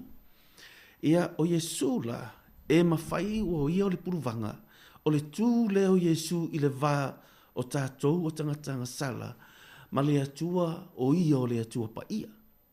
Pena whai atu. O se tangata e wha pe o se whatata inga mua nua. O se tangata ua pe se Karen Tua, po se tangata ua ia mawhaia ona ioe e te tongi ina lau aita lafu, pe te tongi ina lau sala. Le winga le upu puruvanga. Lesi winga e whaamatala i le upu puruvanga. Te lea tātou te inai mea e vatu, o e whaamatala o le reconciler, po o le tangata, na te tū ina ia toe whaile le lenga. Ina ia toe whaile lei, oe ma le atua. E whaamatala ai le upu nei puruvanga, le tātou te talatala noa ai. Tolu, e whaamatala inga o le tangata na te ave esea, le lauanga sala. Na o Yesua e mawhai, o na whaamangalo ina le sala o le tangata. Pena te ave esea le sala a le tangata. Mea lea ina ua savali ma Yesua, e saui i le baptisonga Ioane. Ina ua vaai mai Ioane le papatiso. O sa vali atu Yesu na whai aila na tala whapenei. Whaauta o le tama i maa moe na te ave ese anga sala a le lalolangi. O Yesu o le puruvanga i le atua matangata. E peila na tātou tala noa. E le fina ngalo le atua e whano. Se soifua pe whano lo wola. O le fua ina lea po le mea alofa lea lea tua le lalolangi. O fua ina mai a Yesu Keriso. Mea le e iei le tala le mawhaina whamatale le tusio wharinga. E whamatala mai ai. Le manu malo, o tātou manu malo. Ta pusuma le lua, o tātou manu malo. Iai. Ono le toto le tamai mamoe. O le mea lea, ua tatau maono mea o Yesu o le puruvanga. E se tala i le lua korinitom ta upo e limano fa ipo e lua sfuma le tasi. A wā o ia, na le iloa le angasala. Na whaia o ia e le atua mangasala. O le suia i tātou, ina ia avea i tātou, mami o tonu o le atua i a te ia. O le winga le tala lea. O Yesu, e le iloa e ia se angasala. Ai ua whai o e mangasala. Ina ia totongi ai lau angasala. Ai sea, le Roma whai mai. O le totongi o le angasala. O le oti. Roma e ono luna tufuru. Lona whai po e luas mali tolu o maasani e tātou. A wā o le oti. O le totongi lea o le angasala. O le puluvanga po o le tangata lea. Yesu Keriso. ua ioe e ia i lona loto, na te tū i le vālea. Ina ia whai o ia manga sala. Ina ia totongi lau anga sala, pe le nau whai atu ai. O le tangata na te tū e totongi le mea lea. O ia lea, le puluvanga, na te au maia ni tangata se toa lua, ina ia mawhai na le lei. A e toi te papa e toi whai tau le fionga pa ia lea tua. I le temina au maia Iesu i lona whamasinonga pe ave lunga le tātauru. Whai mai o ina le ia he rota ma pilato. O le vana wheesesi ai. Ai le lei i le vālea. Ai ese e pei e fōlinga mai i le mawhau whaulea na lātou tau pule pule ina ia whaasa tauro Iesu Keriso. Lātou te le i loa. O le fina ngalo lava leo le atua na sa ili mai le atua i a Iesu Keriso. Ina ia lavea ina le tangata na sa vai itli mai le atua ua le i loa i le anga sala. Lea lai whamatala ai le tala lea Roma. Le tala paulo i a Roma. Whai mai o le totongi a o le anga sala o le oti. Ai sau Iesu o i o le puluvanga. Ua totongi a tātou anga sala. Ua tū i e whai o i a maanga sala. Ina ia whai o e mami o tonu a le atua. Me le lo whamatala mai le e peru lava le tātou whai tauina. E fitulon whai poe lusu ma le lua. Whai mai ua whai alava Iesu ma whātau nu unga o le whengainga e sili o na lei. O le whātau nu unga o le whengainga. O le whengainga le whamatala mai le tuspa ia lea. So se mea lava tau a covenant, so se mea tau o le whengainga. O le mea e apalai ei le toto. E lua mea e mawhai ei le tuspa ia o na whamatala as a covenant. Covenant po le whengainga. O le mea apalai le toto, ma le sacrifice. A le ai se mea sacrifice, e le se toto e apalainga. So o le tele lau me, tu tonu lau le afionga pa ia le atua. O lo iai me fitu nai tu tonu na apalai le toto, wha o ngā le sacrifice. And o mea lan tau e tau le whengainga. E ile te mea tele ai wha apea tangata o le whengainga. Ina ne i ave e se tangata le mea tau le whengainga ma le usitai. Mea tau le usitai. A o le winga na o le tala whai mai, e wha apei foi o na whaia i Iesu ma wha tau nu unga o le whengainga asia na apa hi sacrifice. Pena tu uina lona ola i lunga o le whata whai taulanga, o le ale whata whai taulanga, o le sa tauro. Na masaa lona toto, o le whengainga la le na, le na toi wha manatu mai le tusio e perfa mai, o le whengainga e sili ona le lei, longa winga. E lea i lava se si puruvanga pe atu i se si tu pele ais na tā pena e lea tua. Ina ia lavea ina o e mau. Na ilo Iesu Keriso. Le tala lea whai mai ei. Langa i toa tele i la tau. Sa whainga le mea lea o le whaitaulanga sa la tau whaia le mea lea. O lo whamatala mai ei le tala lea le tusi e perum tau pue lua sumaltolu. E le whengainga i e fitu. Ai lo whamatala me e toa tele i la tau sa la tau whaia le whaitaulanga. Longo wina la tau whaia le sacrifice. Ma apalai le toto. O whai taulanga, e whai mai le tala Iesu, le tala, e whai mai le tala le tusi tala e Peru. E le i tū mau lato, nanga oti longo wina, na wha matala mai ia a pere amo, e sa mai amo, se wha solo mai iai, le tala lea. Langa o tangata nei, na lato tutu pe o mose, na tū i le vao Israelu, ma le atua. Na tū i le vao Israelu, ma le atua.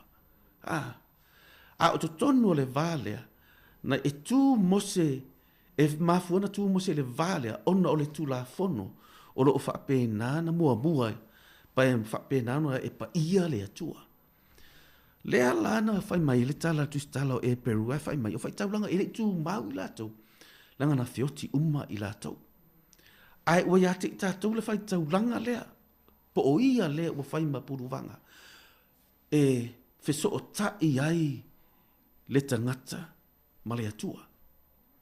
Ina ua whamatala i le tusi o Ioane lo mtapusu ma le whae solo atua i la vaitua. O lo whamatala mai ai, whamatala mai e Iesu le toia fio ia i le langi. Ai au ina mai le anganga pa ia.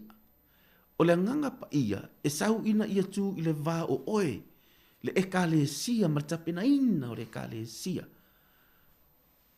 Ma Iesu Keriso, male tama i mamoe. Meranga le ngata awai, le tele o tātou, po le au le lotu a Iesu, the church, o le ekalesia, ale tama ima moe, o le ekalesia le so ngose lotu. Molo si o le ekalesia o oe, e whamatala inga le ta o le upu iglesia, no ngowinga o le tangata ua vavae e se mai. O oe le tangata ua vavae e se ina mai po o le tangata ua filifili ina ke riso. E ta ua la o le fale tua le tama ima moe, o le anganga pa ia la. Na alu loa Yesu a fio Yesu le langi, au mai le anganga pa ia ina ia mawhaina teu le ekalesia Yesu. Ai le tātou te tala noa i le puluvanga, le upu puluvanga. Ona pena whai atu, ina ua malosi le pressure tele o le whainga malo Roma. Pei o ina a matai a maiutai ai fo i totono le taimile, ma le tele o atua matangata o le whaasanga sanga i ai le tele o tangata. Me lea e whai tau le whitalainga Yesu, e whitalainga Yesu e whaapene le Ioannes fuma le lima sa wa Yesu wha mai o au o le vine moni. A wafo i lai whaamatala le tuspa i le tusia Hosea, ma le tusia Jeremia, tusia Isaia, o lo whaamatala mai ai, o Israelu, o le vine. Ina ua sau Yesu matilo tilo ona laiva ai Yesu i le malu lea na whai Herota, le taimile awai e ta ua le malu le Herota pei o le mataanga le Jerusalema, ka se whaamatala o le marapol atoa na whai ai le malu. E peila ia ua o lunga lani malu leo Herota, e lua pou te tele ai tutu ai, there are 2 pillars i lunga le malu leo lo tutu ai pou te tele nei. E ta ai le lau o le vine, pe ta ai le vine. E whai ngoa la, e te mi lava la, au mai le whaamatala mai le numero, non mata upule ono, o le whaamanuia le ngai whaamanua ia a rona i tangato Israel, pe atu e tutu lumo le maru, o le whalefta wha. E whapena la le whaingo le mea lea. Ina ua watu Yesu, e peye e tutu umata ngata e tapua i le mea le peye wa aianga i le vine lea. Le solo i lunga o le maru po o pou e lua o le mole whaito o le maru Herota, e whaamatala ina le mea le ta o le golden vine. E whaamatala i te tonu e ta o le golden vine. E whaamatala i la le mea lea. E peye la e otu tangata tutu mata matai. Ona lātou tilo ri pei eifo i ai le mea lea. Pei ua whai le mea lea se tupua, ma se mea lātou te eifo ai. A lai ngalo ia te i lātou, e le o se vine, e tapua i ai po ole, ua umale temi, a lai la veine ma fau o le tangata lea. O Israelu ale vine, pei e tapua i le mea lea. Saulo Yesu tu ma tilo i ai, whai mailo ma Yesu li Ioannes fulma le lima, whai mai o au o le vine moni. Tangolo Yesu whamatala o i o le vine moni. E le ia sesi o i o le vine moni. O la o tau. Pei fōlinga u whamatala mai e Yesu i le tala lea. O la o tau. E le tatau ona tau wifo i le mea lea. E le mwhain tau wa i le mea lea.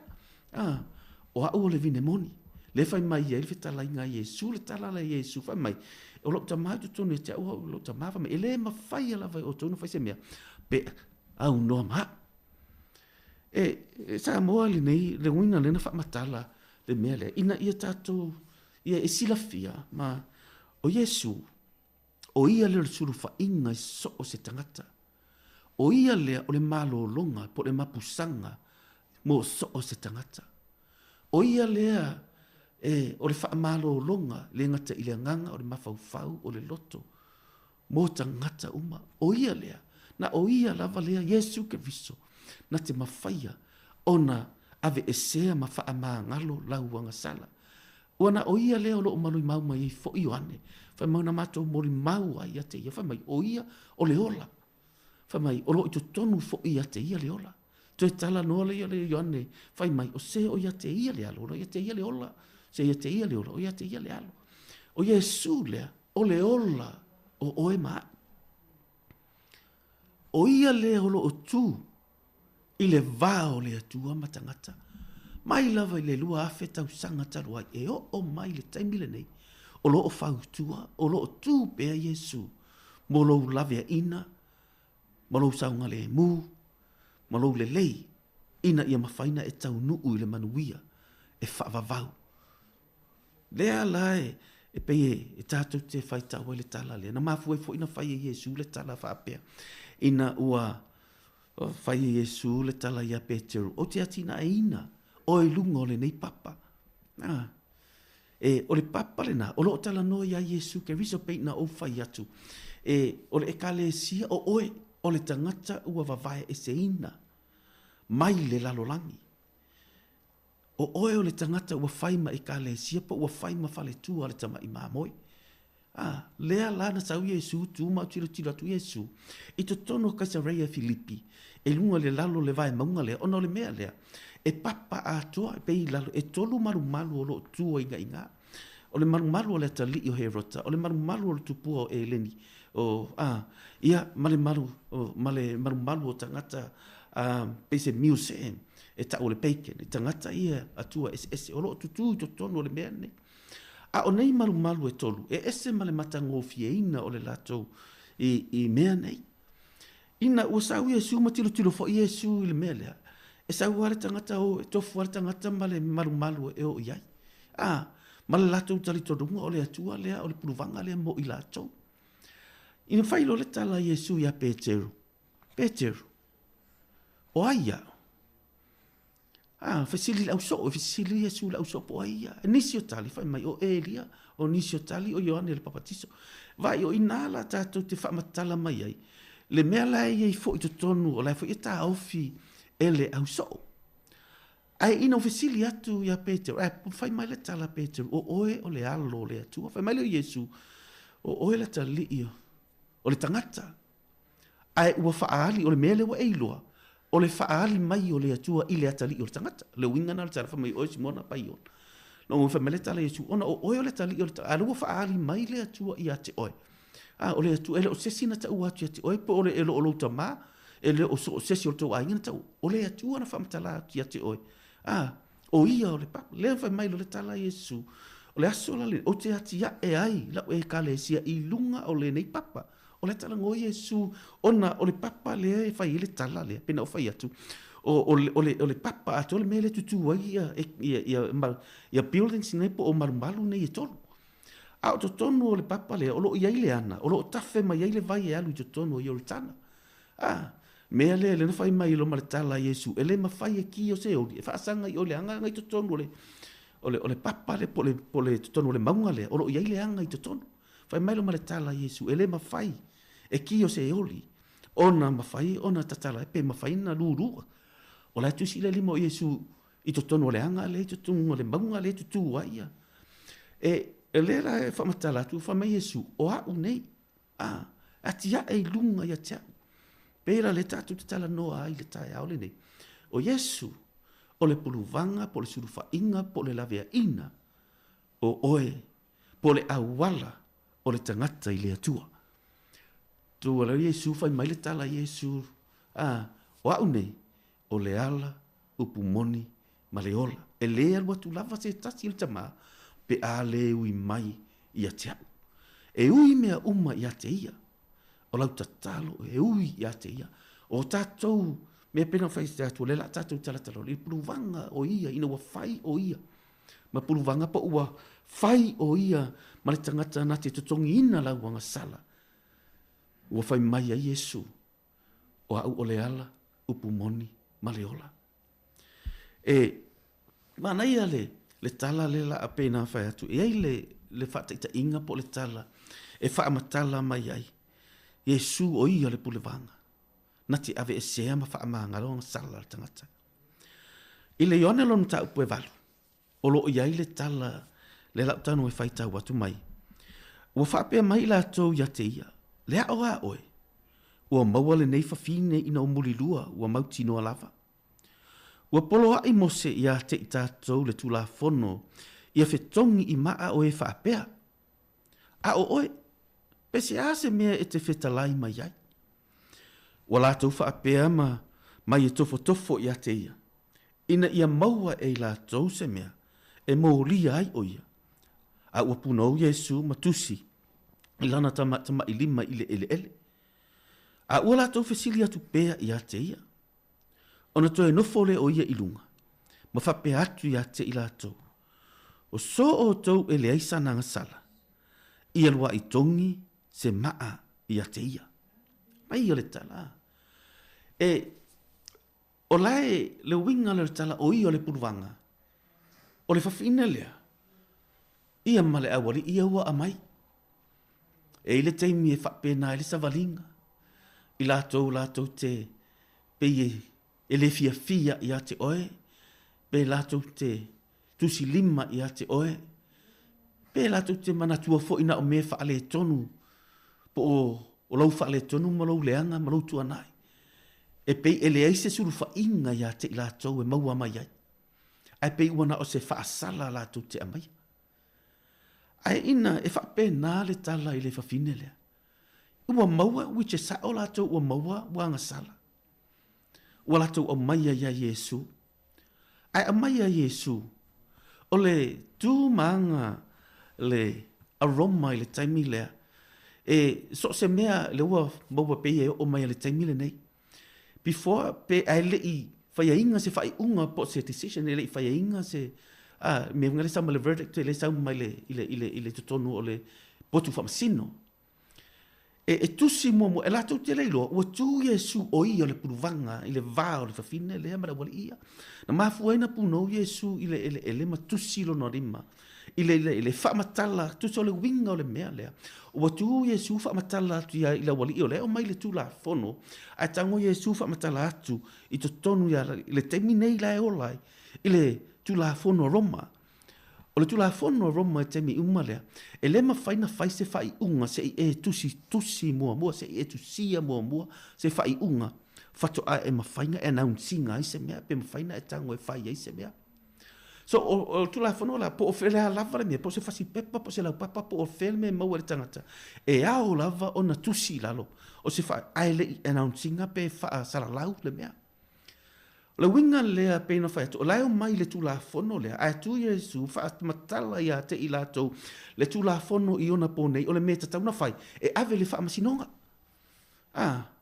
O lai o sea, nei loa Yesu, e o mai e tofo ia te, le pei ala, me le tātou te whaalunga tu e tātou atu nui sa moa, e o so se mea, ua ave lunga le wha masinonga. Pei e wha pēnā le o toi fuanga ma le o langa le nei, e pei e la ulunga le wha masinonga le mea, o lai mai tu le whenga tuai le tula fono mo se sala loa le aise wha amsinonga whai ngar tau ai ma. Ai sau mai le taimi o Yesu, o le taimi o Yesu, o le taimi le rea mai Yesu, le taimi o Roma le taimi le, po le whenga inga whau le taimi le, ave le whai le wha amsinonga. But ngati o la ia Yesu mai ia, as o tu o ia o le wha amsino. Na mafua ina tu ule limo Yesu ma tusi le ele. It's a pay falling o wha manatu atu e Yesu la wale i lea. E le tala Jeremia o lo whapena, tala noa ile atua ia Jeremia, ile mele whamea tusi lau ile tangata ua lato furitua maia, po le tangata ua te ena ia. Jeremia si malafitu o lo whapena, o lo whamatala ile tala le na. Ai lo whamatala maile ile tala Yesu.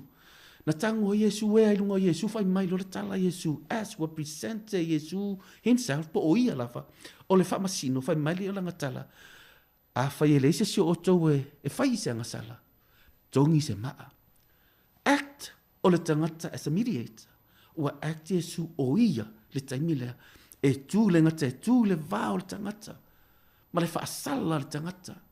A pe fōlinga mai. Na mana o Yesu e tau watu la wali ilea. A ware a mai ia te au. Ave le tūla whono. Which e tatauna ave le tūla whono Roma. Ai ua lato a mai ia Yesu e apalai mai ia le whenga inga tuai. A fai mai le tala Yesu, tu se Yesu le whenga inga, le mea tupu i Roma, le temi lava lea, e ave le whamasinunga le mea. Mea le na tangolo Yesu, fai le tala lea, fai mai le tala Yesu, a iaise si o tau, e le aise anga sala, i nā toni ia se maa. Le puluvanga lea, le mata utia lea, o le fai o Yesu ke riso, e tu le vao o ema le atua.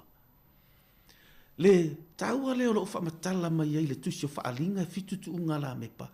A o i o Yesu o lo sa vali i o ngā tu tonu o tu unga la mepa. Longa wina e whamatala mai le upupulu vanga. Not even that, but it's a center po o le o ngā tu tonu o ngā tu tonu le mua se tangata po se e ka le sia po le o ngā tu tonu o ngā le mua se ainga o Yesu ke riso. O i o le puluvanga. Lea tātou te whamatala mai e whai mai le lona whai upo se furuma le tasi i le tala lava le mata upo e valu. Ua whai mai o ia, lea li ie, ele ai lava se tasi. Ona fetalai atu leo o Yesu ia te ia. O te le whaasala fo ia te oe. Aluia oe. Aua e te toe anga sala. Waila mānei o le tala Yesu. Aluia oe. Aua e te toe anga sala. O le tala langa wha Yesu. Na mui mui ele tele o tangata. Wha mai o ai ia ua wha maa ngalo ai le anga sala. Ua na o Yesu na te mawhaia o na wha maa ngalo lau anga sala. Mea nā wha matala ngalua ngamta upe whaalo na whai posi mare lua. E le ai lava se singoa. Ua au maile lang. I le lalo langi. Na te mawhaia o na au maile whaola tanga. Pe ua whaola ina ai le lalo. Ua na o le suafa o Yesu Keriso. Mea le na pena whai atu. Ua whaatino Yesu le tiute. O le puluvanga. I le puna o Yesu matusiro na a au ilunga o le ele. To remind it to be matala to ai da wali ia no mai moria mai o le tula fono le to teo mai ai i le whenga tuai ai o te mana e ta watu ia te oto e ave le wha amasinonga le mea so na ia tusi mua mua ai na te le i announcinga le mea e whape na le mea lea ai le ita penanga i le ina wanga sala le tangata whai mai na sila fia le atua mai le apostolo Petero na sila fia apostolo Petero na wha ama na sila fia le atua e anga sala le tangata ele kemi ele faia ele atua laulangi na sila fia ele atua e anga sala asia langa wa pa o satani wa na iloa ele atua e anga e pa o fo ile tangata ai pena fai atu ele iloa i a wona le plan atua le atua na ia tusi mua le ana amata mai ele fenga tuai o mea uma na tusi le a ao po le nganga o le atua ina ia whaailoa mai, announce mai, o Yesu Keriso, o ia o le puruvanga, mo so o se tangata, mo so o se ngangana, so o se atunuu, o ia le mawhaina mo waile mapusanga. Le mea lea, maana ia aile, le tatou, le fionga pa ia lea lea pino whaiatu, o ia le na te mawhaia o na wha ngalo lauanga sala. E pei ale winga le tala e te me tua iai o e ma fa pe mai tangata o eleanga o lo iai le tangata te suru fa iai o lo iai le tangata pe fa matala tu tu fa alinga fa mai o ia lo sa vali i le totonu po le onga totonu tu ngala me pai fitu longo wina e onga totonu Yesu i totonu le kalisi esa langa o ia o le mana malama fa mai Yesu wa o le mana malama i le winga o le tala lea o Yesu o le mana malama that is o le center o mea uma po le onga tonu o mea uma longo winga e wha matala mai e Yesu ia te tātou pe ma sosoane le upo le atua o le puluvanga i ma whaina wha matala atu le tala lea i e fo le whateita inga mo i tātou le tai aole nei ina ia eilo e au ona onga tonu Yesu i le vao le tamā ma le tina e au ona onga tonu Yesu i le vao o mātua ma whanau. E aona o ngā tonu Yesu i le vao le whaiwhe au ma tangata ma le au lotu. E aona o ngā tonu Yesu i to tonu e kalesia. O Yesu o le puluvanga mo le lalo langi, tangata o le lalo langi uma. Le mea lea le whamatala mai ai. Whai mai e sa vali o ngā tonu tu unga la mepa. O lo whamatala mai e le tala lea, e ele tutu le tala e peru e whamatala mai ai. I to tonu lava o le manora, le mea le tu unga la mepa, e whamatala le tusi e peru, po le ngana wha e peru. O le shaft la iai, it's a, o le candle servant, it's a servant candle. E whamatala wa pena, o ia le sapala ia mai le mea. Le manora lea po o le tu unga la mepa lea. E o ngā te tonu ia, e sapalai mai e ia. Na te au maia, na te foa ina, Samoa, o Yesu o le puluvanga. Ele ai lava se tangata tātou te sulu iai. Se se, whaasanga i loa tua. Te tala noa i loa tua. Te whaasanga atu i ate ia. Whai mai le tala i eile lukalo na mata upo se fulu. Alona whai i le tala le na i le The Good Samaritan, po o le Samaria anga le lei. O loo wha matala mai eile tala lea. Whai mai ua ui ifo le tasi o le whai taulanga. Ua nei loa le tangata, ua le vaai iai, ua pasi lana vaai, ua le fisosoani iai. ua uhi fo i le sale vi e le fe sosoani i ai. O le puluvanga, pena whai atu, o le tangata na te tutongi ina lau ai tā lafu. O le tangata ua i oe na te tangoe e pei le mea lea. Whai mai le whai upo e tolus fulu ma le 5, o le tolus ma le 4, whai mai. Ua alu atu ia, manoa noa ilo na manua. Ua le lingi fo ia te ia le swau uma le waina. Ua whaati e ti e ia te ia ila na lava manu. Ma ta ia te ia le fale tali ai malo, ma tausi ia te ia. O le tae ao o le aalu ia, o na toa e lea o te nari e lua, ma avatu i le matai e ana le fale. Ua whai atu ia te ia, ina e tausi ia te ia, ai se mea e te toe whaalu, pe te toe whaatau ai, o te toe tau ia te oe, pe a o toe sau. Maanga ia le talanga, whamai, na ia maua le tangata lea, ua ia noa no manua, ua ia ave ia le whale tamaro, a sao noa malanga tala, o le ato la aluai, na ia totongi ai le mea lea. Whai mailang tala, ua i totongi le kaiminga iai. Ai whai mailang tala, ai a whai e toe, se mea e te toe whaalu ona o le tangata lea, o te toe fo i mai, ma totongi. Samoa. O Yesu lea le puluvanga lea, pena o whai atu. O i o le tangata na te totongi ina, lau ai tālafu. Le mori mau wai Paulo, lua kon nitom tau pe valu rona whai pe iwa. A wā ua o tau iloa, o ia na whata mau a inga. Ai ua whaamatiwa ina ia. Ona ia wha ina ia e maua, le ta mau a inga o Yesu Keriso. Whai mai ei a wā o ia iloa le rofa tu noa o lo tātou wali o Yesu Keriso. Sa ta mau a inga ia. A ua whaamatiwa ina nei o. Ona oto, ina ia whata mau a inga lo oto mativa, po ua whata mau a inga oe. Le mea le tau o le puruvanga. O Yesu lea na ia maua oe na ia maua.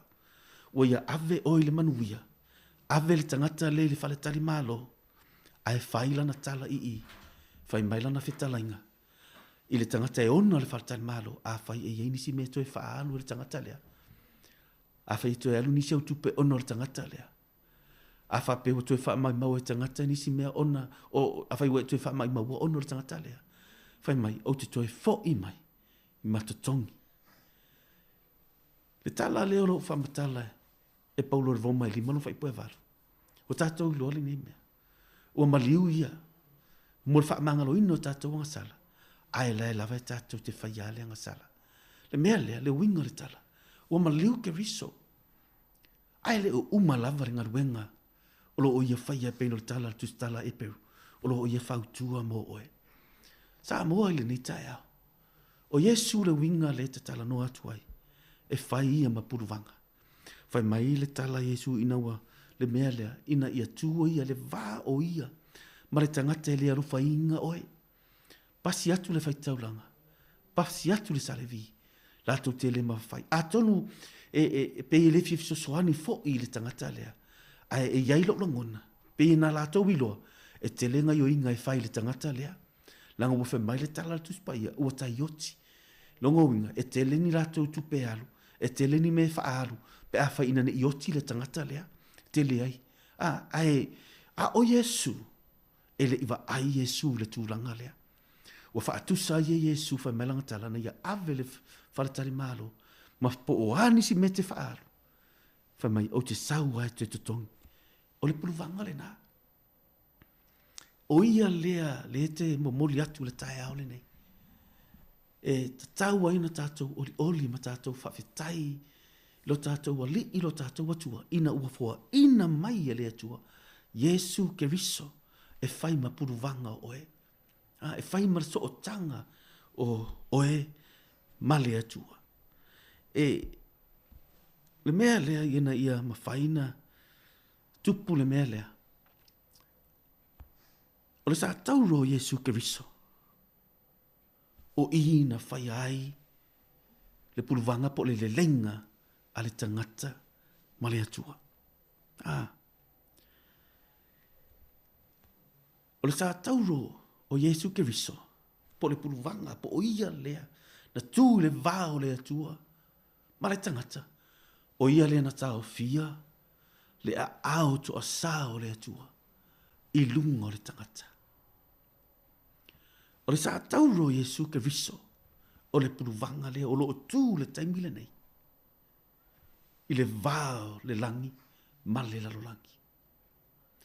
O le sa tauro leo Yesu ke viso peno fatu, o le puluvanga lea, na tu wai Yesu le valea, o ina ta ofi ai le a au, po le toa sao le atua I lunga o le tangata.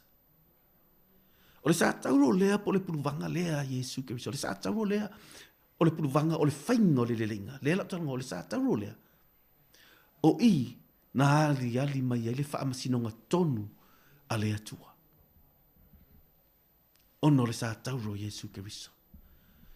O le sa tauro lea, ua wha amao ninga mai ai, ma taa ma le tau tinonga ola, po le tau tinonga alofa tu noa, o le atua I le lalolangi, ina ua tu u Yesu ke viso, I lunga o le sa tauro.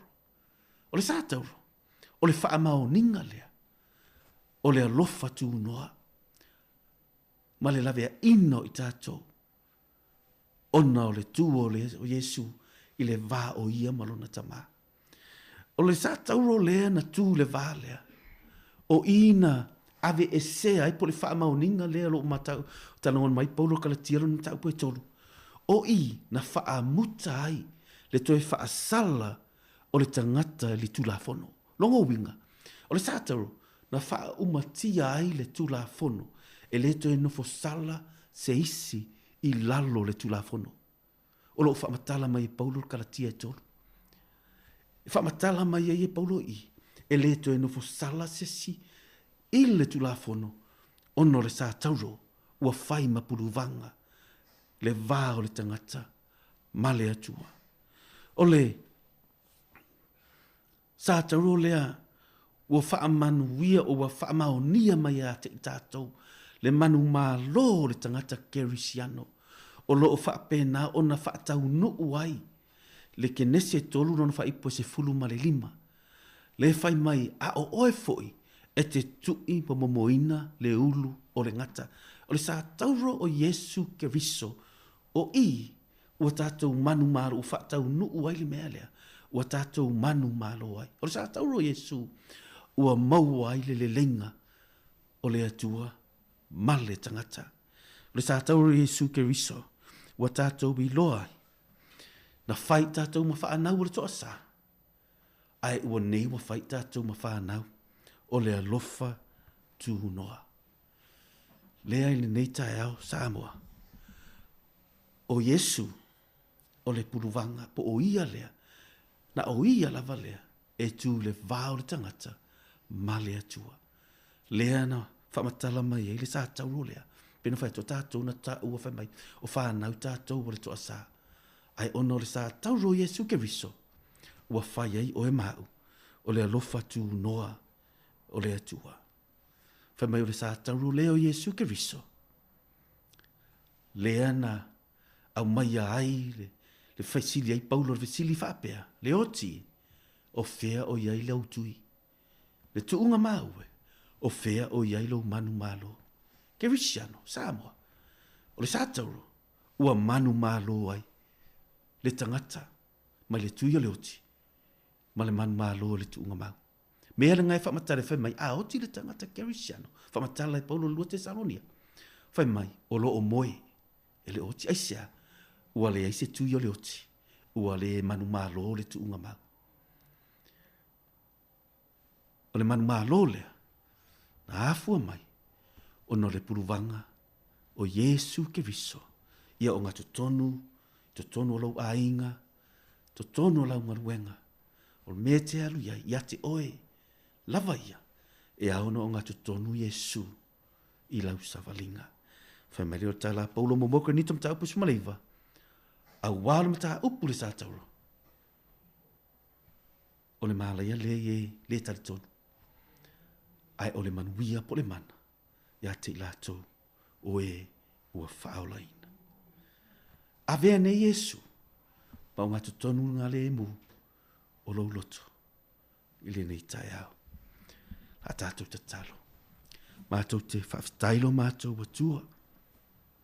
Vi ia oe. Mātou tala noa Yesu. Ona o oe o le puluvanga. O oe o le o ngā tutonu ngā le mū. O tutonu o ainga. O tutonu o e kālesi. O tutonu o ngā luenga. Mea uma mātou te whaia. Wana o oe a Yesu le tali o mea uma. Alo whangia sa moha no mātou atua. Ale le iau tangata la whainga luenga. Le nei tae ao, le tio. Manuia por kalame uma, ma whaiva tiuti o totoe. Manuia sa moha whaarongolongo. Onoro lava swafa Yesu. Amen.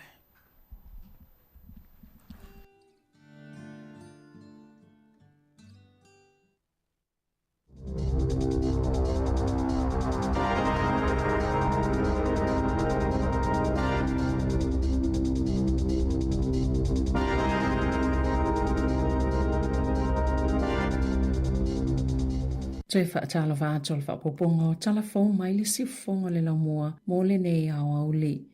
Ua whianga i pēr tanga tai fia maua sefe so soani mai le wins po le ofisa mō tupe maua mga luenga, ma le umio na whaatali tali le telefoni, ma ieina i nisi tanga tai whainga tāona sa ili le feso soani, i taimia mo umia ina vave ai. O whaamamonga na whaalawilo ina i le leiti o New Zealand i lalol to la fono o le Official Information Act, na ilo ai o le taimi pito silio na umi, na whaatalitali i tangata e wala au le wins i le numero o walu se lau i te tono le tau sanga atua e o mai a Februari, lua a Felua Lima, o le lua i tau la ma minute fitu, o whaalia nisi e a whaina tele tangata o lo mo mia ina le fesoa soani. E whaafaona wala au le Radio New Zealand i le numero lava lea i le nei masina, ma o le taimi pito puupu na whaatalitali e mo se tasi e tali mai, e lunga atu o le fitu se fulu minute. O le moli maua se tasi tala wau i le Radio New Zealand, e le whaatasi o na wala au le wins, e tele whaafitau le whiangai maia, a le o le umio le taime whaatali ai, po le le mawhaifo i ona maua se fesosoani mo iei lunga o le telefoni, o isi taimi e motu sia lava le fesota inga a o whaatalitali, a o isi fo i taimi e le tali mai lava, o lana whaamatalanga o le whailo i lunga le upenga o fesota inga o le mai MST, e mawhai ona whai ei mea umai mana o ai, peitai, a whai se talo sanga i lunga le upenga o fesota inga, e umane lava, ua toi whaasino lava i le telefoni i le ofisa, po le lafo se e-maili a fiu fo i e whaatalitali. O whaamaunga mai le MST le masino Januari na whailo ai, e tasi mai le 5 telefoni po wala au, e le taliina i le vau le lua whelua tolu, ma le lua whelua wha, na whaali e anagram o le MST, e whaitau miliona wala au e whiangai ma le au nanga i tau sanga tai tasi, ai o whatu i eisa pol kalame e mawhaiona toi vili ai i ai le ofisa i tangata nei, e whaaititi ai ala tau taimi whaatalitali. E eisa tau le ale le i whaamaonia le whaamasinonga lona molianga le whasio tangata whaamoimoina po le murder i le silia ma le luas tau sangata luai, o na ia awhi ngā se ngā selo mawhau, peitai na ia toi whao o fo i leoti i se isi tangata, na sauno se whaamasino le whaamasinonga mawalunga le atunu o tupu le nei whaafita auli i le whaale e tono le polo kalame mo le soifua malolo ino le mawhau, sa whaali e saili linga le Radio New Zealand o lea tau lea lea, sawa aia o se tangata se ngase whaapitoa i lalo le la fono le soifua malolo ino le mawhau, ina ua mai alo na whaao ongo leoti i le tangata mua le ana le i whaamaonia fo i ana molianga i se taimi le i mamao atu i le fasio ti tangata whaamoimoina o na ea awhia i mai o le mawhau mo le taimi lona lua ina ua ia whao ina leoti i se tangata sa i lona talitonunga ua ulu i tino ina e te moni e mo mia le saini o le minista o le soifua malolo ina lo ia sili ma le whaatono sili o le soifua malolo ina o le mawhau ina ia mawhai ona tatala i tua pe a whai ua whaamawina o se ngase whaapitoa po o se special patients. Ua sili amale se fulu tau sanga talo ona tatala atu i tua mulimuli ane na toi suialo na tūlanga o se ngase i lalo li la fono le soifua malolo ina o le mawhau. O le taimina whaatino ina ai e lea tau le alfasio tangata lona lua. A iei se whaatonunga ma le whaamasinonga e whai iei ona tonga fitinga a ono nofo matangata lau tele a e le o tausia i tutono se whale mai. Sa whaamaunia le soifo maloloina New Zealand i le Radio New Zealand sa whaanga solo se ilo i longo le tausinga ma le wa ainga o lea tau lea a o le i whaatino ina ana soli to la fono. Sa tu lai sinro Wendy Wen ile fa amsnonga ilo ai mata upu mafaasia i pe pamalanga ini tangi se tolu e fa atatau ini talo sanga na fa maonia e au normale faio ni sa ili ilinga mana tele Italia ina foi ni manato tangata talo sanga sa mawele tribunal e luas fulfitu tiu te o langa luenga whaafau tua o pepa malanga sa solia e wen le whaatonu sile o le NEO's Education and Immigration Services i Okilani ma sa whaasala inai wen i le se fulutasi a whetā la sa na o se vaenga o lona laisene na iei lea taimi peitai o le ua maua ato o toa lona laisene e whai ei fautuanga mo pepa malanga i se au te lengo le whaiunga le tribunal na tā uai sa i loa e wen lona sasi ma ua te le lava sele sona ua ia o a oina mai ai. O le lava fo i olona sila fia na tō la e mai e se whaafita au le tō ngā mō tangata na ia whaia la tō tālo sanga ma e nā te leilo ina foi o le whetu na inga lea na whai e pepa malanga o tangata saina nei o se vaenga o se whainga tau whaasese ma e le ini ngā luenga mo i mai ia tālo sanga na tā ua. Na whaalia le minista o tupe Nicola Willis o lana whai ungai ave e se le tasi tesima le tasi piliona tā la mai tupe whaalu fau po tupe ngalue le malo. O se tali lea i le taimi lea ua tātou iei nei, mai whaasino anga i tiu te o la fonga po o tiu te i tau o loa i whaatawa inga na whaia Donald Trump le Presidente o le United States na sauno fo i Willis wa mafua fo i o nave e sia lea tupe o na o le tau mawhai lawa i whai tia le mamafa o le avenga o lo tau ave o tu lui o ai tā lafu. Wa whai tio i nai le vaenga whai le Greens ma o sauno fo i le taitai o le Labour Chris Hipkins o le a o ai tangata New Zealand i atu na o i fafo. Peita ina sauno le minista i tu stala i se fola sanga i le asolua a olumana i le tala whaatatau au tuo le tupe sanga lue matau mawhai maa losi ina i tau mamao mai manisasi po ni mea se seo paketi whainga tau le taimi ua tua nai ai mausalilo na tali tonunga e o atu i le tau sanga i lua whelua iwa o toi maua ni tupe whaasili a e tatau na tau fiofi le nono e New Zealand o tupe ma o le a wha e titi ai tupe whaalu fau mai le lua tesima le wha piliona tā la i le tasi tesima le tolu piliona tā la. Na sauno wele se le polo kalame le checkpoint a le le teo New Zealand o le a wha awapea o na wha alu le maa lo tupe mai lea tausanga i lea tausanga. E toa se fululua ni tamaiti mai nia o nga se tolu i tutono porirua na whaafeilua ia i la tau o le a o uina mwhaamaasani i ngā luenga i lalo le polkalame o le mahi rangatahi leo lo o whaatau taia e le a ai o porirua o le whaaile ni o tau sanga o whaanga solo le nei polkalame e whaamaasani masa ili eito mai mo tupulanga talavo i porirua tūlanga tau ngā luenga e au whiele tā penanga o CV tālu sanga ina o se ngā luenga whainga o le whaatalanoanga po le interview whaatase ma le whaatinonga o le ngā luenga leo le alu e whaataitai wali potia le siitia wa o ngā wao fiai i lea polkalame e aile te kura Māori o porirua ko Lisia Mana Mao Tea. O le asolua, le aso sfultolo me, o le awhaatino ina le porirua Careers Expo, mo le nei tausanga i le te Rauparaha Arena.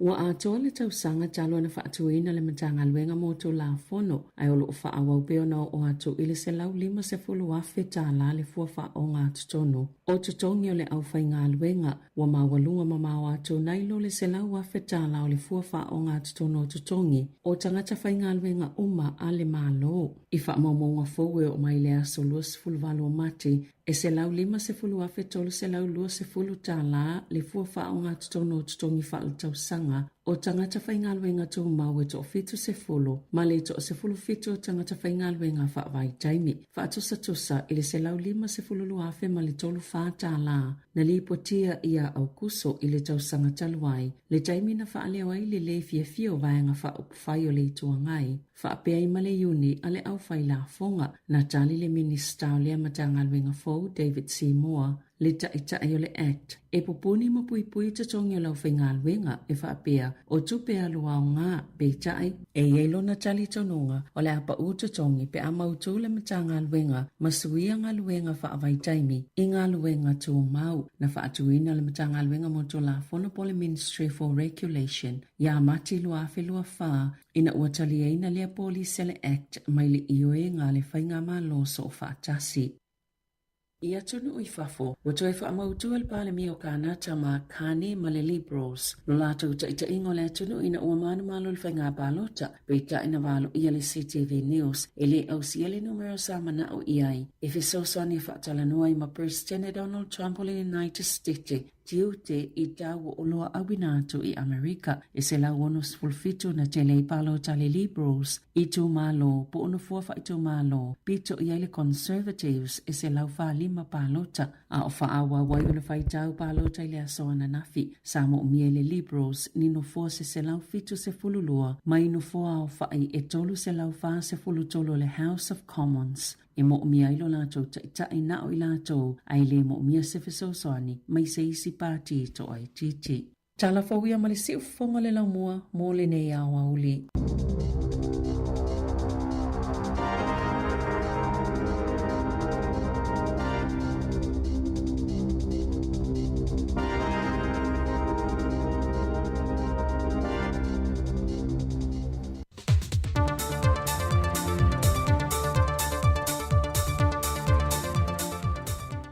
Langi mama ma le soifo mau le tātua te rūpala o whaafonga, o le isi foi le nei wha o popongo tala I meo lo te tupu si o tātua te rūi Samoa, e usi mai e lau whaafonga.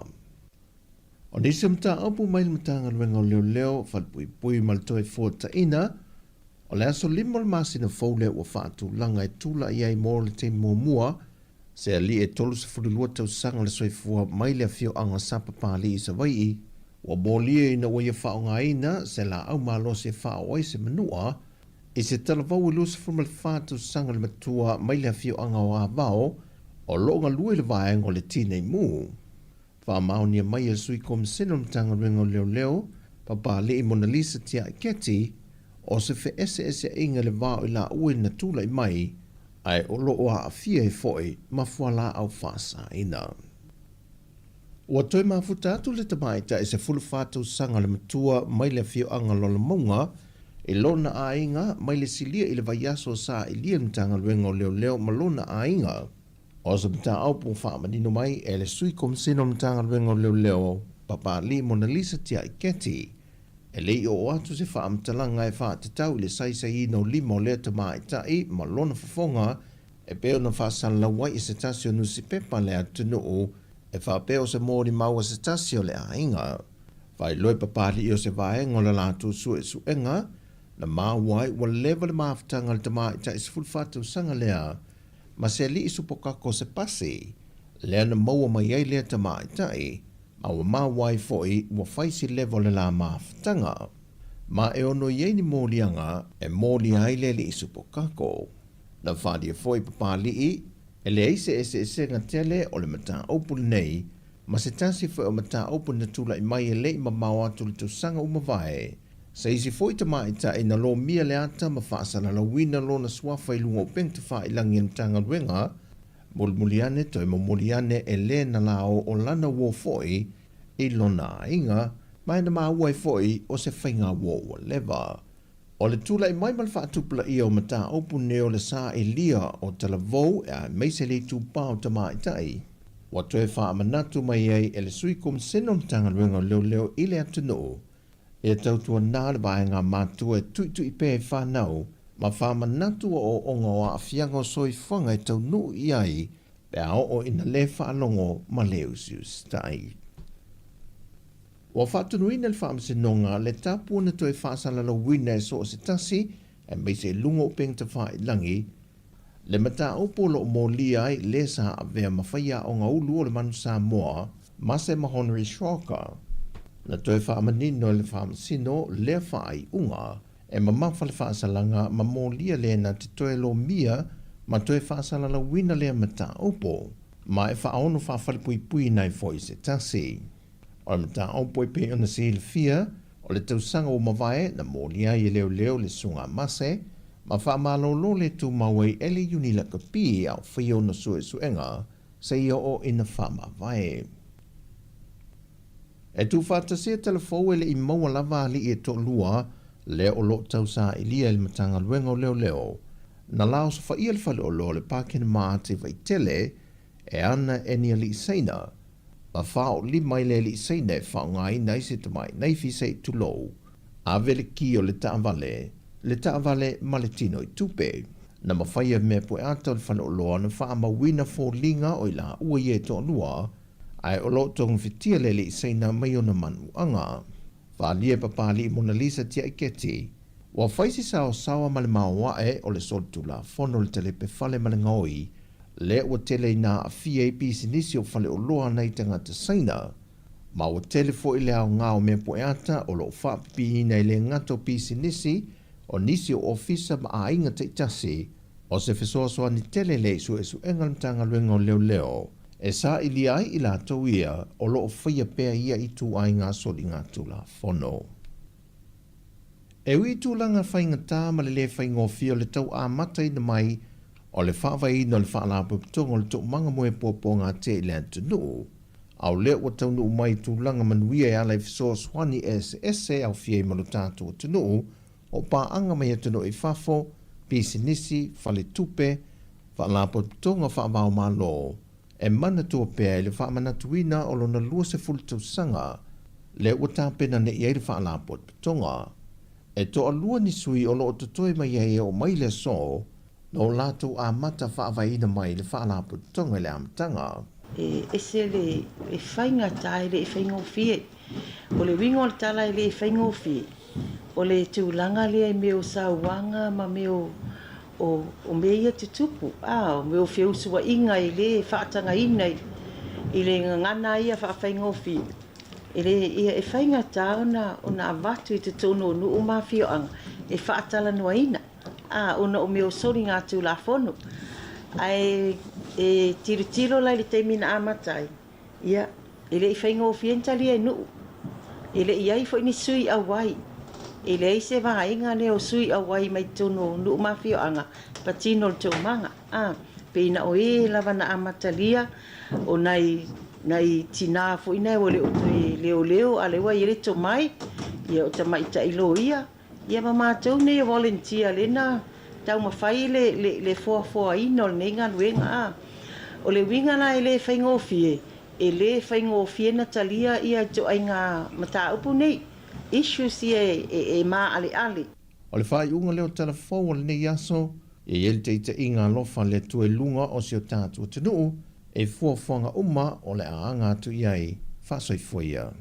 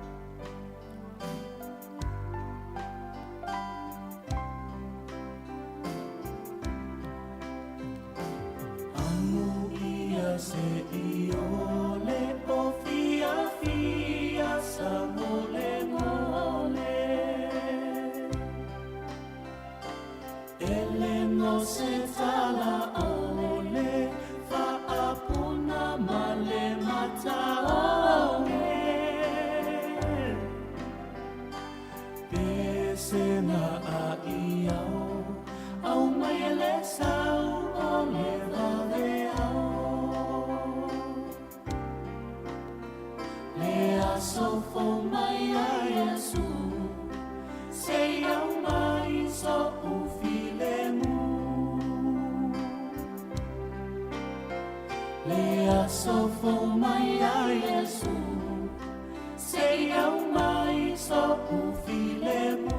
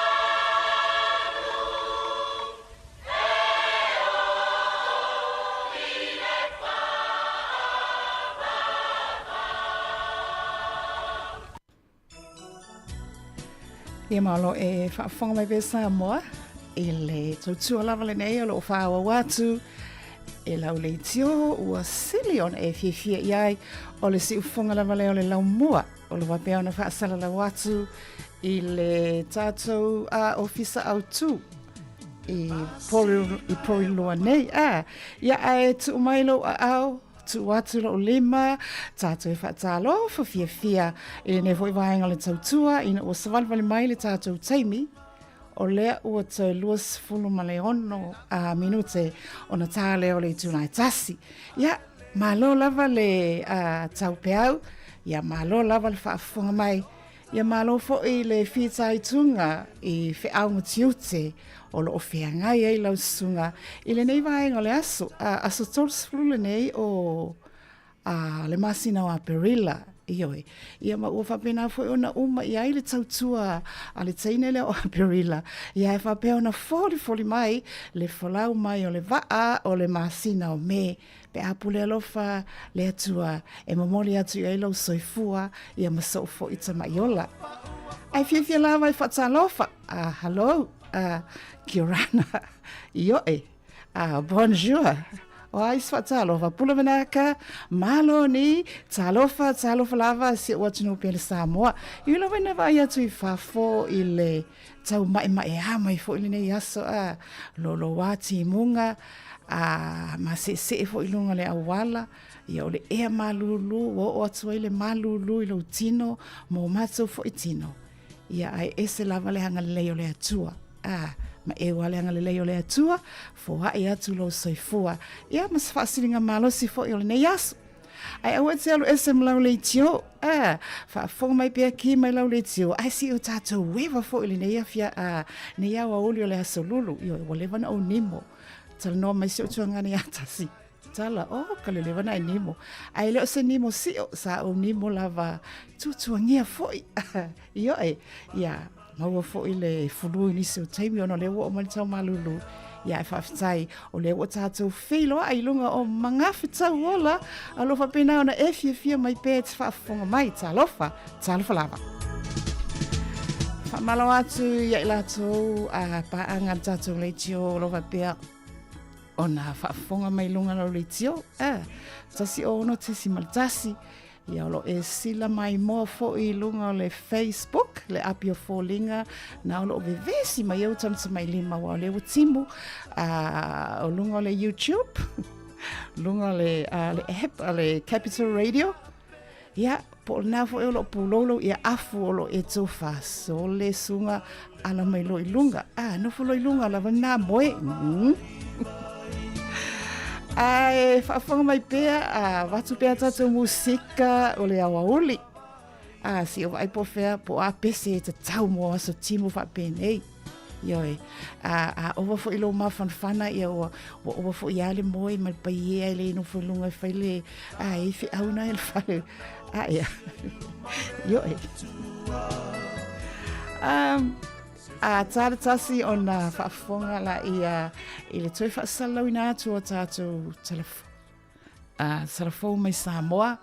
Ia whapea fōi ia tala mai le loto i whale. Umaloa tātou news. Ia o na tātou alo atu fōi le i tātou talo. La fōi tātou talonga le walewa tātia mai. Le iro talonga tātou whaiva o mawhauwhaunga. Le fia e ina ia o fancy o la solulu. O mai tauina. E hini soi la tau lo o whaafonga mai tatono o whawhainga aluenga. Ai o lo le taimile a pole kua taitai le tasi a whantasi. Ia omi lo la tau telefoni tu ufo inale le silence tu utono le tanga le ofu.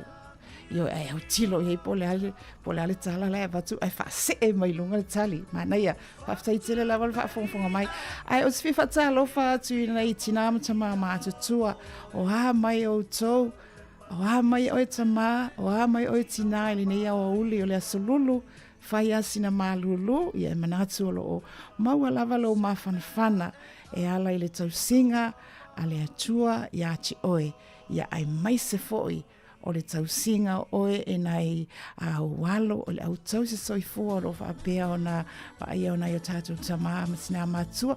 Ia lo nafo, You're na lava tau sila vai oi malo whaftai. Pule mga whatsona milo le awha peona tātou whenga iai ma oe i le nei vaenga le ole sa ia pa ia le tāo le lua ia ona tā whatou whafo i lea. Tālofa lava. Manutila ina lau whaafonga anga nei vaenga le ole.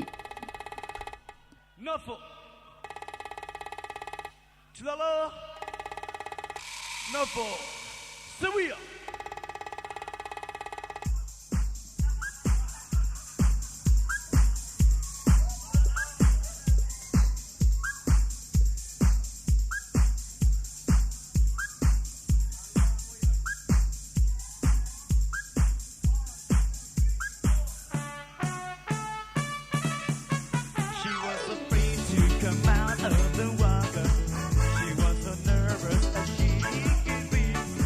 Ia le naha, le wala tu tatou pese nā ringo pese ka sanga mea pese ane o sa chimunga.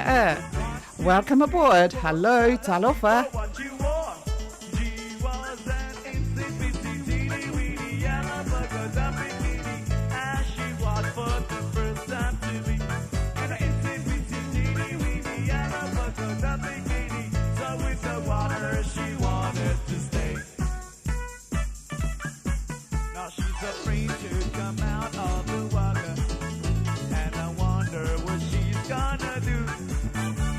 Afraid to come out of the water.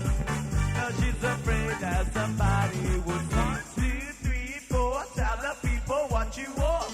She was an insipid, teeny weeny yellow burger that bikini as she walked for the first time to me. And the insipid, teeny weeny yellow burger that bikini stuck with the water. She wanted to stay. Now she's afraid to come out of the water. So sad and play round as she gone. Now she's afraid to come out of the water. Now she's a lamp on the shore. 2, 3, 4, tell the people what you want. She was an insipid, teeny weeny yellow burger that bikini as she walked for the first time to me. And the insipid, teeny weeny yellow burger that bikini. So with the water she wanted to sing. Oka sanga mea, lava lava uma wa ele elea. O pupiliki ma o pupilea, o tele lope au mai pea. Ta lofa yatina, ua paile masoa. A mamango metata, a ulio mole asuza. She's afraid to come out in the open, and so I flandered around as she walked. Now she's afraid to come out in the open, and so she sat on her lamp on the shore. 2, 3, 4, tell the people what you want. She was an insipid, teeny weeny yellow burger that bikini as she walked for the first time to me. And an insipid, teeny weeny yellow burger that bikini. So with the water she wanted to stay.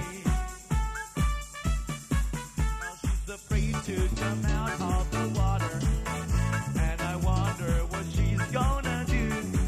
Now she's afraid to come out of the water, and so she's there on the lip on a pole. 2, 3, 4, tell the people what you want. She was that insipid, teeny weeny yellow burger that bikini as she walked for the first time to me. And an insipid, teeny weeny yellow burger that bikini. So with the water she wanted to stay.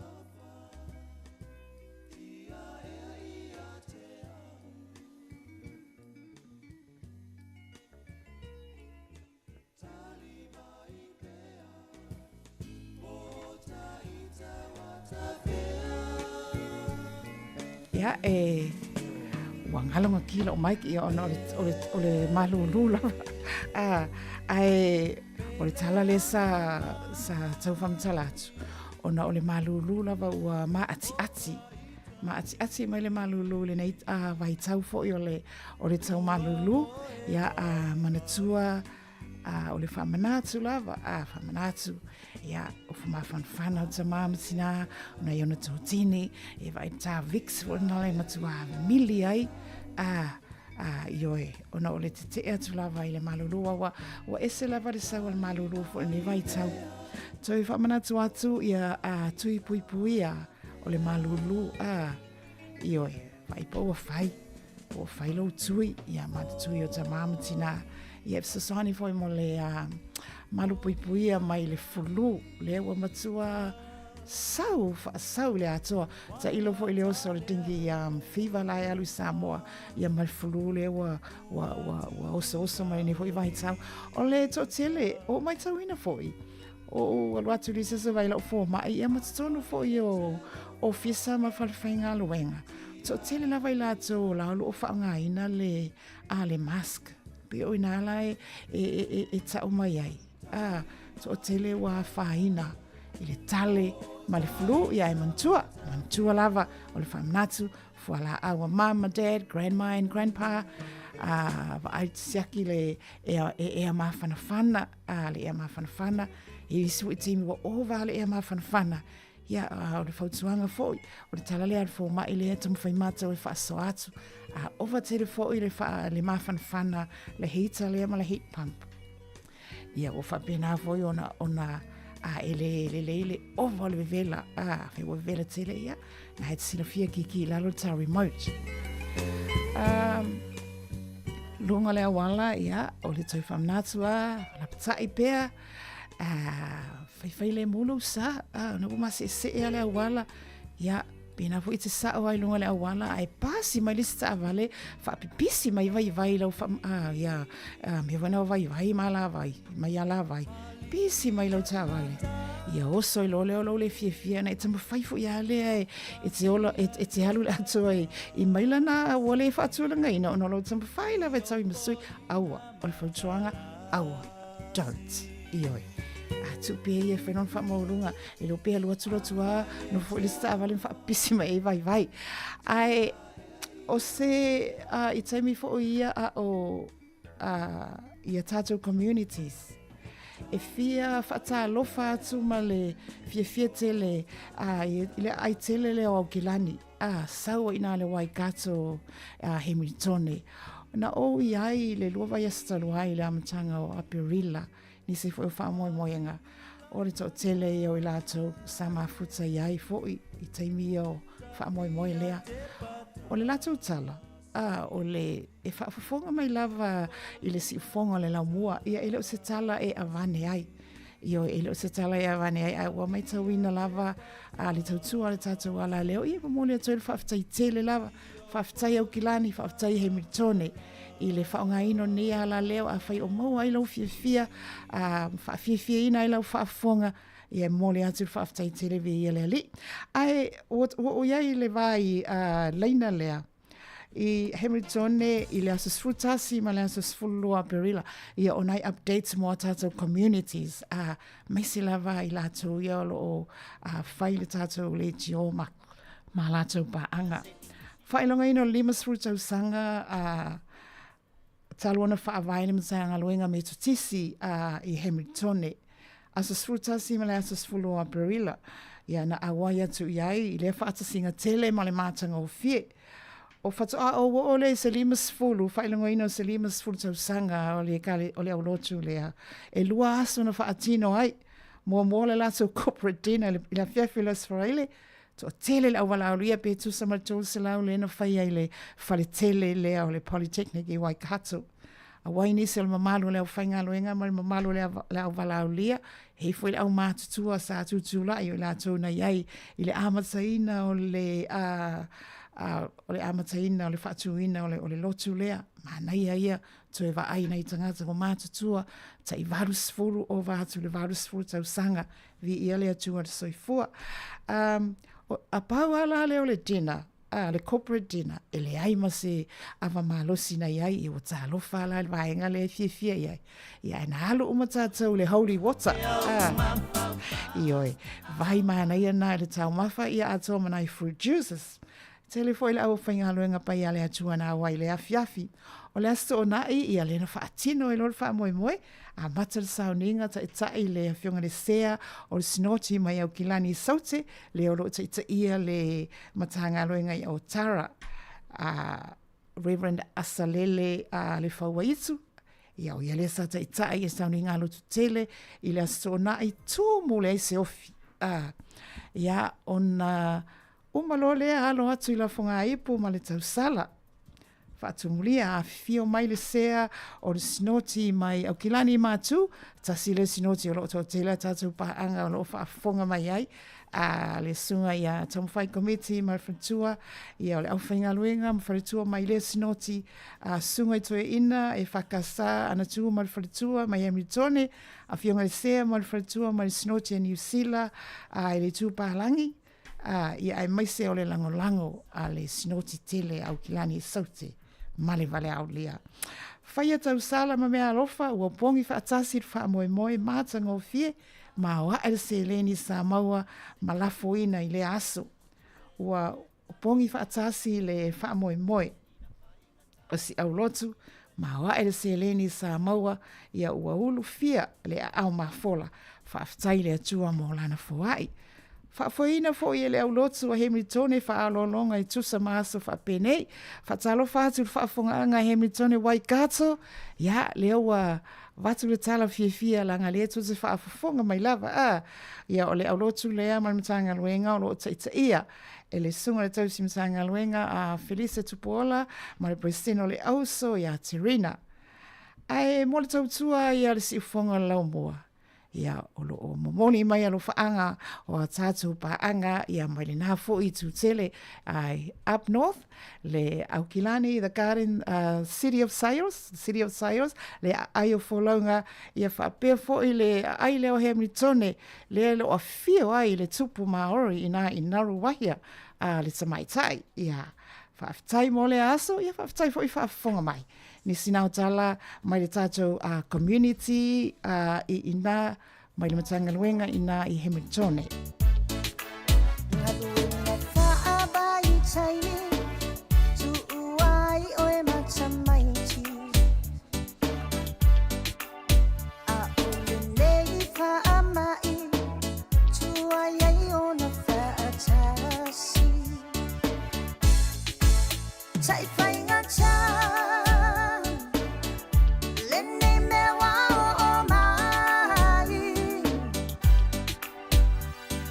O nisi o tātou talai mai a tātou communities lava ia ai mai se lava langolango malosi mai al mamalo le atinuu i lau whaafunganga ma lau tāpua inga.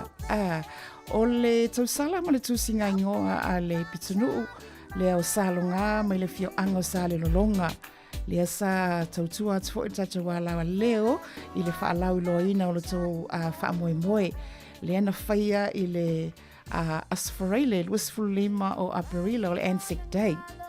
Tasi le aso māta ngofie, sa mwhaifoi on awai atu iai, i le aso lea o le Anzac, ioi, o le isi vaenga e o e whaamanatu fita sa maalili o le taua, ia e sisi fo i vaenga e au fia i mātou uma, ia lena o e siva, siva i lunga o le seleni, ia o e whaile lafo ngā tupe, ia wafo i whaamoe moe o le fioanga lea mo le ala o le atua, whaatalo whaatu i le sunga ia pali i sina leo, masion tina o lo mafuta mai.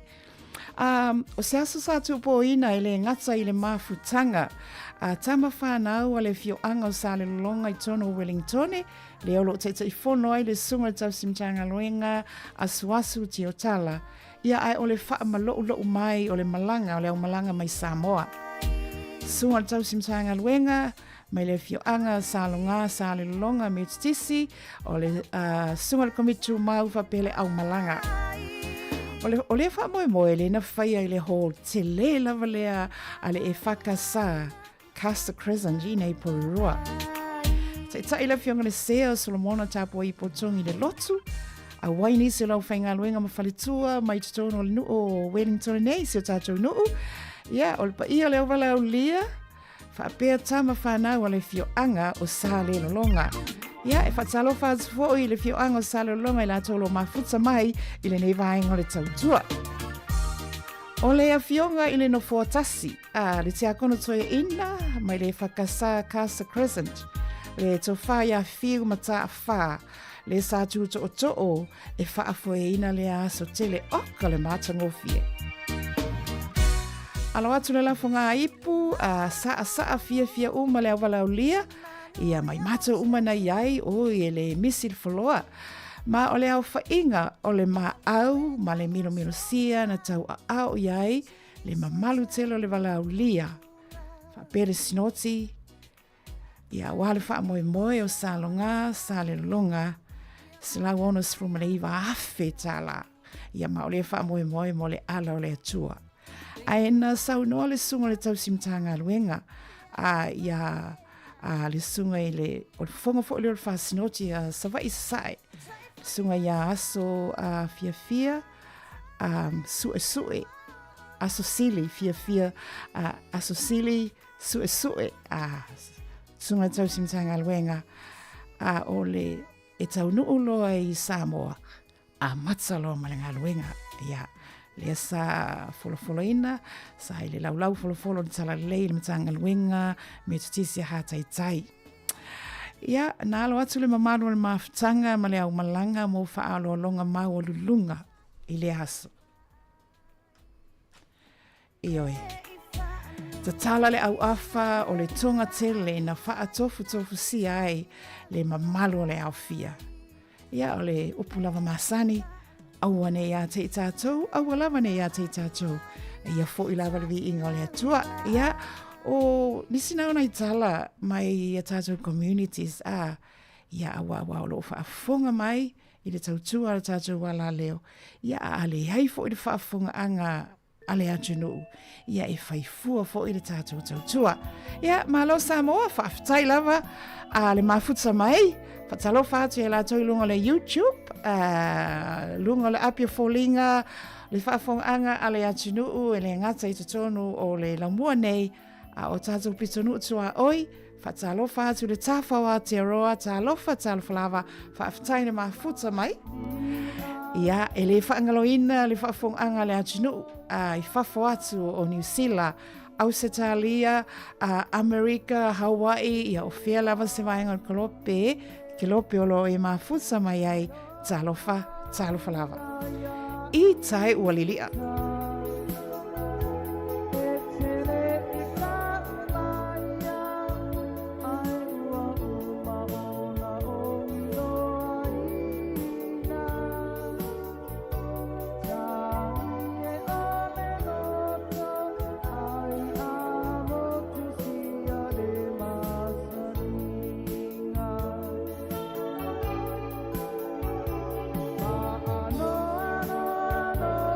Lord.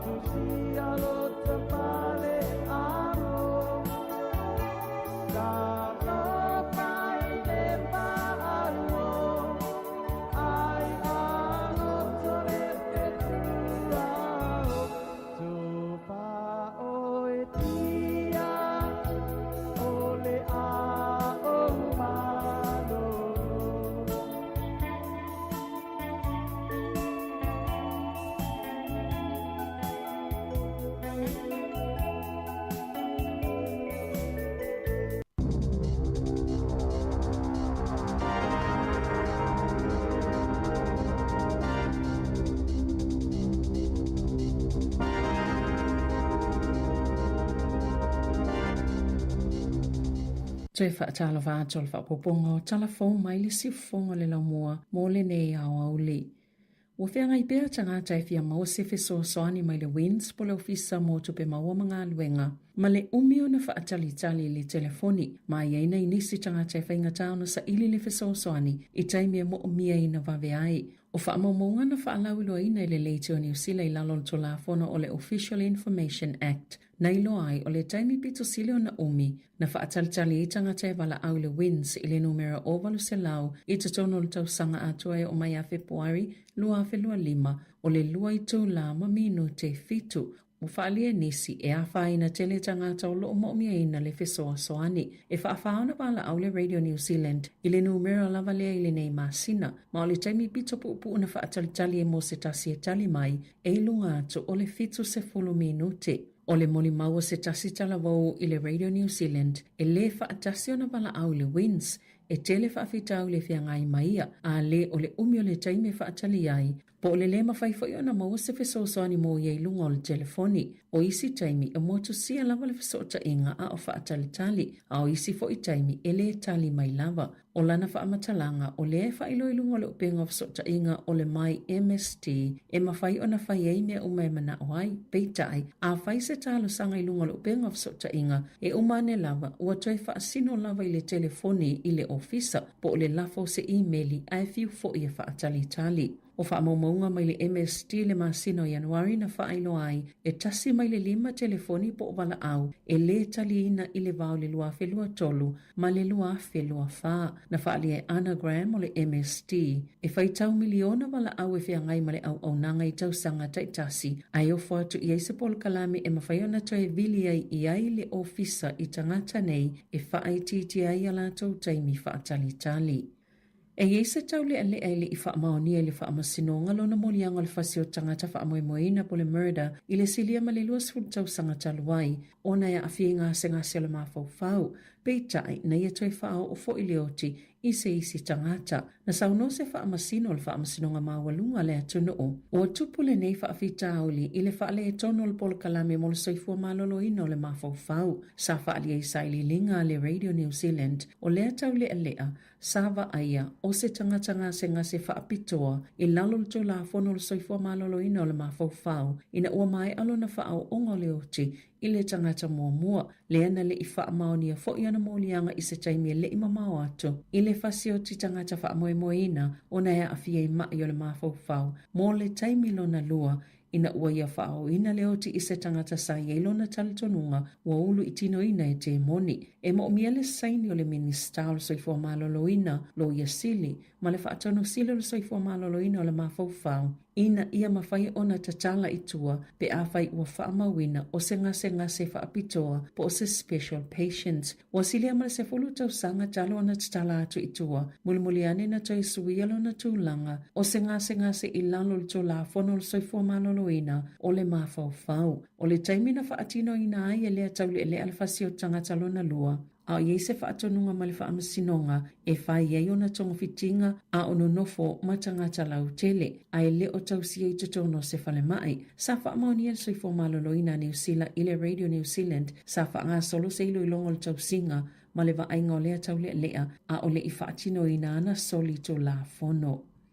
Sa tu lai sinro Wendy Wen I le whaamasinonga ilo I mata upu ma whaasea I pepa malanga I ni tangi se tolu e whaatatau I ni talo sanga na whaamaonia e au noma le whaia o ni sa ili ilinga ma na tele Italia ina foi ni manatua tangata talo sanga sa mawele tribunal e luas fulfitu ti ute o la ngalwenga whaafawfau tua o pepa malanga sa solia e wen le whaatonu sile o le NEO's Education and Immigration Services I Okilani ma sa whaasala ina I wen I le se fuluta si awheta la sa na o se vaenga o lona laisene na iei lea taimi peitai o lea ua maua ato o toa lona laisene e whai ei fautuanga mo pepa malanga I se hao te lengo le whaiunga le tribunal na ta wai sai loe wen lo na sasi ma ua te le lava sele sona ua ia o a oina mai ai o le lava fo iolona sila fia na tō lai mai e se whaafita au le tū ngā mō tangata na ia whaia la tō tālo sanga ma e nā te leilo ina foi o le whetu na inga lea na whai e pepa malanga o tangata saina nei o se vahenga o se whainga tau whaasese ma e le ini ngā luenga mo i mai ia tālo sanga na tā ua.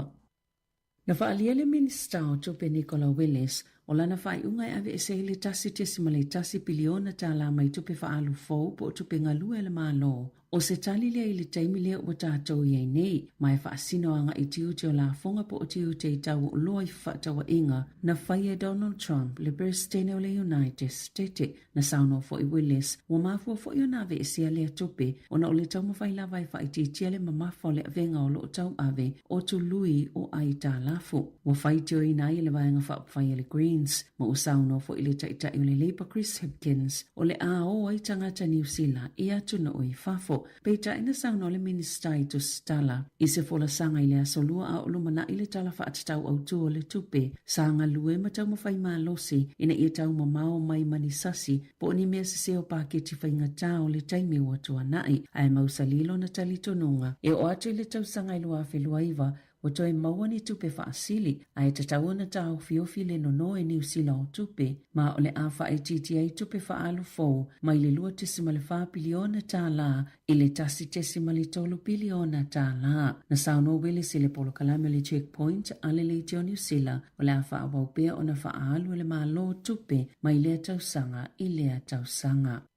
E to se fululua ni tamaiti mai nia o nga se tolo i tutono porirua na whaafeiloa ia i la tau o le a o uina mwhaamasani i ngā luenga i lalo le polkalame le mahi rangatahi leo lo o whaatau taia e le a ai o porirua o le whaaile ni o tau sanga o wha ngā solo le nei polkalame e whaamasani masa ili eito mai mo tupulanga talavo i porirua tūlanga tau ngā luenga e au whiele tā penanga o CV tālu sanga ina o se ngā luenga whainga o le whaatalanoanga po le interview whaatase ma le whaatinonga o le ngā luenga leo le alu e whaataitai wali potia le sitia wa o ngā wao fiai i lea polkalame e aile te kura Māori o porirua ko lisia mana mao tea. O le asolua, le aso sfultolo me, o le awhaatino ina le porirua Careers Expo, mo le nei tausanga i le te Rauparaha Arena.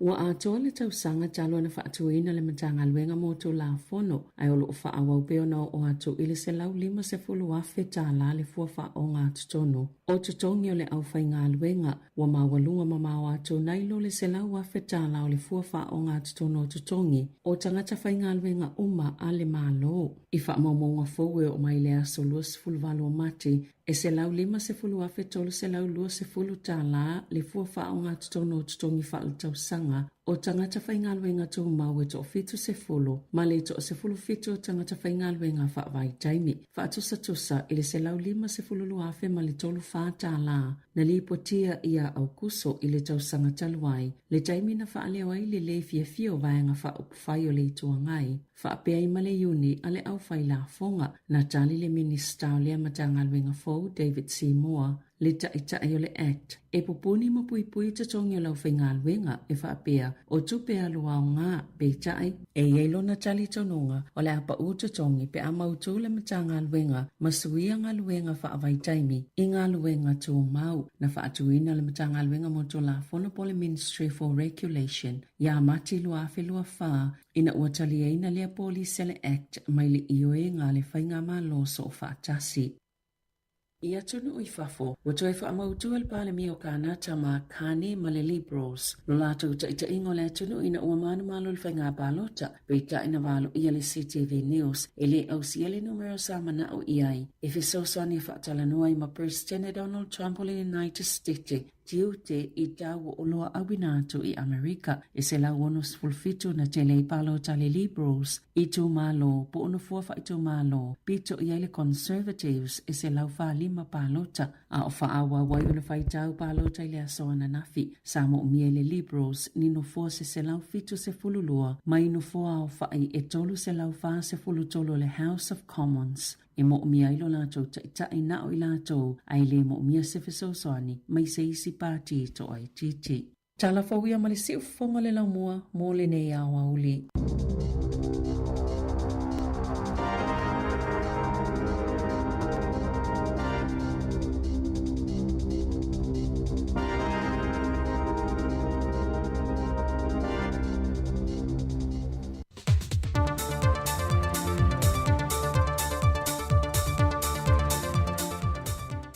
Langi mama ma le soifo mau le tātua te rūpa lau whaafonga, o le isi foi le nei whaopopongo tala I meo lo te tupu si o tātua te rūi Samoa, e usi mai e lau whaafonga.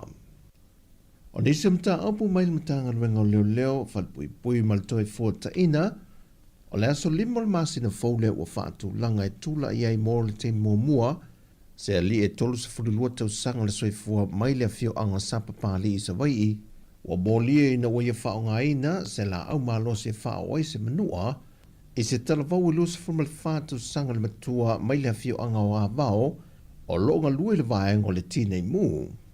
Whamaunia mai e sui kom seno mtanga ringo leo leo, papa le I Mona Lisa tia I keti, o se fe ese inga le vao I la ue na tula I mai, ai o loo a fia e foi, ma fuala au fasa ina. Ua toi mafuta atu le tamaita e se fulu fatu sanga le matua mai le fio anga lola maunga, e lona a inga mai le silia I le vaiaso sa I lia mtanga ringo leo leo ma lona a inga. O se mta aupu whaamanino mai e le sui kom sino mtanga ringo leo leo, papa li Mona Lisa tia I keti, e lei o atu se whaamtalanga e whaatatau I le saisa ino limo lea tamaitai ma lona fafonga, e peo na whaasala lawai I se tasio nusi pepa lea tunuu, e whapeo se mōri maua se tasio le ainga. Vai loi papari o se vaenga le lātu suenga, na māwai wa lewa le maafutanga le tamaitai se fulfatu sanga lea, ma se li isupokako se pasi, lea na maua mai ai lea tamaitai, ma wa mawai foi wa faisi levo le la maafutanga. Ma e ono iei mōlianga e mōli ai le li isupokako. Na whadia foi papali I, e le eise ese ngatele o le mata opu nei, ma se tasi foi o mata opu na tula I mai e lei ma maua tuli tu sanga umawai. Se isi foi tamaita e na lo mia le ata ma whaasana la wina lo na swafa I lungo pengtu wha I langi mtanga ruenga, mulmuliane toi mulmuliane e le na lao o lana wo foi, I lona inga, mai na maa uai foi o se whainga wo leva. O le tula I mai malwhaatupula I o mata opu neo le saa I lia o talavou e a meise le tūpao tamaitai. Wa toe wha amanatu mai ei e le suikum seno mtanga ruenga leo leo I le atunu. E tautua nā le vaenga mātua e tuitu I pē whanau, ma whamanatu o onga o a fiango soi whanga e tau nu I ai, pe a o ina le whaanongo ma leo sius tai. Wa whatunuina le whaamsinonga le tāpua na toi whaasala la wina e so se tasi, e mai se lungo peng ta wha I langi, le mata opolo o mōli ai le sa a vea mawhaia o ngā ulu o le manu Samoa, ma se mahoneri shoka. Na toi whaamanino le whaamsino le whaai unga, e mamafa le whaasalanga ma mōlia le na te toe lo mia, ma toi whaasala la wina le mata opo, ma e whaono whaafalipui pui nai foi se tasi. O le mata opo I pe ona se il fia, o le tausanga o mawae na mōlia I leo leo le sunga mase, ma whaamalolo le tu mawai ele unila kapi au whio na suenga, se ia o ina whaamawae. E tu whātasia telefou ele I maua lava ali e to lua, le o lo tausa I lia il matanga luenga o leo leo, na lao sa whaia le whale o lo le pākena maate vai tele, e ana e ni ali seina, ma whao li mai le li seina e whao ngai nai se tamai, nei fi se tu lo, a vele ki o le taavale ma le tino I tupe, na ma whaia mea poe ata o le whale o loa na wha ma wina fō linga o I la ua ye to lua, ai o lo tong fitia le li seina mai o na manu anga. Whalia papali Mona Lisa tia I keti. Wa whaisi sao sawa ma le maoae o le soltu la fono le telepe whale ma le ngoi. Le ua tele na a fia I pisi nisi o whale o loa nei tangata seina. Ma ua tele fo I le au ngao mea poeata o lo whapipi nei le ngato pisi nisi o nisi o ofisa ma a inga te itasi. O se fesoa soa ni tele le su engatanga luenga o leo leo. E sa I li ai I la tauia o loo whaia pēa ia I tu ai ngā soli ngā tula whono. E ui tūlanga whainga tā ma le whainga o fio le tau a matai na mai o le whawai no le whaalapu pitongo le tau manga moe pōpō ngā te I le antunu. Au leo wa tau nu mai tūlanga manuia e alai fisoa swani ese au fia I manu tātua tunu o pā anga mai atunu I whafo, pisi nisi, whale tupe, whaalapu pitonga whaavao mā loo. E mana tua pēa le whaamanatuina o lona lua se fultu sanga, le ua tāpena ne iei le whaalapot pitonga, E to alua ni sui o loo tutoe mai e o mai le so, no lato a mata whaavaina mai le whaalapu tonga le amtanga. E se le whainga tae le whainga o fie. O le wingo le tala le whainga o fie. O le tūlanga le me o sauanga ma me o mea te tupu. O me o whiu sua inga i le whaatanga ina i le ngana ia whainga o fie. E whainga tā ona avatu i te tono nu o mawhio anga. E whaatala noa ina. Ona o me o sori ngā tū la whono. E tiro lai le teimina amatai. Ia, e le i whainga o fientali e nuu. E le iai fo ini sui a wai. E le i se vahainga le o sui a wai mai tono nuu mawhio anga. Patino le tau manga. Peina o lava na amatalia o nai tina fo ina o le utui leo a le wai ele to mai. Ia o tamai ta ilo ia. Ia ma mātou ne volunteer lena. Tau mawhai le foa ino le nenga luenga. O le winga na e le whaingo fie. E le whaingo fie na talia ia jo ai ngā mata upu nei. Issues ia e mā ale. O le whai unga leo telefon o le nei aso, e ele te inga lofa le tue lunga o si o tātua tenu, e fuafuanga uma o le aanga tu iai whasoi fuia.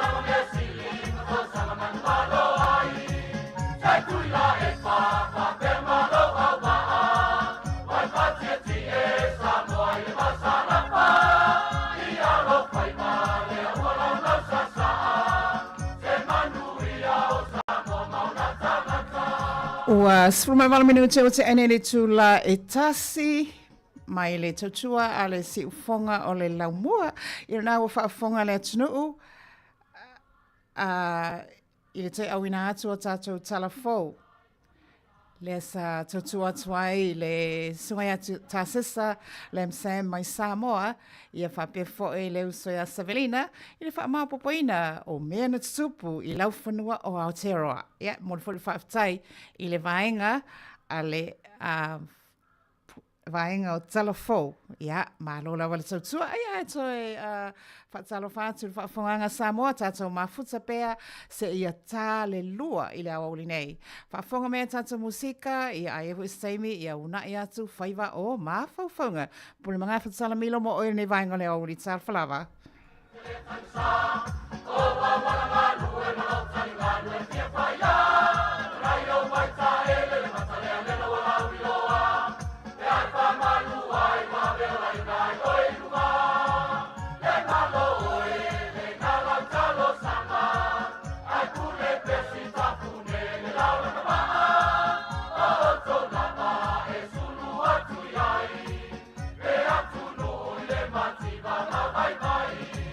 Setui la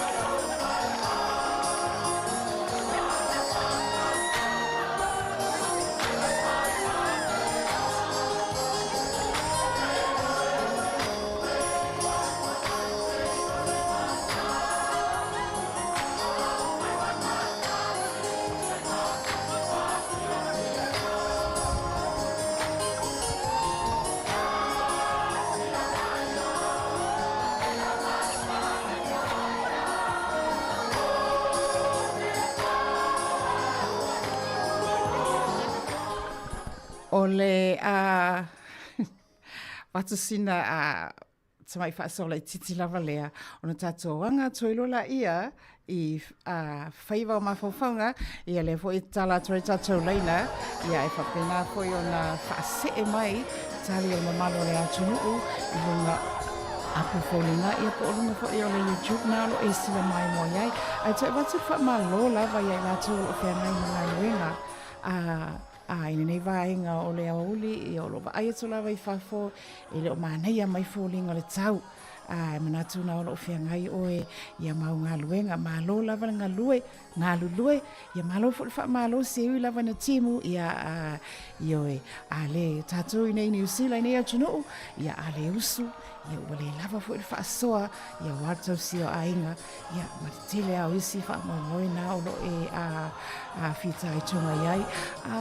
Watu fo I whaamalo I mātua, ia wā lava le molina o nai whanau, whainga o lato lunch, mo moli le tai au, manatu le fo o toi titi, ia ona mata fo I lea, ia ona whaasaoni, mo le piki ina o whanau, mai whale a onga, daycare, ia a onga a mata, ia malo lava tamama sina. Ole se tasi o tala vivela o iai ni fo I vai tau I tutonu o le lalolangi ia e maisi lava I le Vatikana Pope Francis ia leo ua mai atu ona whalelawasi le fionga the late Pope Francis Tupasa, fionga le Tupasa Vatikana, le tamapa ia o le Ekalesia ao Katoliko Roma. Ai, o le taimi fo ile nei, o lo o whaapena, pe o le tala vela lea, o ia o lo whaapena o na whiangai a fionga I kātinale, mo le pālota ina, ia po ai le o le a pale mai, ia e whaapena o na tai. Le Ekalesia ao. Ia le nganga pa ia o le atua ia wā fo I le alo atu o a fionga I kātinale ia mo le palo taina ma le filifilia o se tai fo. Ai tate fia tufalawa I si o tafo I tamai experience. Sa o maua mai si o tamai malanga le Roma I le tausanga lua ota sivalu. Lua ota sivalu. E sao lava le upu lea le upu tuusia. E le I fausia Roma I se aso ini aso. Le I fausia Roma ia. E le I fausia Roma I aso e tolu. Ole matuasa o le upu. Te langona fo ia nai sila fia I lato ua tova atu titono le atunu.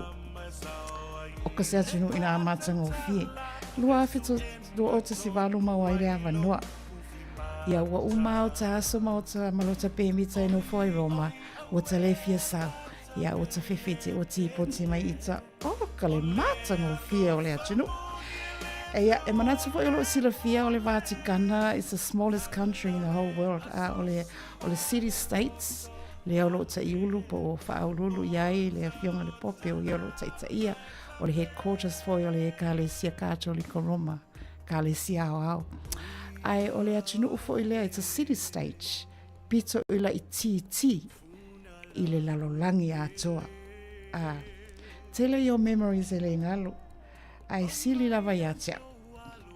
Ua ta whaalongo I le siu fufonga malelenga o Pope Francis. Ua ta wa ai, ua ta pae I le pito o futala loloa pae o le tupusa. E ese lava le tilo I lunga de TV, iata. Ai ese lava langona I le tilo atu o lo tu lai mai lona tamai whaamalama fo I lea. Ma au mai ai lana malelenga. Tamai whaamalama lea. E whaile o tala tamai whaamalama lea, it's just a simple window. O le whaamalama la vai whau le lau papa o lo lunga le whungai whale lua, I le St. Peter's Square. O le tamai whaamalama lea, manatu a ie alana fōlinga Royal Tulou, o le whafola mai lea o le ie fo I lea pā auli mō le sau auro.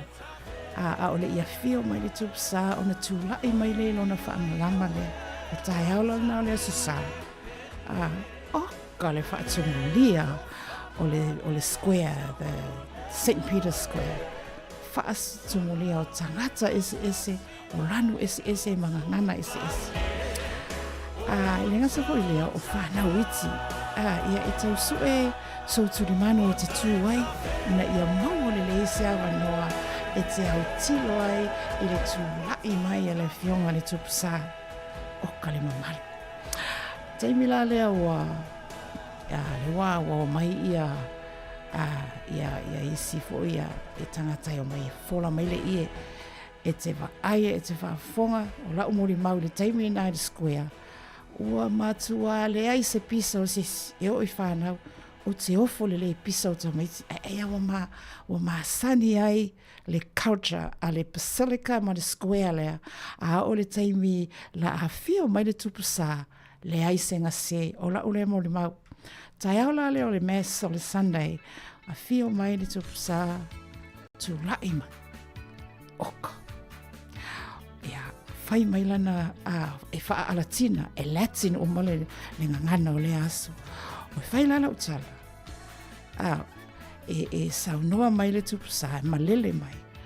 A o mamalu o tangata ia te loa o reka o tangata o mai hei tapo inga lea Katoriko. Fetangisi e fai e tali mai tali atu salo le lawina leo le Rosalio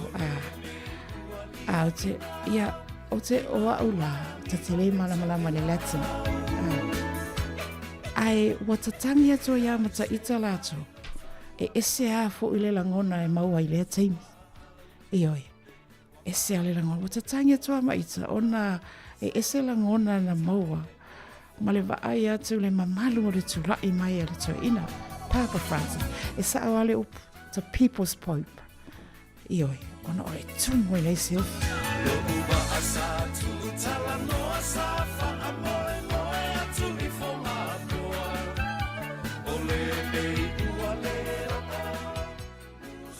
o mai la utala noa i le Sistine Chapel le whanta ua le uso ia Savelina ua le uso a Savelina ua malanga whaafia i Roma le chapel lea e iei la le matou tua lida e whaasino matou le meo iei ai oa oka e lai sign mai le tua lida ai lai au tilo solota mata i lunga le whaalo se rope te au tilo le ceiling po au tafa ona o le mata ngō fio o wata paintings Michelangelo le na tau tanga iei iata hiana whaasau lunga le TV ka le mana ia o le chapel la lea e opongi ai ia fionga i kātinale e whai le latou pālota mo le pope fo ai esa le mamalu ka le mamalu o le maota ka le mana ia e whai la tatala ele isa oai ele I fausia Roma ia so tolu whaasoloa ia whaasino mai fo'i le tamai potu lea e potu whaapitoa ele e alu ele sini a kātinale ia malelato au komiti whaapitoa e whaitau ai pālota ia mo le pālota ina o le pope fo ia whaasino atu mātou I le ala asu fo I lea le chimney ia I le ala asu lea a pai ia ua maua le ua manuia le pālota wa iei le pope fo ia asau e lanu iliuli una lai fina wina lava ia whaasino mai fo I le ala asu lea it's so simple ai ese le mamalu ola ulea va ai iai ese fo I le mātanga o fie o lea fo I Julangi ia ma le Basilica Peter Square ma le Basilica lena whae o matoi sauninga. O le si memory e le whangaloi o te fia talanoa iai. Matau atu ilunga pe whanga whaitulu e whatamilo whale tele ia whaasino mai e tama I vai puna, e tama I vai eli, mai vai ale na e sina mai. Ia mantua ratu risim tangata mai mora na iau atu.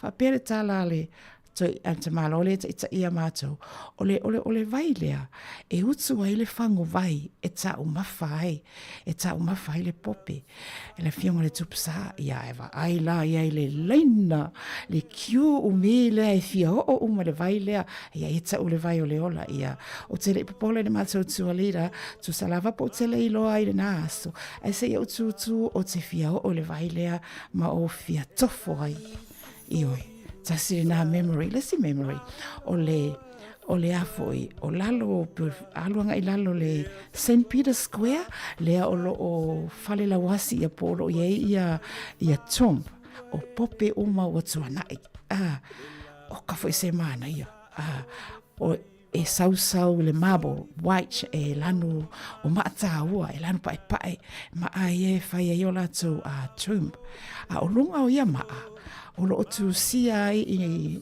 Roman numerals no no mera Roma ia manu mana ia o le swafa o lea pope mai lea tausanga na ngalua mai ai ia maona talaanga o kale mana ia o le mamalu latu matamata solo ioi afa atustusa mai la i le tunga mau po le tomb o le the late Pope Francis le fa mai simple ana ia le fo yo lo lango mau ina le fa sa tele le o fengo fa sa St. Mary's io mai Marjorie fa sa tele cattolico le masani ona a fio il tu pusa ia na wesi le fir tala a tanga I fo la ia ilona tunga mau e tasiale level ole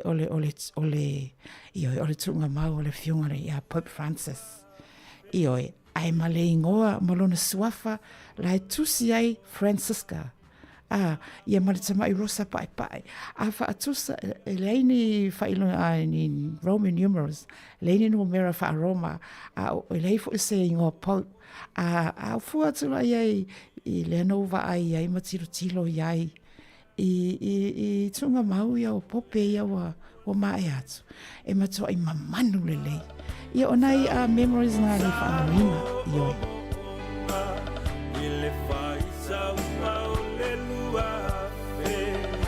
lua fe sau sangau le alofa Samoa se ia e manatu o le lato uma ia mai se lava I o tātou tangata the faithfuls le Kalesia Katoliko Kalesia Katoliko Roma ia o le taimina I o lo o mata I tu po o feo ia le finangalo le atua o ai se o le atula I mai e taita ia le tātou e Kalesia Katoliko ia monisi fo I tau sanga se tele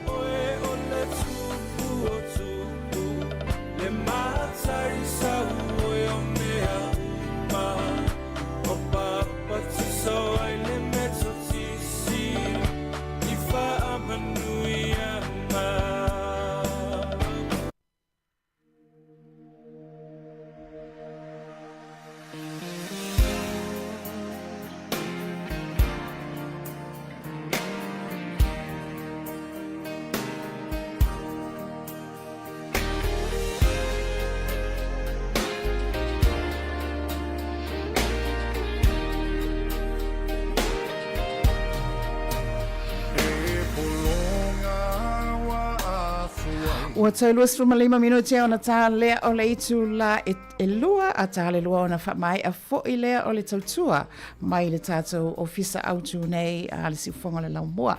Ai o whaiva o mawhauwhaunga o le la au na e atu tātou tama I laina lea o le asui le tātou whaiva o mawhauwhaunga le nei aso o le a le tasi le upu e au maila utali au le a e whaamole mole au maila utali I se foi upu pe tolu ni nai laina ia aere o se tala tusia o se history o se tasi asi au whai upu ia e whaase e mai lunga pe a whai tele a whai whai vala au mai ia vala au mai tātou hotline lea o tala atu ia a le ai foi ia whaase e mai lo finangalo ia masiau whai upu pe lua nai laina ia e au mai e tali ia e sofina ngalo e whaapea la si le tātou laina e masani ia ona whaalongo I le upu fo I lea po le laina fo I lea ia o te lole la vevesi mai o tau tusi fa lei lalo fa pea e iai pea se auivi i to tonu o lau pusatu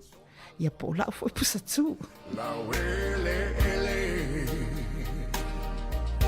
so fa fonga mai e fa mole e iai pea se auivi a skeleton i to tonu o lau pusatu ia po lau fo i kapoti ia po lau fo i pusatu nai te oia la e te sa ai ia mau la e te tina ai fa mai o te tonu la na pusatu o lo ia se auivi ia e mana ia mafofonga na e filiuliwa ia mo ne fo ia so wa faisina malulu matimu ia e filiwa i mai ta ua ia polale winga si fo i fasileina o le halo fa winga ina atonu pia nga faiva mafofonga e ia pes a wivi ia ele pola tele na a wivi e ia pes a wivi i tonu o lau pusatatia o lau pusatu ia po lau kapoti ia ma fo pusa na lo te o lo la na lo ia lo of mana ia le te sa ai siva ma tau sala ai fa mai o tonu na pusa ia lo filo ai ma se awivi What does it mean? O la so silafia, o la sa wingana sina o fa mole o tali mai ia tulo wa tatilo tala noa ise pusa maliu le hai pusa tatia na ia au staili na ia au staili fatalo fati ava ai le la o mai le au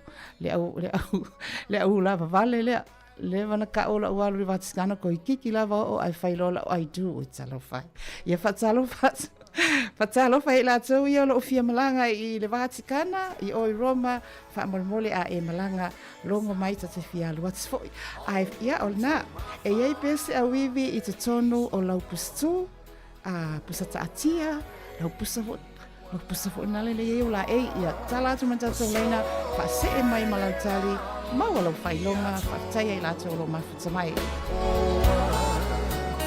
Ako si fa ilava to ai le mo.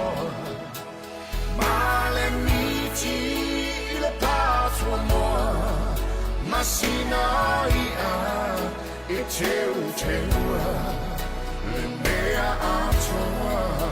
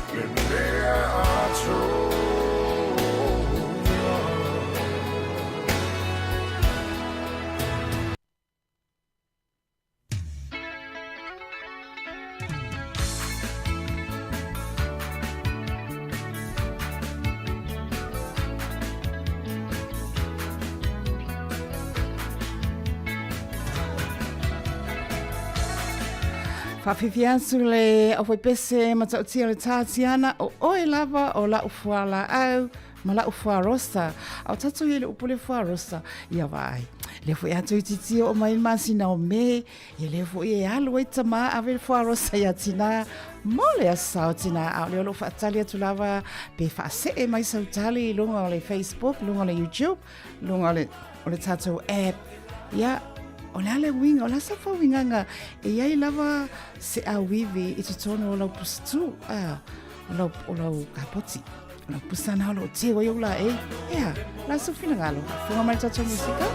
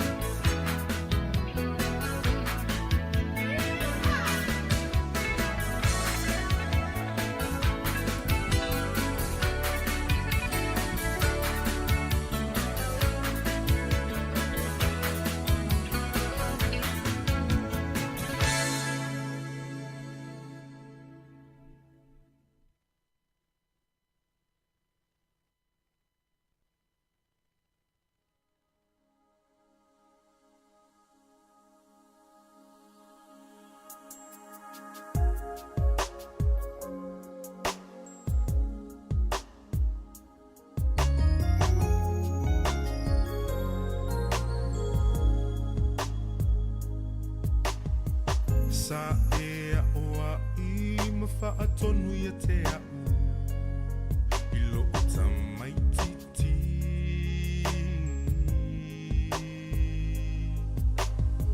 Sa e wha o fu mawhawhanga ia te au I lo tamai titi